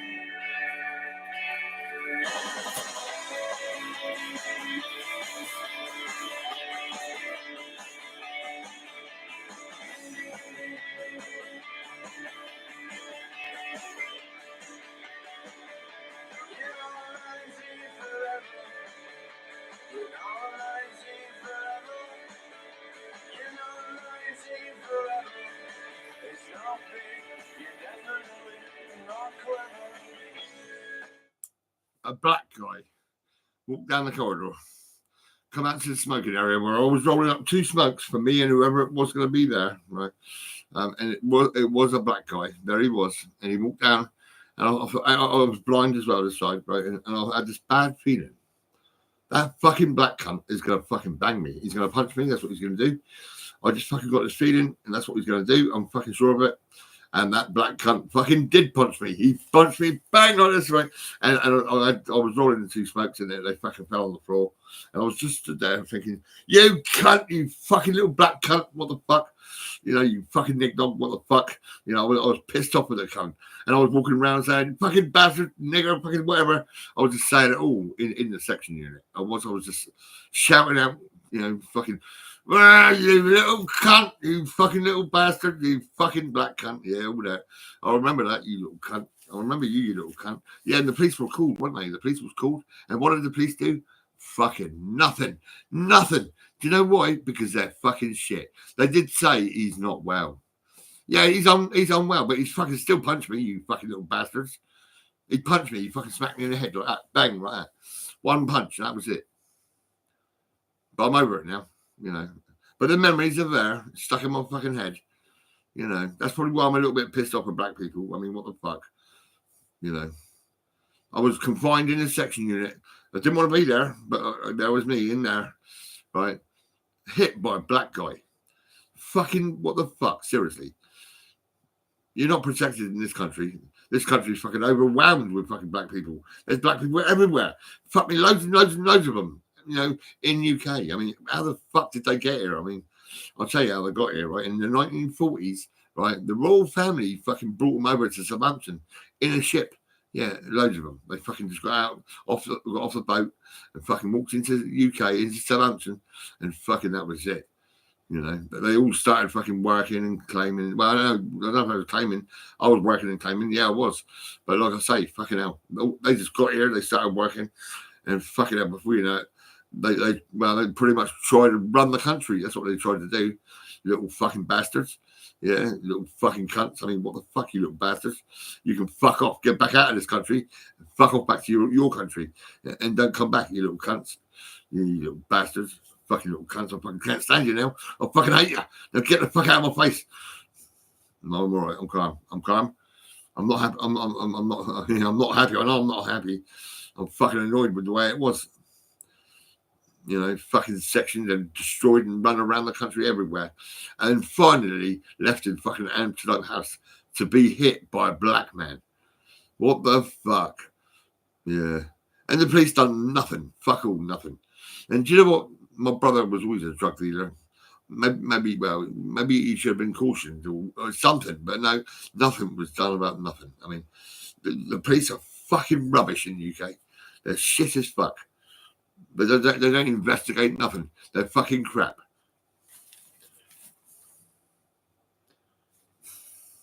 Turn the radio on and shut your fucking mouth, Cordy. You know what I mean? Try and calm down, for fuck's sake.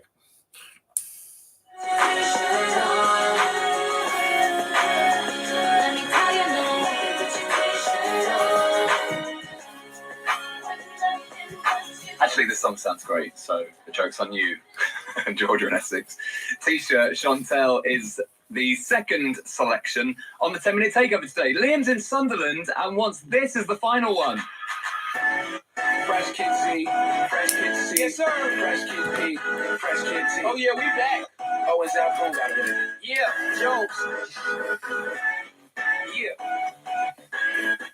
Chitty Bang, and we pretty much amazing. We hear your new song, please. I got you. Hey, yo, I once was a kid, all I had was a dream. More money, more problems when I get it out of town, you know.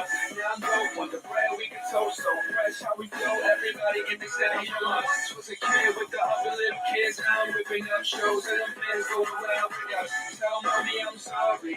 This life is a party.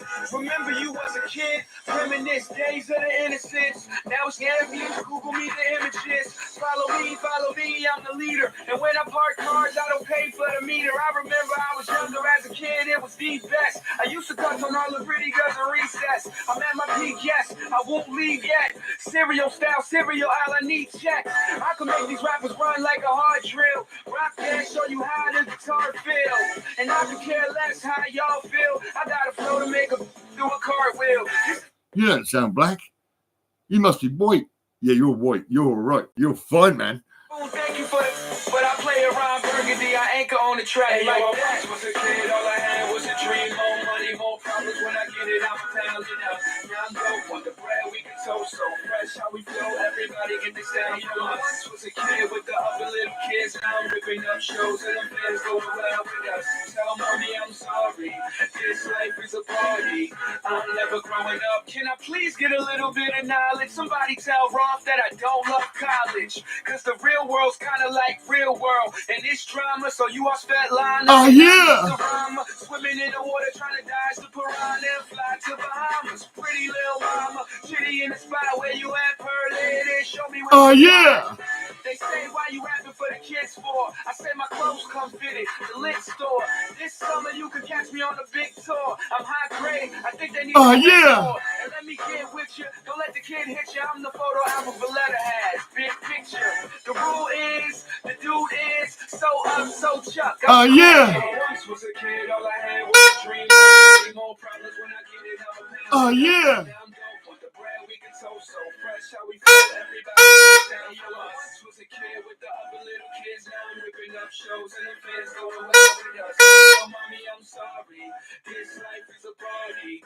Oh, yeah. I once was a kid, all I had was a dream. More money, more problems when I get it out of town. You know, now I'm dope on the bread, we can toast so fresh. How we flow, everybody get this down. Oh, yeah. I was a kid with the other little kids. Now I'm ripping up shows and the fans going well with us.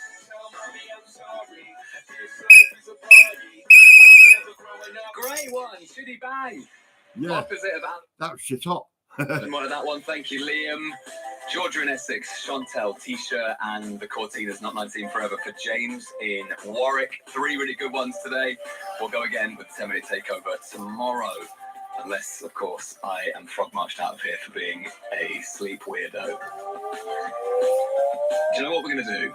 Is I'm going to ask, it's dangerous, very dangerous, but I need to get to the bottom of this, whether it is weird or not. If you just switched on, I'm being laughed out of town almost, for my choice of attire when I fall asleep, which is just a t-shirt and no bottoms. I No thought it was bottoms. a casual Are you flippant serious? remark, and it's turned into a big thing, so to speak. He said he's got a big thing. He's got no bottoms on. Fucking ain't got a big thing. I've got a big thing. I'm a big man, you know. And I'm circumcised. I bet you're not. Asked her about it. And I've also, and this is how much I care, and how much I care about getting to the truth, I've also messaged one of my exes. just to see how long ago this has been going on for. Oh, no. 'Cause I don't remember a time when I haven't been free downstairs and warm up top. So I have the text to Claire. Did you go out with a Claire? Really? Do you? Fucking hell, that's crazy, man. Let's take a pause from this and play Fontaine's DC on The Breakfast Show.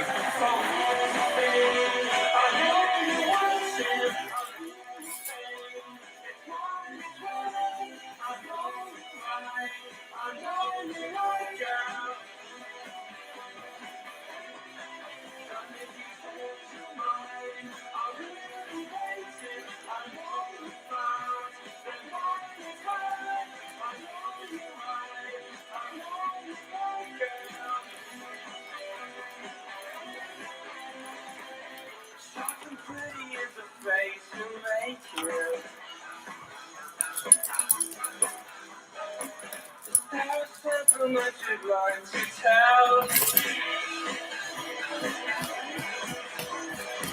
What if you tell them what the real story is?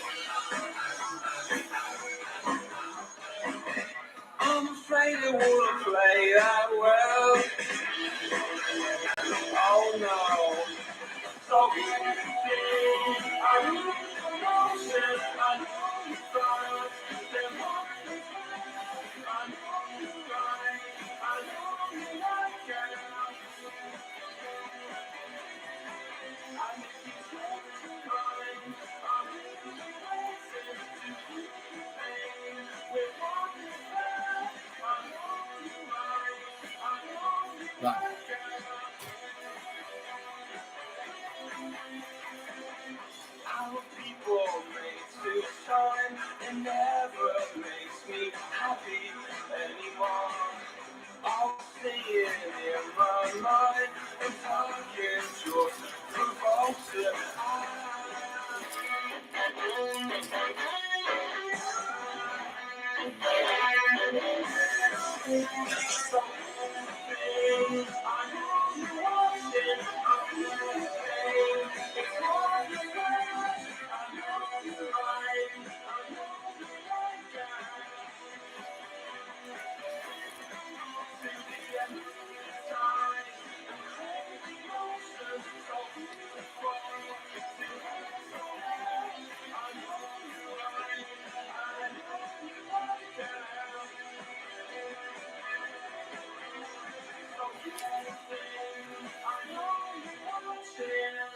Hey, I'm Laura Whitmore. And I'm Ian Sterling. Anyone who knows us knows we love talking all things true crime. Each week we revisit cases that you won't actually believe. Murder, fraud, catfishing, heists, blackmail, brainwashing, betrayal, and even a case solved by chewing gum.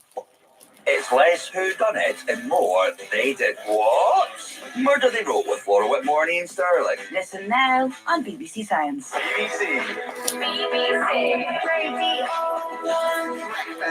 I have this thing where I get older, but just never wiser. Midnights become my afternoons. When my depression works the graveyard shift all of the people, I ghost and stand there in the room. I should not be left to my own devices. They come with prices and vices. I end up in crisis. All this time, I wake up screaming from dreaming. One day I'll watch as you're leaving, 'cause you got tired of my scheming for the last time. It's me, Mario. I'm the problem, it's me. At tea time, everybody agrees. I'll stare directly at the sun, but never in the mirror. It must be exhausting, always rooting for the anti-hero.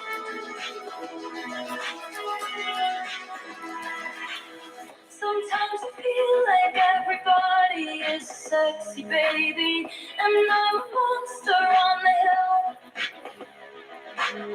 Too big to hang out, slowly lurching toward your favorite city. Pierced through the heart, but never killed.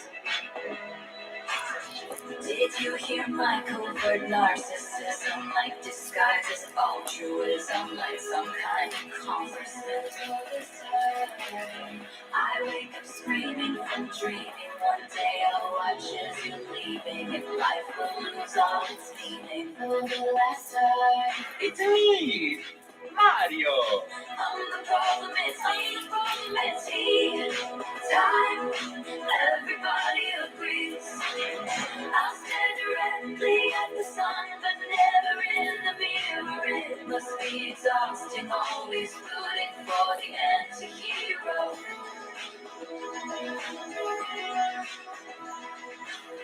I have this dream, my daughter-in-law kills me for the money. She thinks I left them in the will.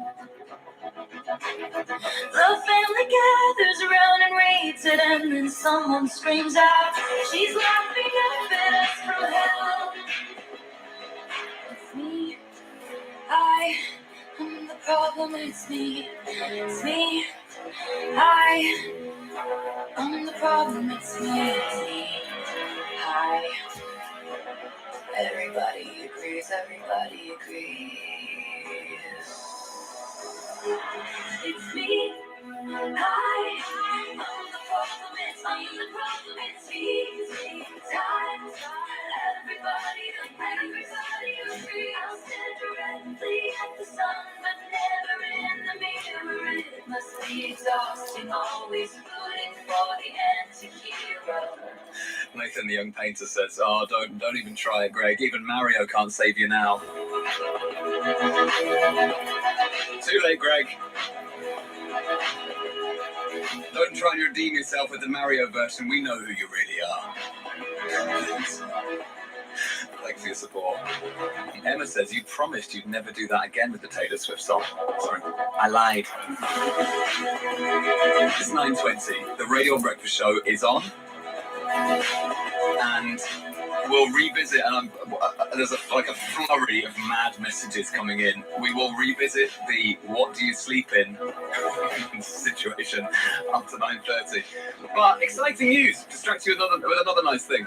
Roisin Hasty is going to be back on, and we're going to do the Fact Controller. In fact, tomorrow she's going to do animal news, and then we'll also do a Fact Controller maybe next week. I think that'd be quite nice. So Roisin Hasty back on tomorrow doing animal news. That'll be after 8:30 tomorrow morning. And then the Fact Controller is something we've been doing for years now. And it's where you get in touch with things you've just found out about. She's a very serious newsreader, is Roisin Hasty. She's going to debunk some myths. She's going to correct you on some of those things you've been wrong about your whole life. Here are some we've had before. I always thought the phrase "law of averages" was about someone called Laura, and it involved Laura averages. I was like, who's Laura and why is she so average? We also had this one. I used to think that riding bareback referred to the rider and not the horse. I was in my late 20s when I realised it means that the horse doesn't have a saddle on. Yeah, it's that. It's nothing else. Nothing. You're not naked. Although I would be obviously wearing just a t-shirt on a horse. So the horse would be bareback and I'd just be bare ass. Also this one. I just learned that the crosses on the side of the motorway were just road markings and not the graves of workmen and women that died on the road. Ooh, that's neat. That was quite a sad one, actually, last time I did the Fact Controller. And also this one. I used to think that shampoo made your hair grow faster. So once my hair was at a length I liked, I'd reduce the frequency of washing it. We love the Fact Controller. And judging by a recent advertising campaign, so does another radio station. If you've got a Fact Controller to bring to Roisin Hasty, then send it our way and we can right those wrongs on 03700 100 100. Send it my way and we can get you on the show.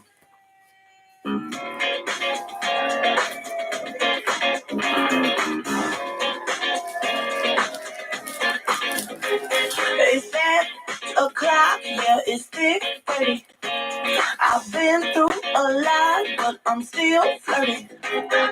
Is everybody back up in the building? It's been a minute, tell me how you're healing. Cause I'm about to get into my feelings. How you feeling? How you feel right now? I've been so down and under pressure.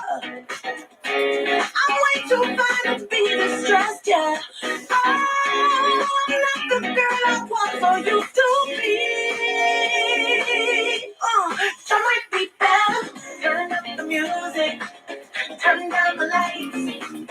I got a feeling I'm gonna be alright. Okay, alright.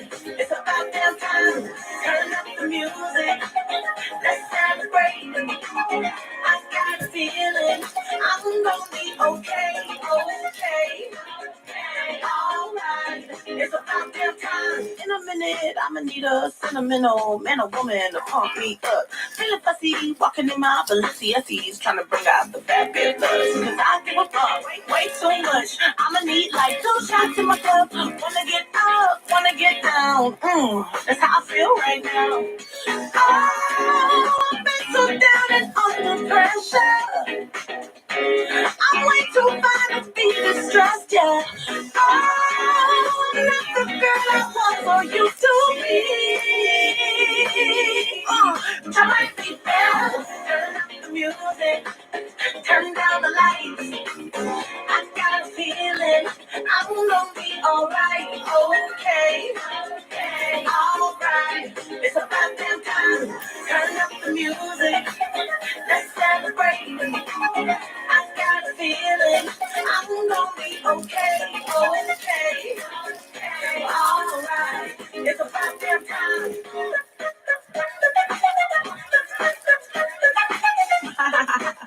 Cause you know what time it is. I'm coming out tonight. I'm coming out tonight. I'm coming out tonight. I'm coming out tonight. I'm coming out tonight. I'm coming out tonight. Okay. Alright. It's about damn time. I'm coming out tonight. I'm coming out tonight. I'm coming out tonight. I'm coming out tonight.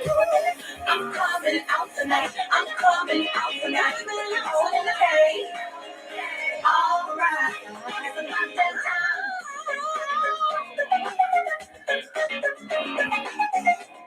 Yeah. It's about that time. BBC. Ron Breakfast. He loves the game, but it's reflect off his cross-coat chain.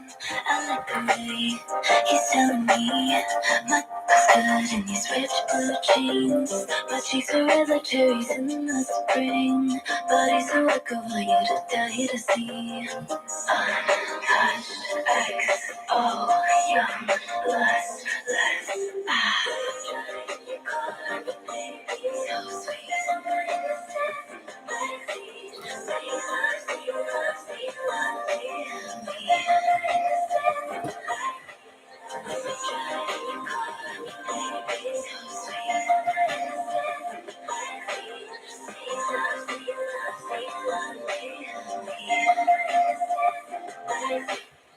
Break all the rules, do we get caught?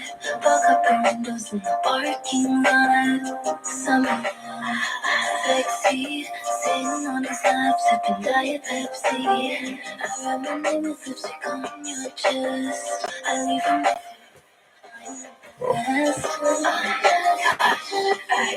Oh, young, lust, so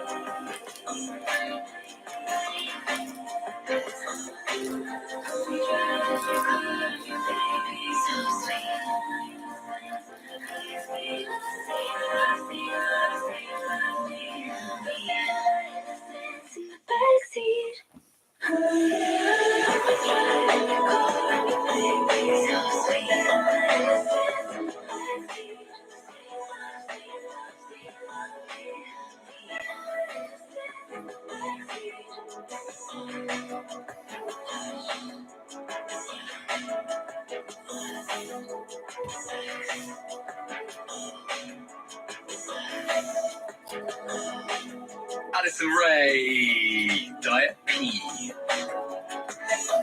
On the Radio 1 Breakfast Show. Some really good facts for the fact controller coming in.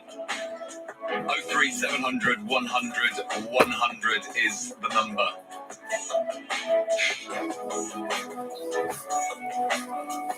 And tomorrow, just after 8:30, we'll be joined by Roisin Hasty to do animal news as well. Looking forward to that. And we need to catch up on catch her up on the Duck Memorial, don't we? Because she was unavailable for selection that day. She's a very serious news journalist now, of course. Speaking of very serious news journalists, Callum Leslie. Is Callum Leslie ready for the news? Hello, Callum. Hello, dear. Hello, dear. Callum, hello. I hope he's going to do the news in a second. But after we've done the news, I will be asking Callum what he wears in bed. And that's an important question. Coldplay coming up, Dua Lipa as well. And, I mean, hopefully we're going to get some news from him. Well, fingers crossed. If not, I'll just freestyle it. With the latest, I hope. Here he is. Radio 1. Newsbeat. A couple of weeks after she was last seen alive, officers are starting a murder investigation over what happened to a 22-year-old woman in Belfast. Newsbeat's Jack Gray's here. And her name is Mary Ward. She was found at home a week ago, but had gone missing a few days before that. Police also say they're asking the body that keeps a check on how they work to look at the case. They say their thoughts are with their family. Thanks, Jack. Well, we're also hearing from Dylan, who was on the top deck of his school bus yesterday before it left the road in County Durham and tipped over on its side in a field. People came down and they were smashing the windows and stuff, the farmers. I was like crawling under the bars and the school bags were on the floor and stuff. 4 pupils were taken to hospital. More than 30 were treated at the scene. Police say they're still looking into why it happened. A 12-year-old got life-changing injuries after a dog attack in South Wales. Happened last night. 2 people have been arrested over it. There's a message from the boss of Uber Next. We're not saying, hey, wait 15 minutes, but if you have to wait another 2-3 minutes to help the environment. He's trying to persuade people to choose electric cars when booking the ride to help the planet. And if you get out running, what do you have in your headphones? I listen to like really sad slow music now, which is really weird, but it works. That's Abby at Parkrun the other day. As groups like it have told Newsbeat, they're seeing more people in their teens and 20s turning up, especially women too. Really great sociable and like everyone gets involved, and yeah, I think like if you were single, like it's a great place to go and meet someone potentially all sweaty and looking your worst. Lewis Hamilton says he wants to F1 to focus on getting a race back in Africa. He says the sport can't keep ignoring the continent while adding new dates elsewhere. Lots of this for England's women. Stephen Brunt, who knocks the ball away over the offside. What a brilliant shot that is, and what a brilliant way to win this game of cricket. Against South Africa at the T20 World Cup. The men back bowling in day 2 of their first test in Pakistan. The hosts now on 440 for 6. This is Newsbeat. The time is 9:32. All right then. Big question. All right. I thought you were. Yeah, there's a fucking black bloke, right, doing some bad shit, going into a shop, I think, Crime Watch. This is Crime Watch. Yeah, they got the black cunt. There he is, motherfucker. What do you wear? Actually, maybe this deserves a drone. It does. It deserves a scary. Callum Leslie. Oh God, the nation is waiting with bated breath. What do you wear to bed?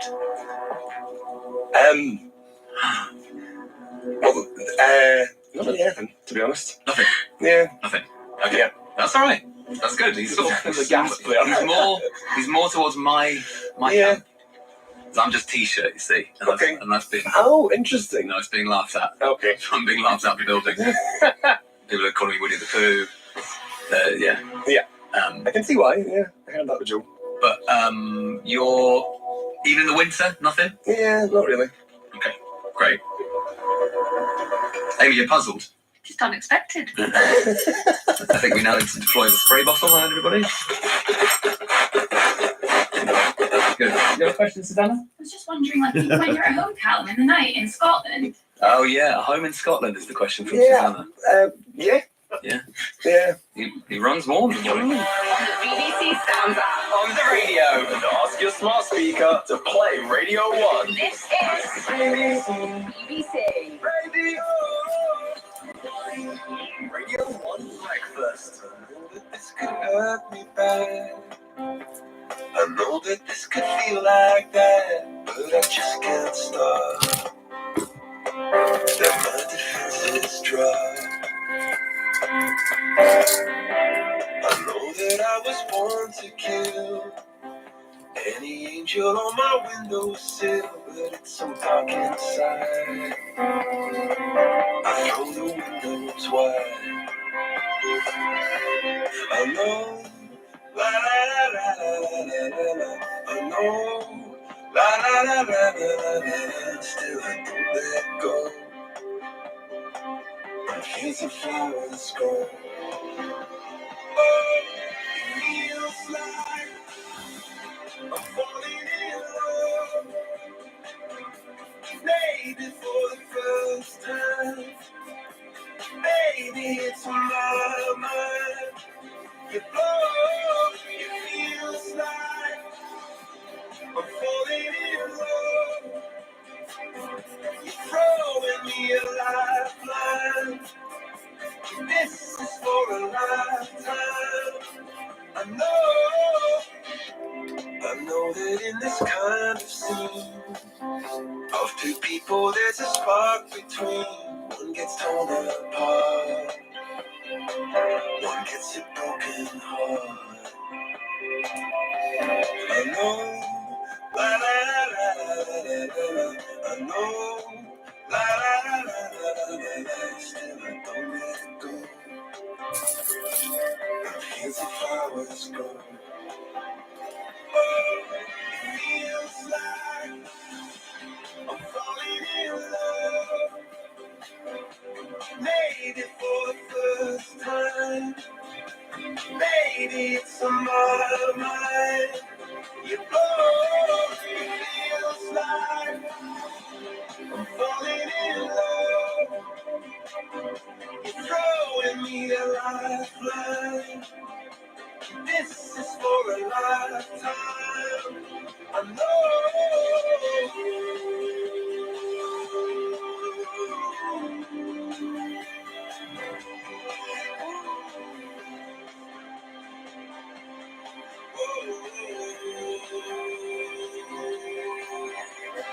feels like I'm falling in love. Throwing me a lifeline. Oh, now for the first time, I know I'm not alone.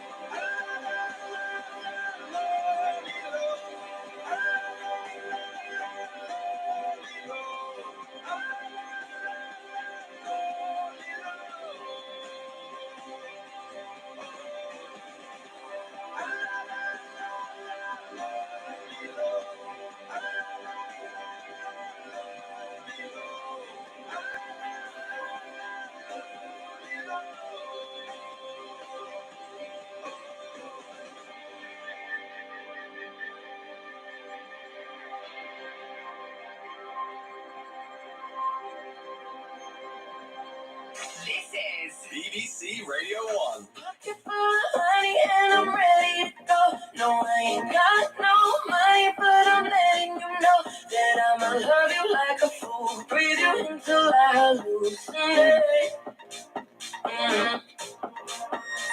Body make you silly, make you do what I want. Oh baby, I can make you pretty, I can string you along, but I'ma love you like a fool. Breathe you until I hallucinate. No, I couldn't live without your touch. No, I couldn't live without too much. I'm redoing forever. I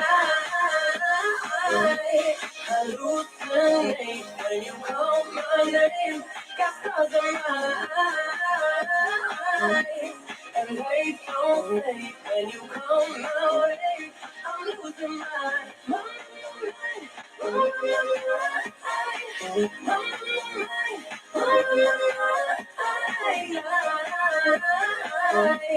Hallucinate when you call my name. Got stars in my eyes.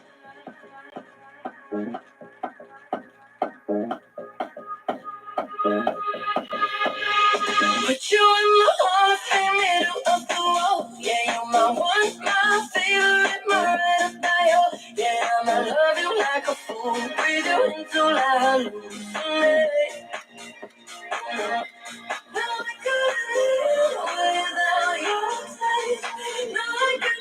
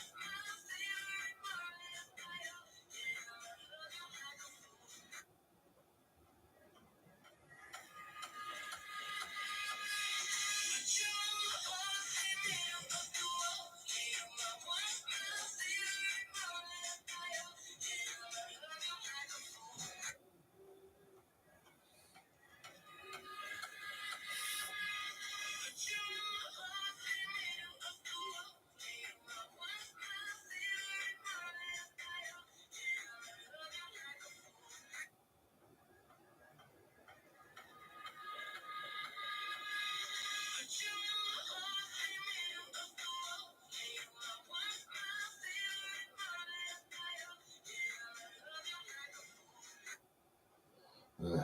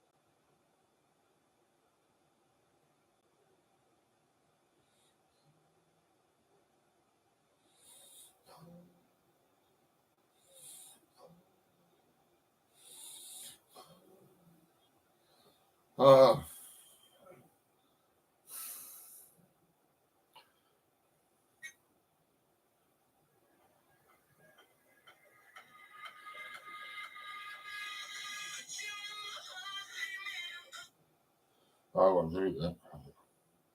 Right, that's it. That's great.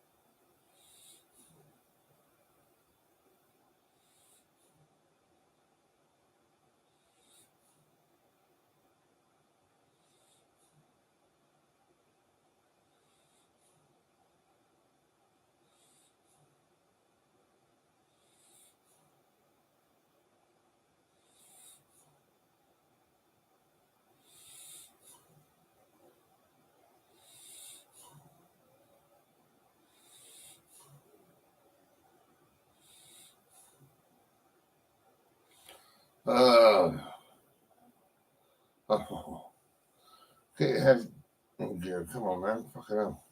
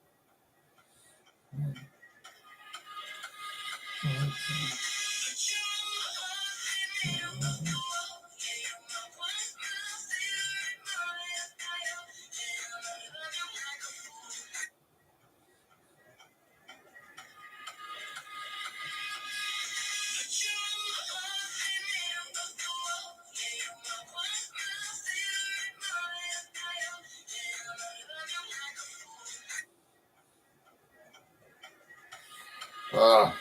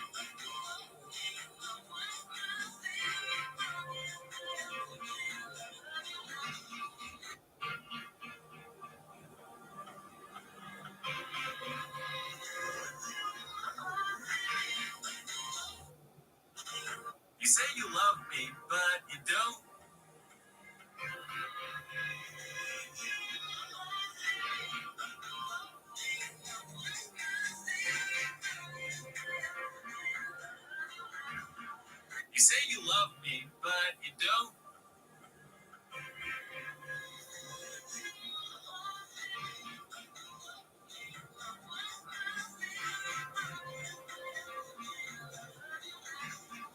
You say you love me, but you don't.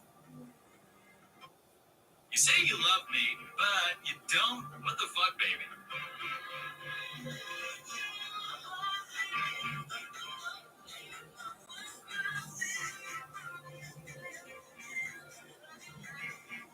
You say you love me, but you don't. What the fuck, baby?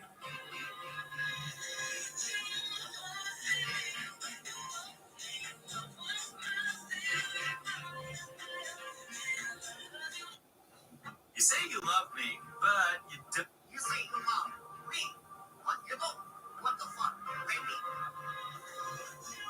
You say you love me, but you don't.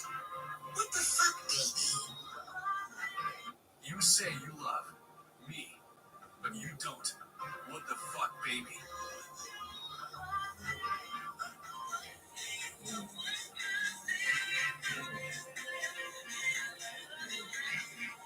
You say you love me, but you don't.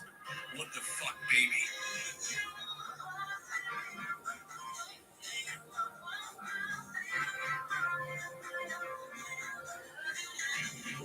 You say you love me, but you don't. What? You say you love me, but you don't. What the fuck, baby?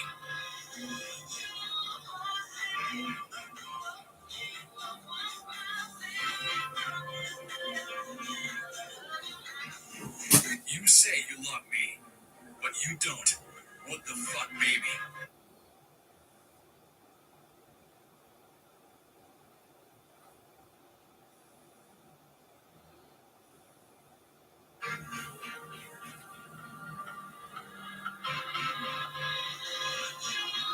You say you love me, but you don't.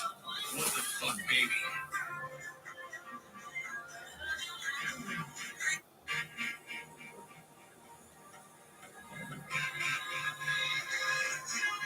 You say you love me, but you don't.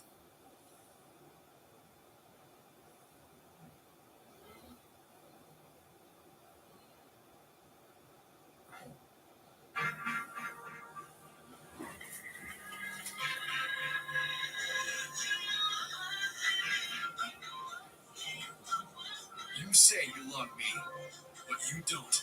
What the f-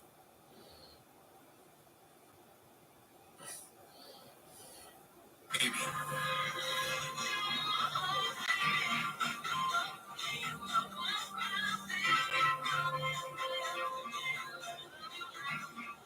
You say you love me, but you don't.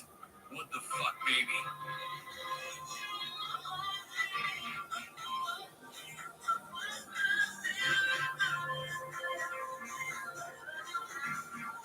You say you love. You say you love me, but you don't. What the fuck, baby?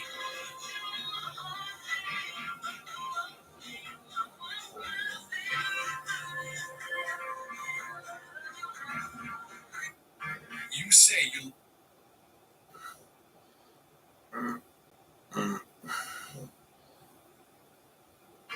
You say you love me, but you don't. What the fuck, baby?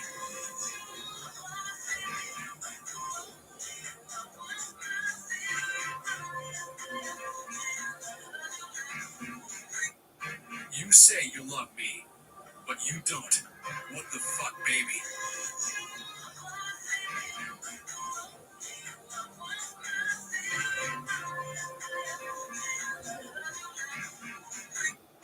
You say you love me, but you don't.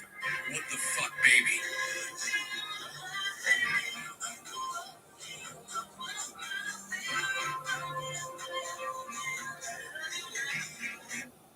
You say you love me, but you don't.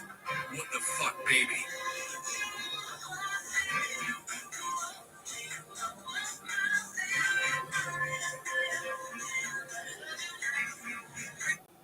You say you love me, but you don't. What the fuck, baby?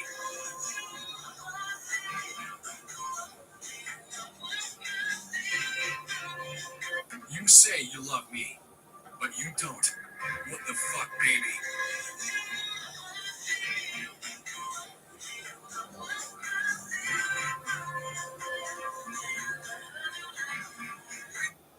You say you love me, but you don't. What the fuck, baby?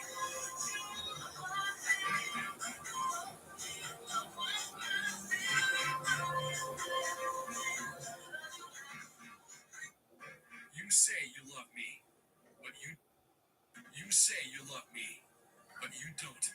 What the fuck, baby?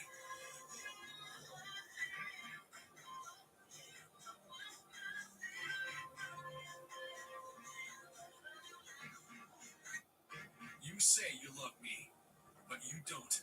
What the fuck, baby?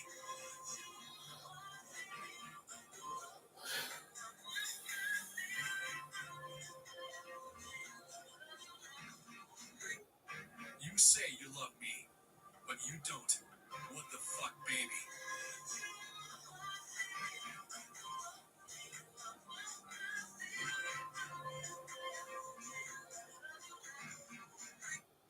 You say you love me, but you don't.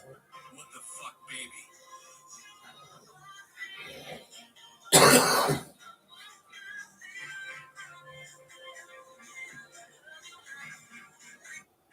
You say you love me, but you don't. What the fuck, baby?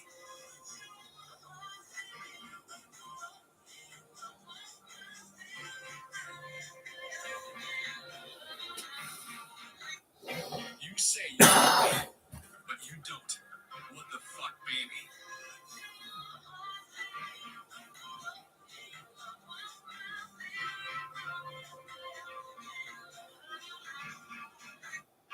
You say you love me, but you don't. What the fuck, baby?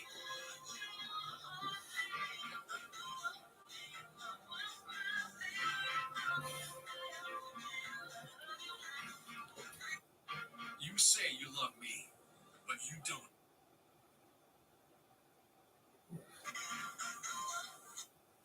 You say you love me, but you don't. What the fuck, baby?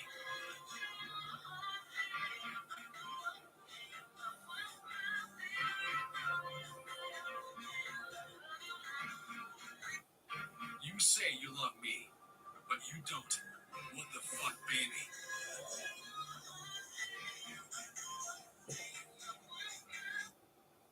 You say you love me, but you don't. What the fuck, baby?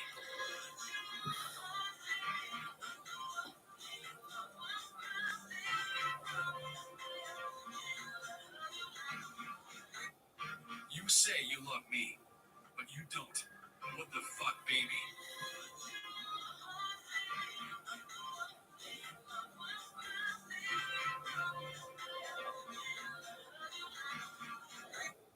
You say you love me, but you don't. What the fuck, baby?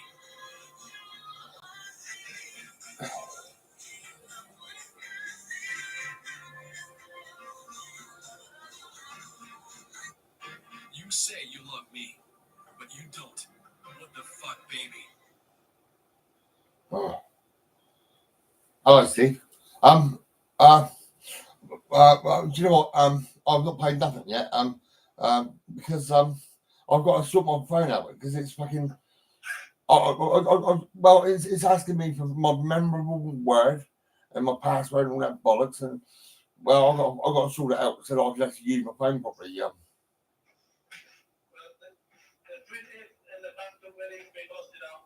Oh, it's been posted. All right, mate. I'll sort it out today. I'll go into the bank and I'll say, look, can you sort this shit out because it's driving me crazy. Yeah. Yeah. You know, it's fucking, it's bad, mate. Really, it's fucking. My brain was bleeding, so I do have a problem with my memory and all that. I did actually write down all this shit. All this shit you got to do on your phone is fucking crazy. I think I wanted to change my password. It was, I think, and I have to do all this fucking bullshit. Yeah. I have to. I'm trying to get that. I've got to give you 30 quid, mate. So I need to find these people for now. Oh, right, yeah. Pension profiles. Yeah, that's cool. Yeah, I'm sharing a bit of artwork today. I think I'm going up with Jake Duff, the brain injury company called Headway, and I met Jules, that lovely lady I showed you. She's well. I'm glad she's going to go on a t-shirt because I'm sure she'll wear it. You know, but like I said, I mean, I've got to pay you for that. On this business. Yeah, right, mate. They're taking my payment out. I don't know why they're not taking my payments out. Oh, really? That's crazy. My pension. Oh, your pension, really? Yeah, so let me call them. Yeah. I'm looking about 2 minutes. All right, mate. Okay.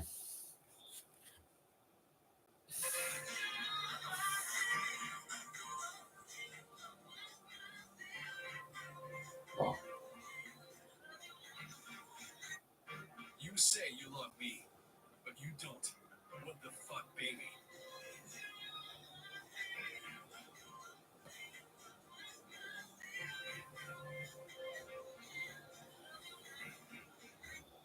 You say you love me, but you don't. What the fuck, baby?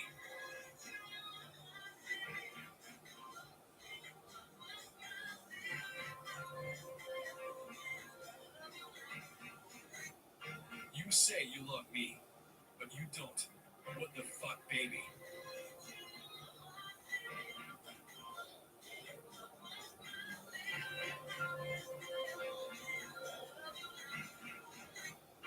You say you love me,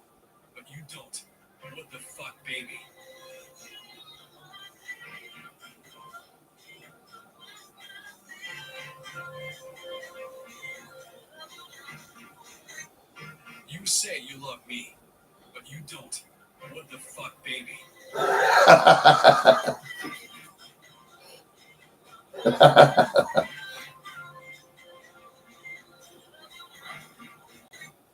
You say you love me, but you don't.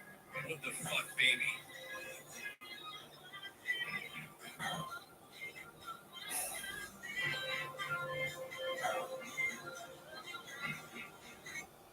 You say you love me, but you don't. What the fuck, baby?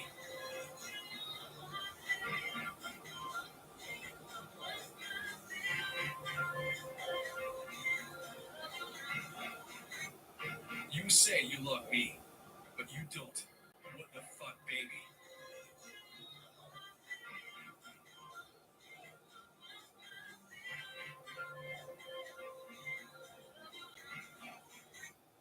You say you love me, but you don't. What the fuck, baby?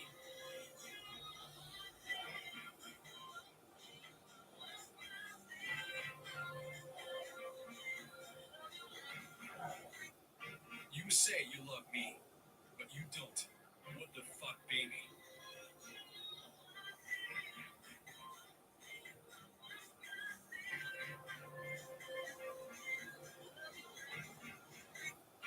You say you love me, but you don't. What the fuck, baby?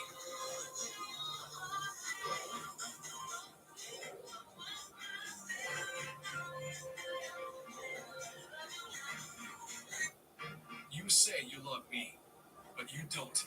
What the fuck, baby?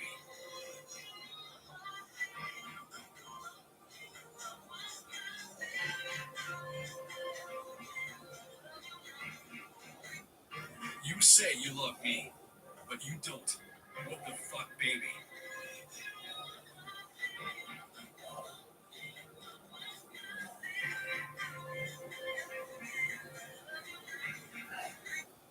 You say you love me, but you don't. What the fuck, baby?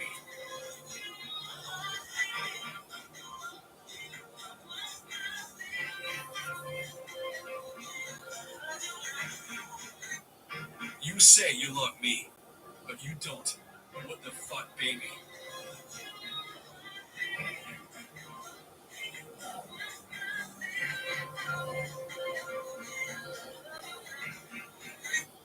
You say you love me, but you don't. What the fuck, baby?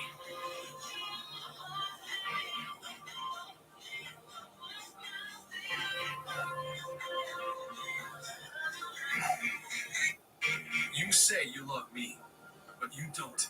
What the fuck, baby?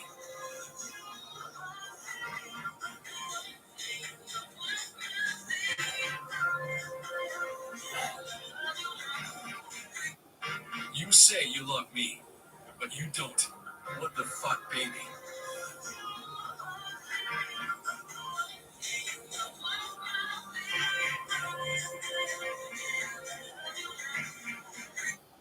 You say you love me, but you don't. What the fuck, baby?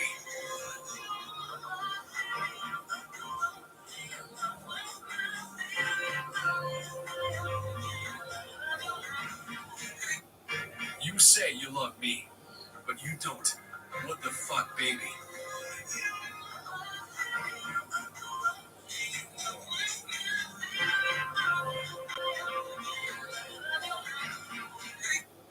You say you love me, but you don't. What the fuck, baby?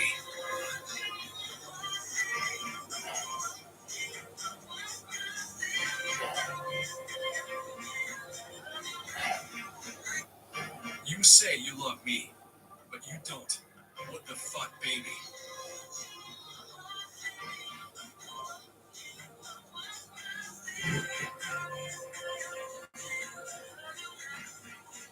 You say you love me, but you don't.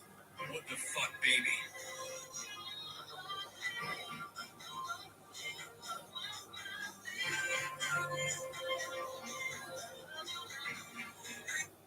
You say you love me, but you don't. What the fuck, baby?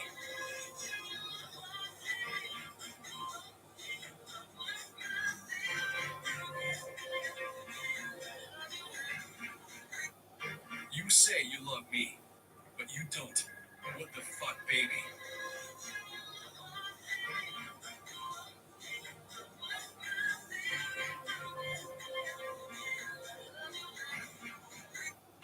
You say you love me, but you don't. What the fuck, baby? I'm the you say you love me guy, but you don't. What the fuck, baby?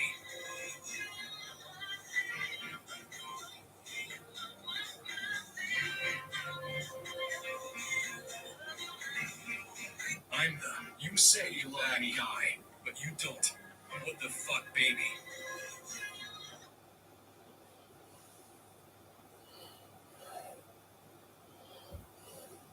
But you don't. What the fuck, baby?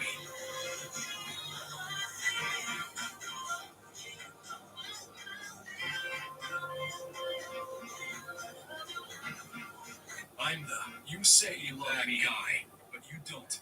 What the fuck, baby?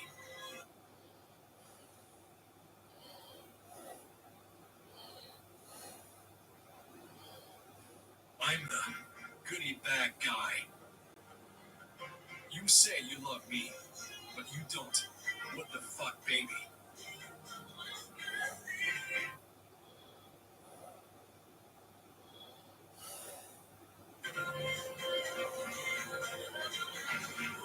I'm the goody bag guy.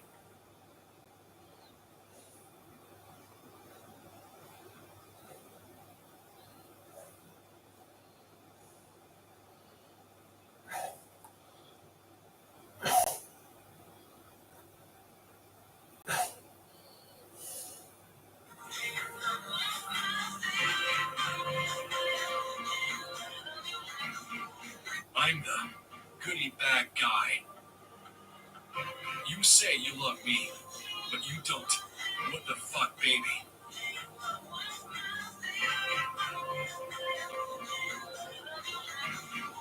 I'm the goody bag guy.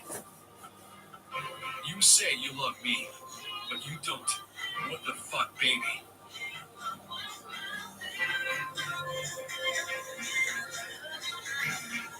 I'm the goody bag guy. You say you love me, but you don't.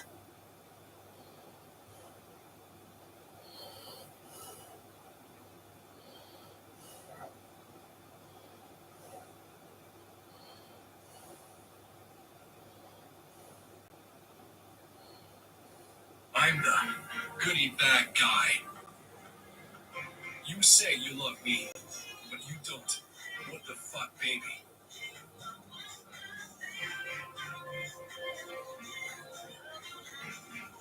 I'm the goodie bag guy. You say you love me, but you don't. What the fuck, baby?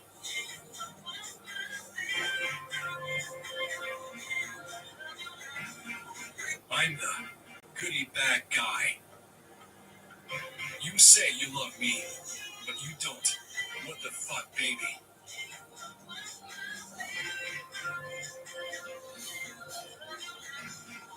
I'm the goodie bag guy. Ah. You say you love me, but you don't. What the fuck, baby?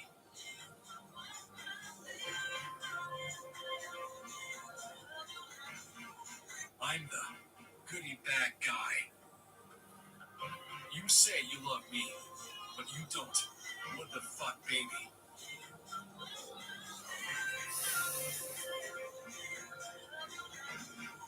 I'm the goodie bag guy. You say you love me, but you don't. What the fuck, baby?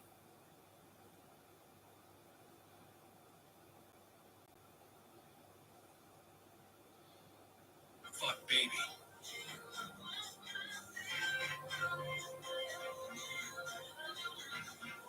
I'm the goodie bag guy. You say you love me, but you don't. What the fuck, baby?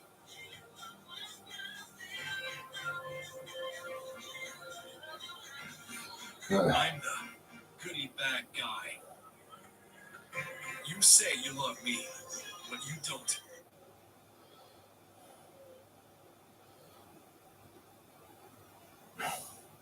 What the fuck, baby?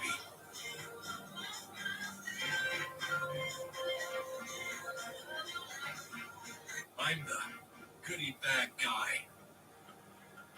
You say you love me, but you don't. What the fuck, baby?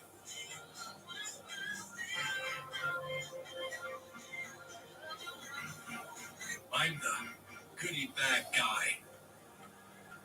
You say you love me, but you don't. What the fuck, baby?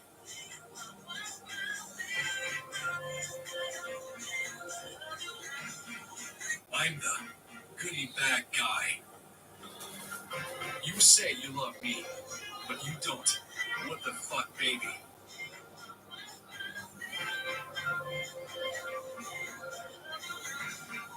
I'm the goodie bag guy.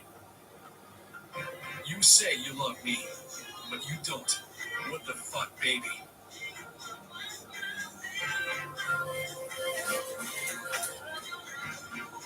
I'm the goodie bag guy. You say you love me, but you don't. What the fuck, baby?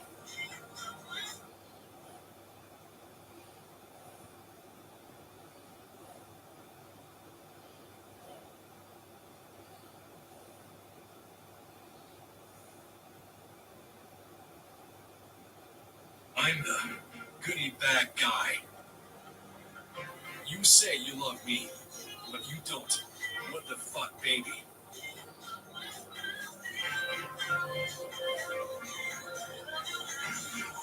I'm the goodie bag guy. You say you love me, but you don't. What the fuck, baby?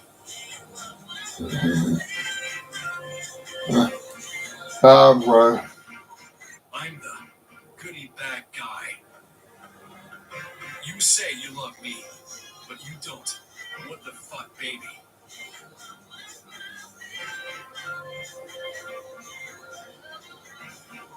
I'm the goodie bag guy. You say you love me, but you don't. What the fuck, baby?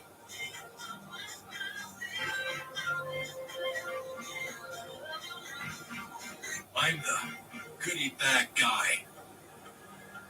You say you love me, but you don't. What the fuck, baby?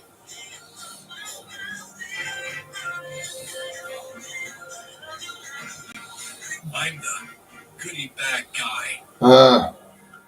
You say you love me, but you don't. What the fuck, baby?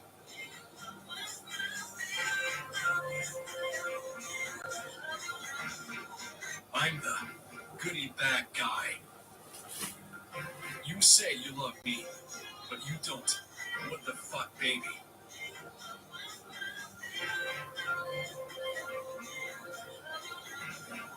I'm the goody bad guy. You say you love me, but you don't. What the fuck, baby?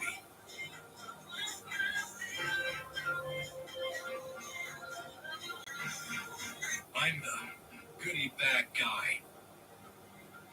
You say you love me, but you don't. What the fuck, baby?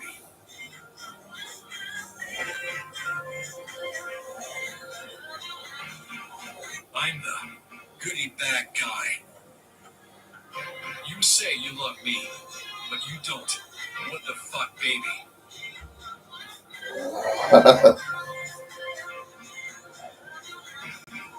I'm the goody bad guy.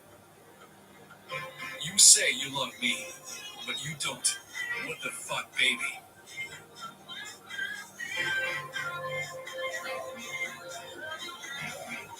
I'm the goody bad guy. You say you love me, but you don't. What the fuck, baby?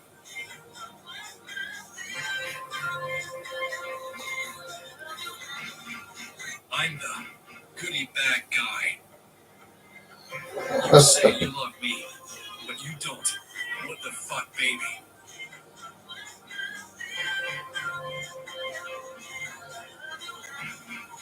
I'm the goody bad guy. You say you love me, but you don't. What the fuck, baby?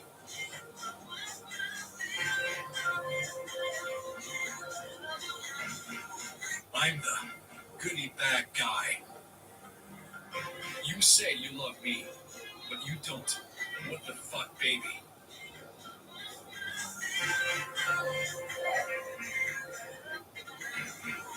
I'm the goody bad guy. You say you love me, but you don't. What the fuck, baby?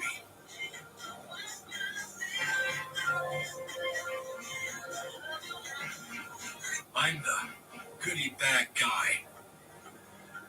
You say you love me, but you don't. What the fuck, baby?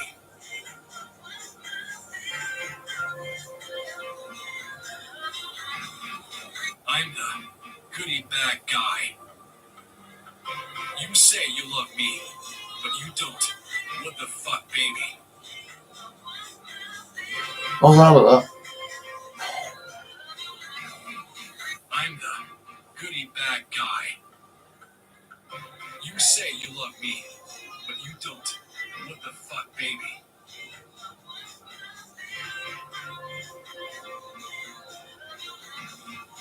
I'm the goody bad guy. You say you love me, but you don't. What the fuck, baby?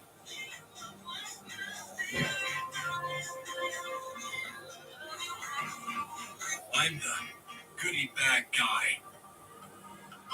You say you love me, but you don't. What the fuck, baby?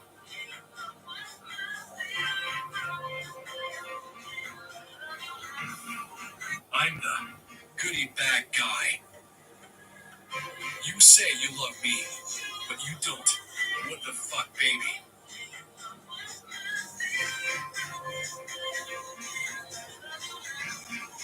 I'm the goody bad guy. You say you love me, but you don't. What the fuck, baby?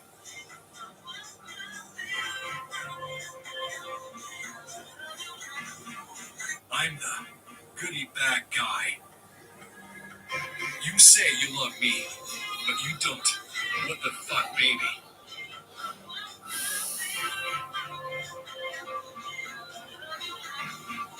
I'm the goody bad guy. You say you love me, but you don't. What the fuck, baby?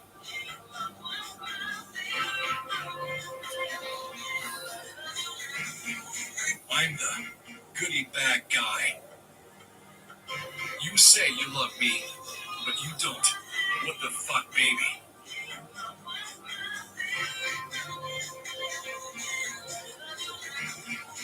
I'm the goody bag guy. You say you love me, but you don't. What the fuck, baby?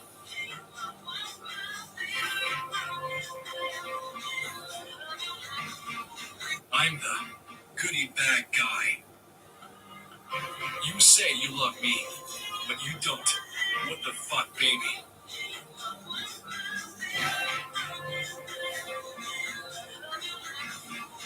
I'm the goody bag guy. You say you love me, but you don't. What the fuck, baby?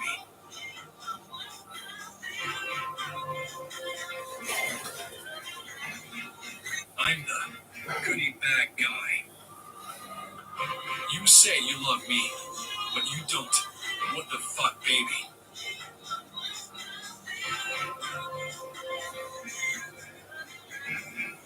I'm the goody bag guy. You say you love me, but you don't. What the fuck, baby?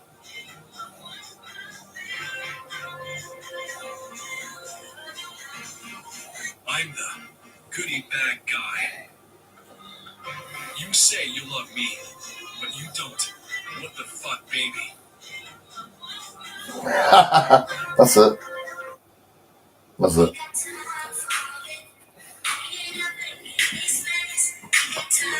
That's perfect. Yeah, that's like a shit up.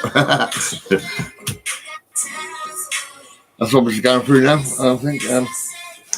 Oh, just one more tobacco. Oh, shit.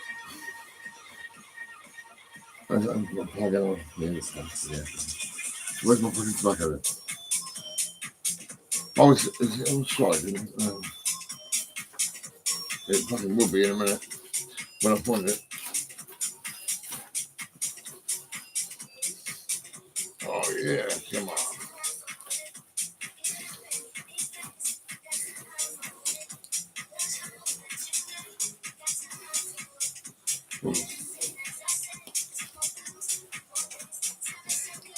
Ah, skin's lighter.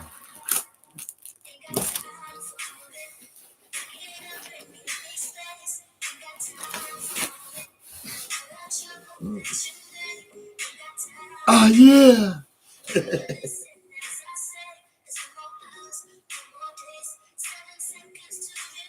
Oh, yeah.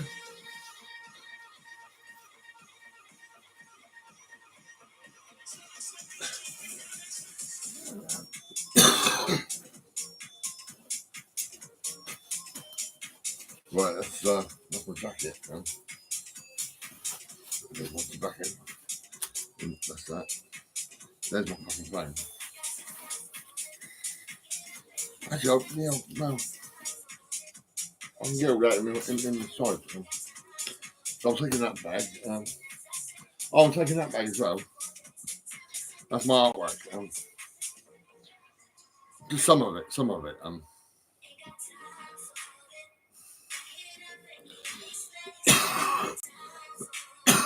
I'll be going out at 10:30. Fuck me, it's 10:30. I can't believe it. Fuck me.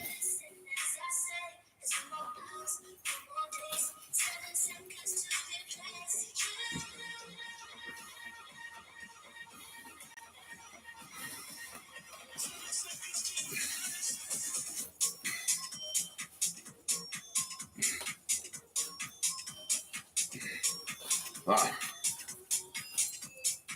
What's that bag?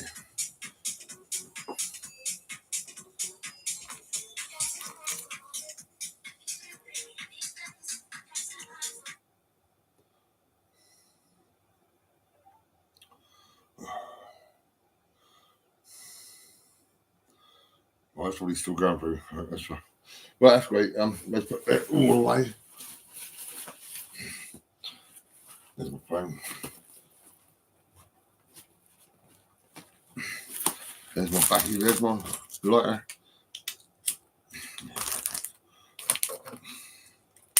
I'll go with this. Oh my god.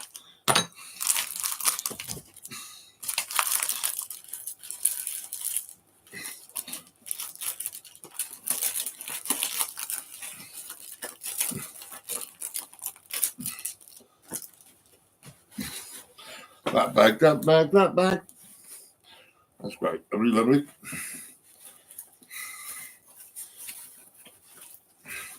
I'm going to end this broadcast now because I'm going out in a minute. I am.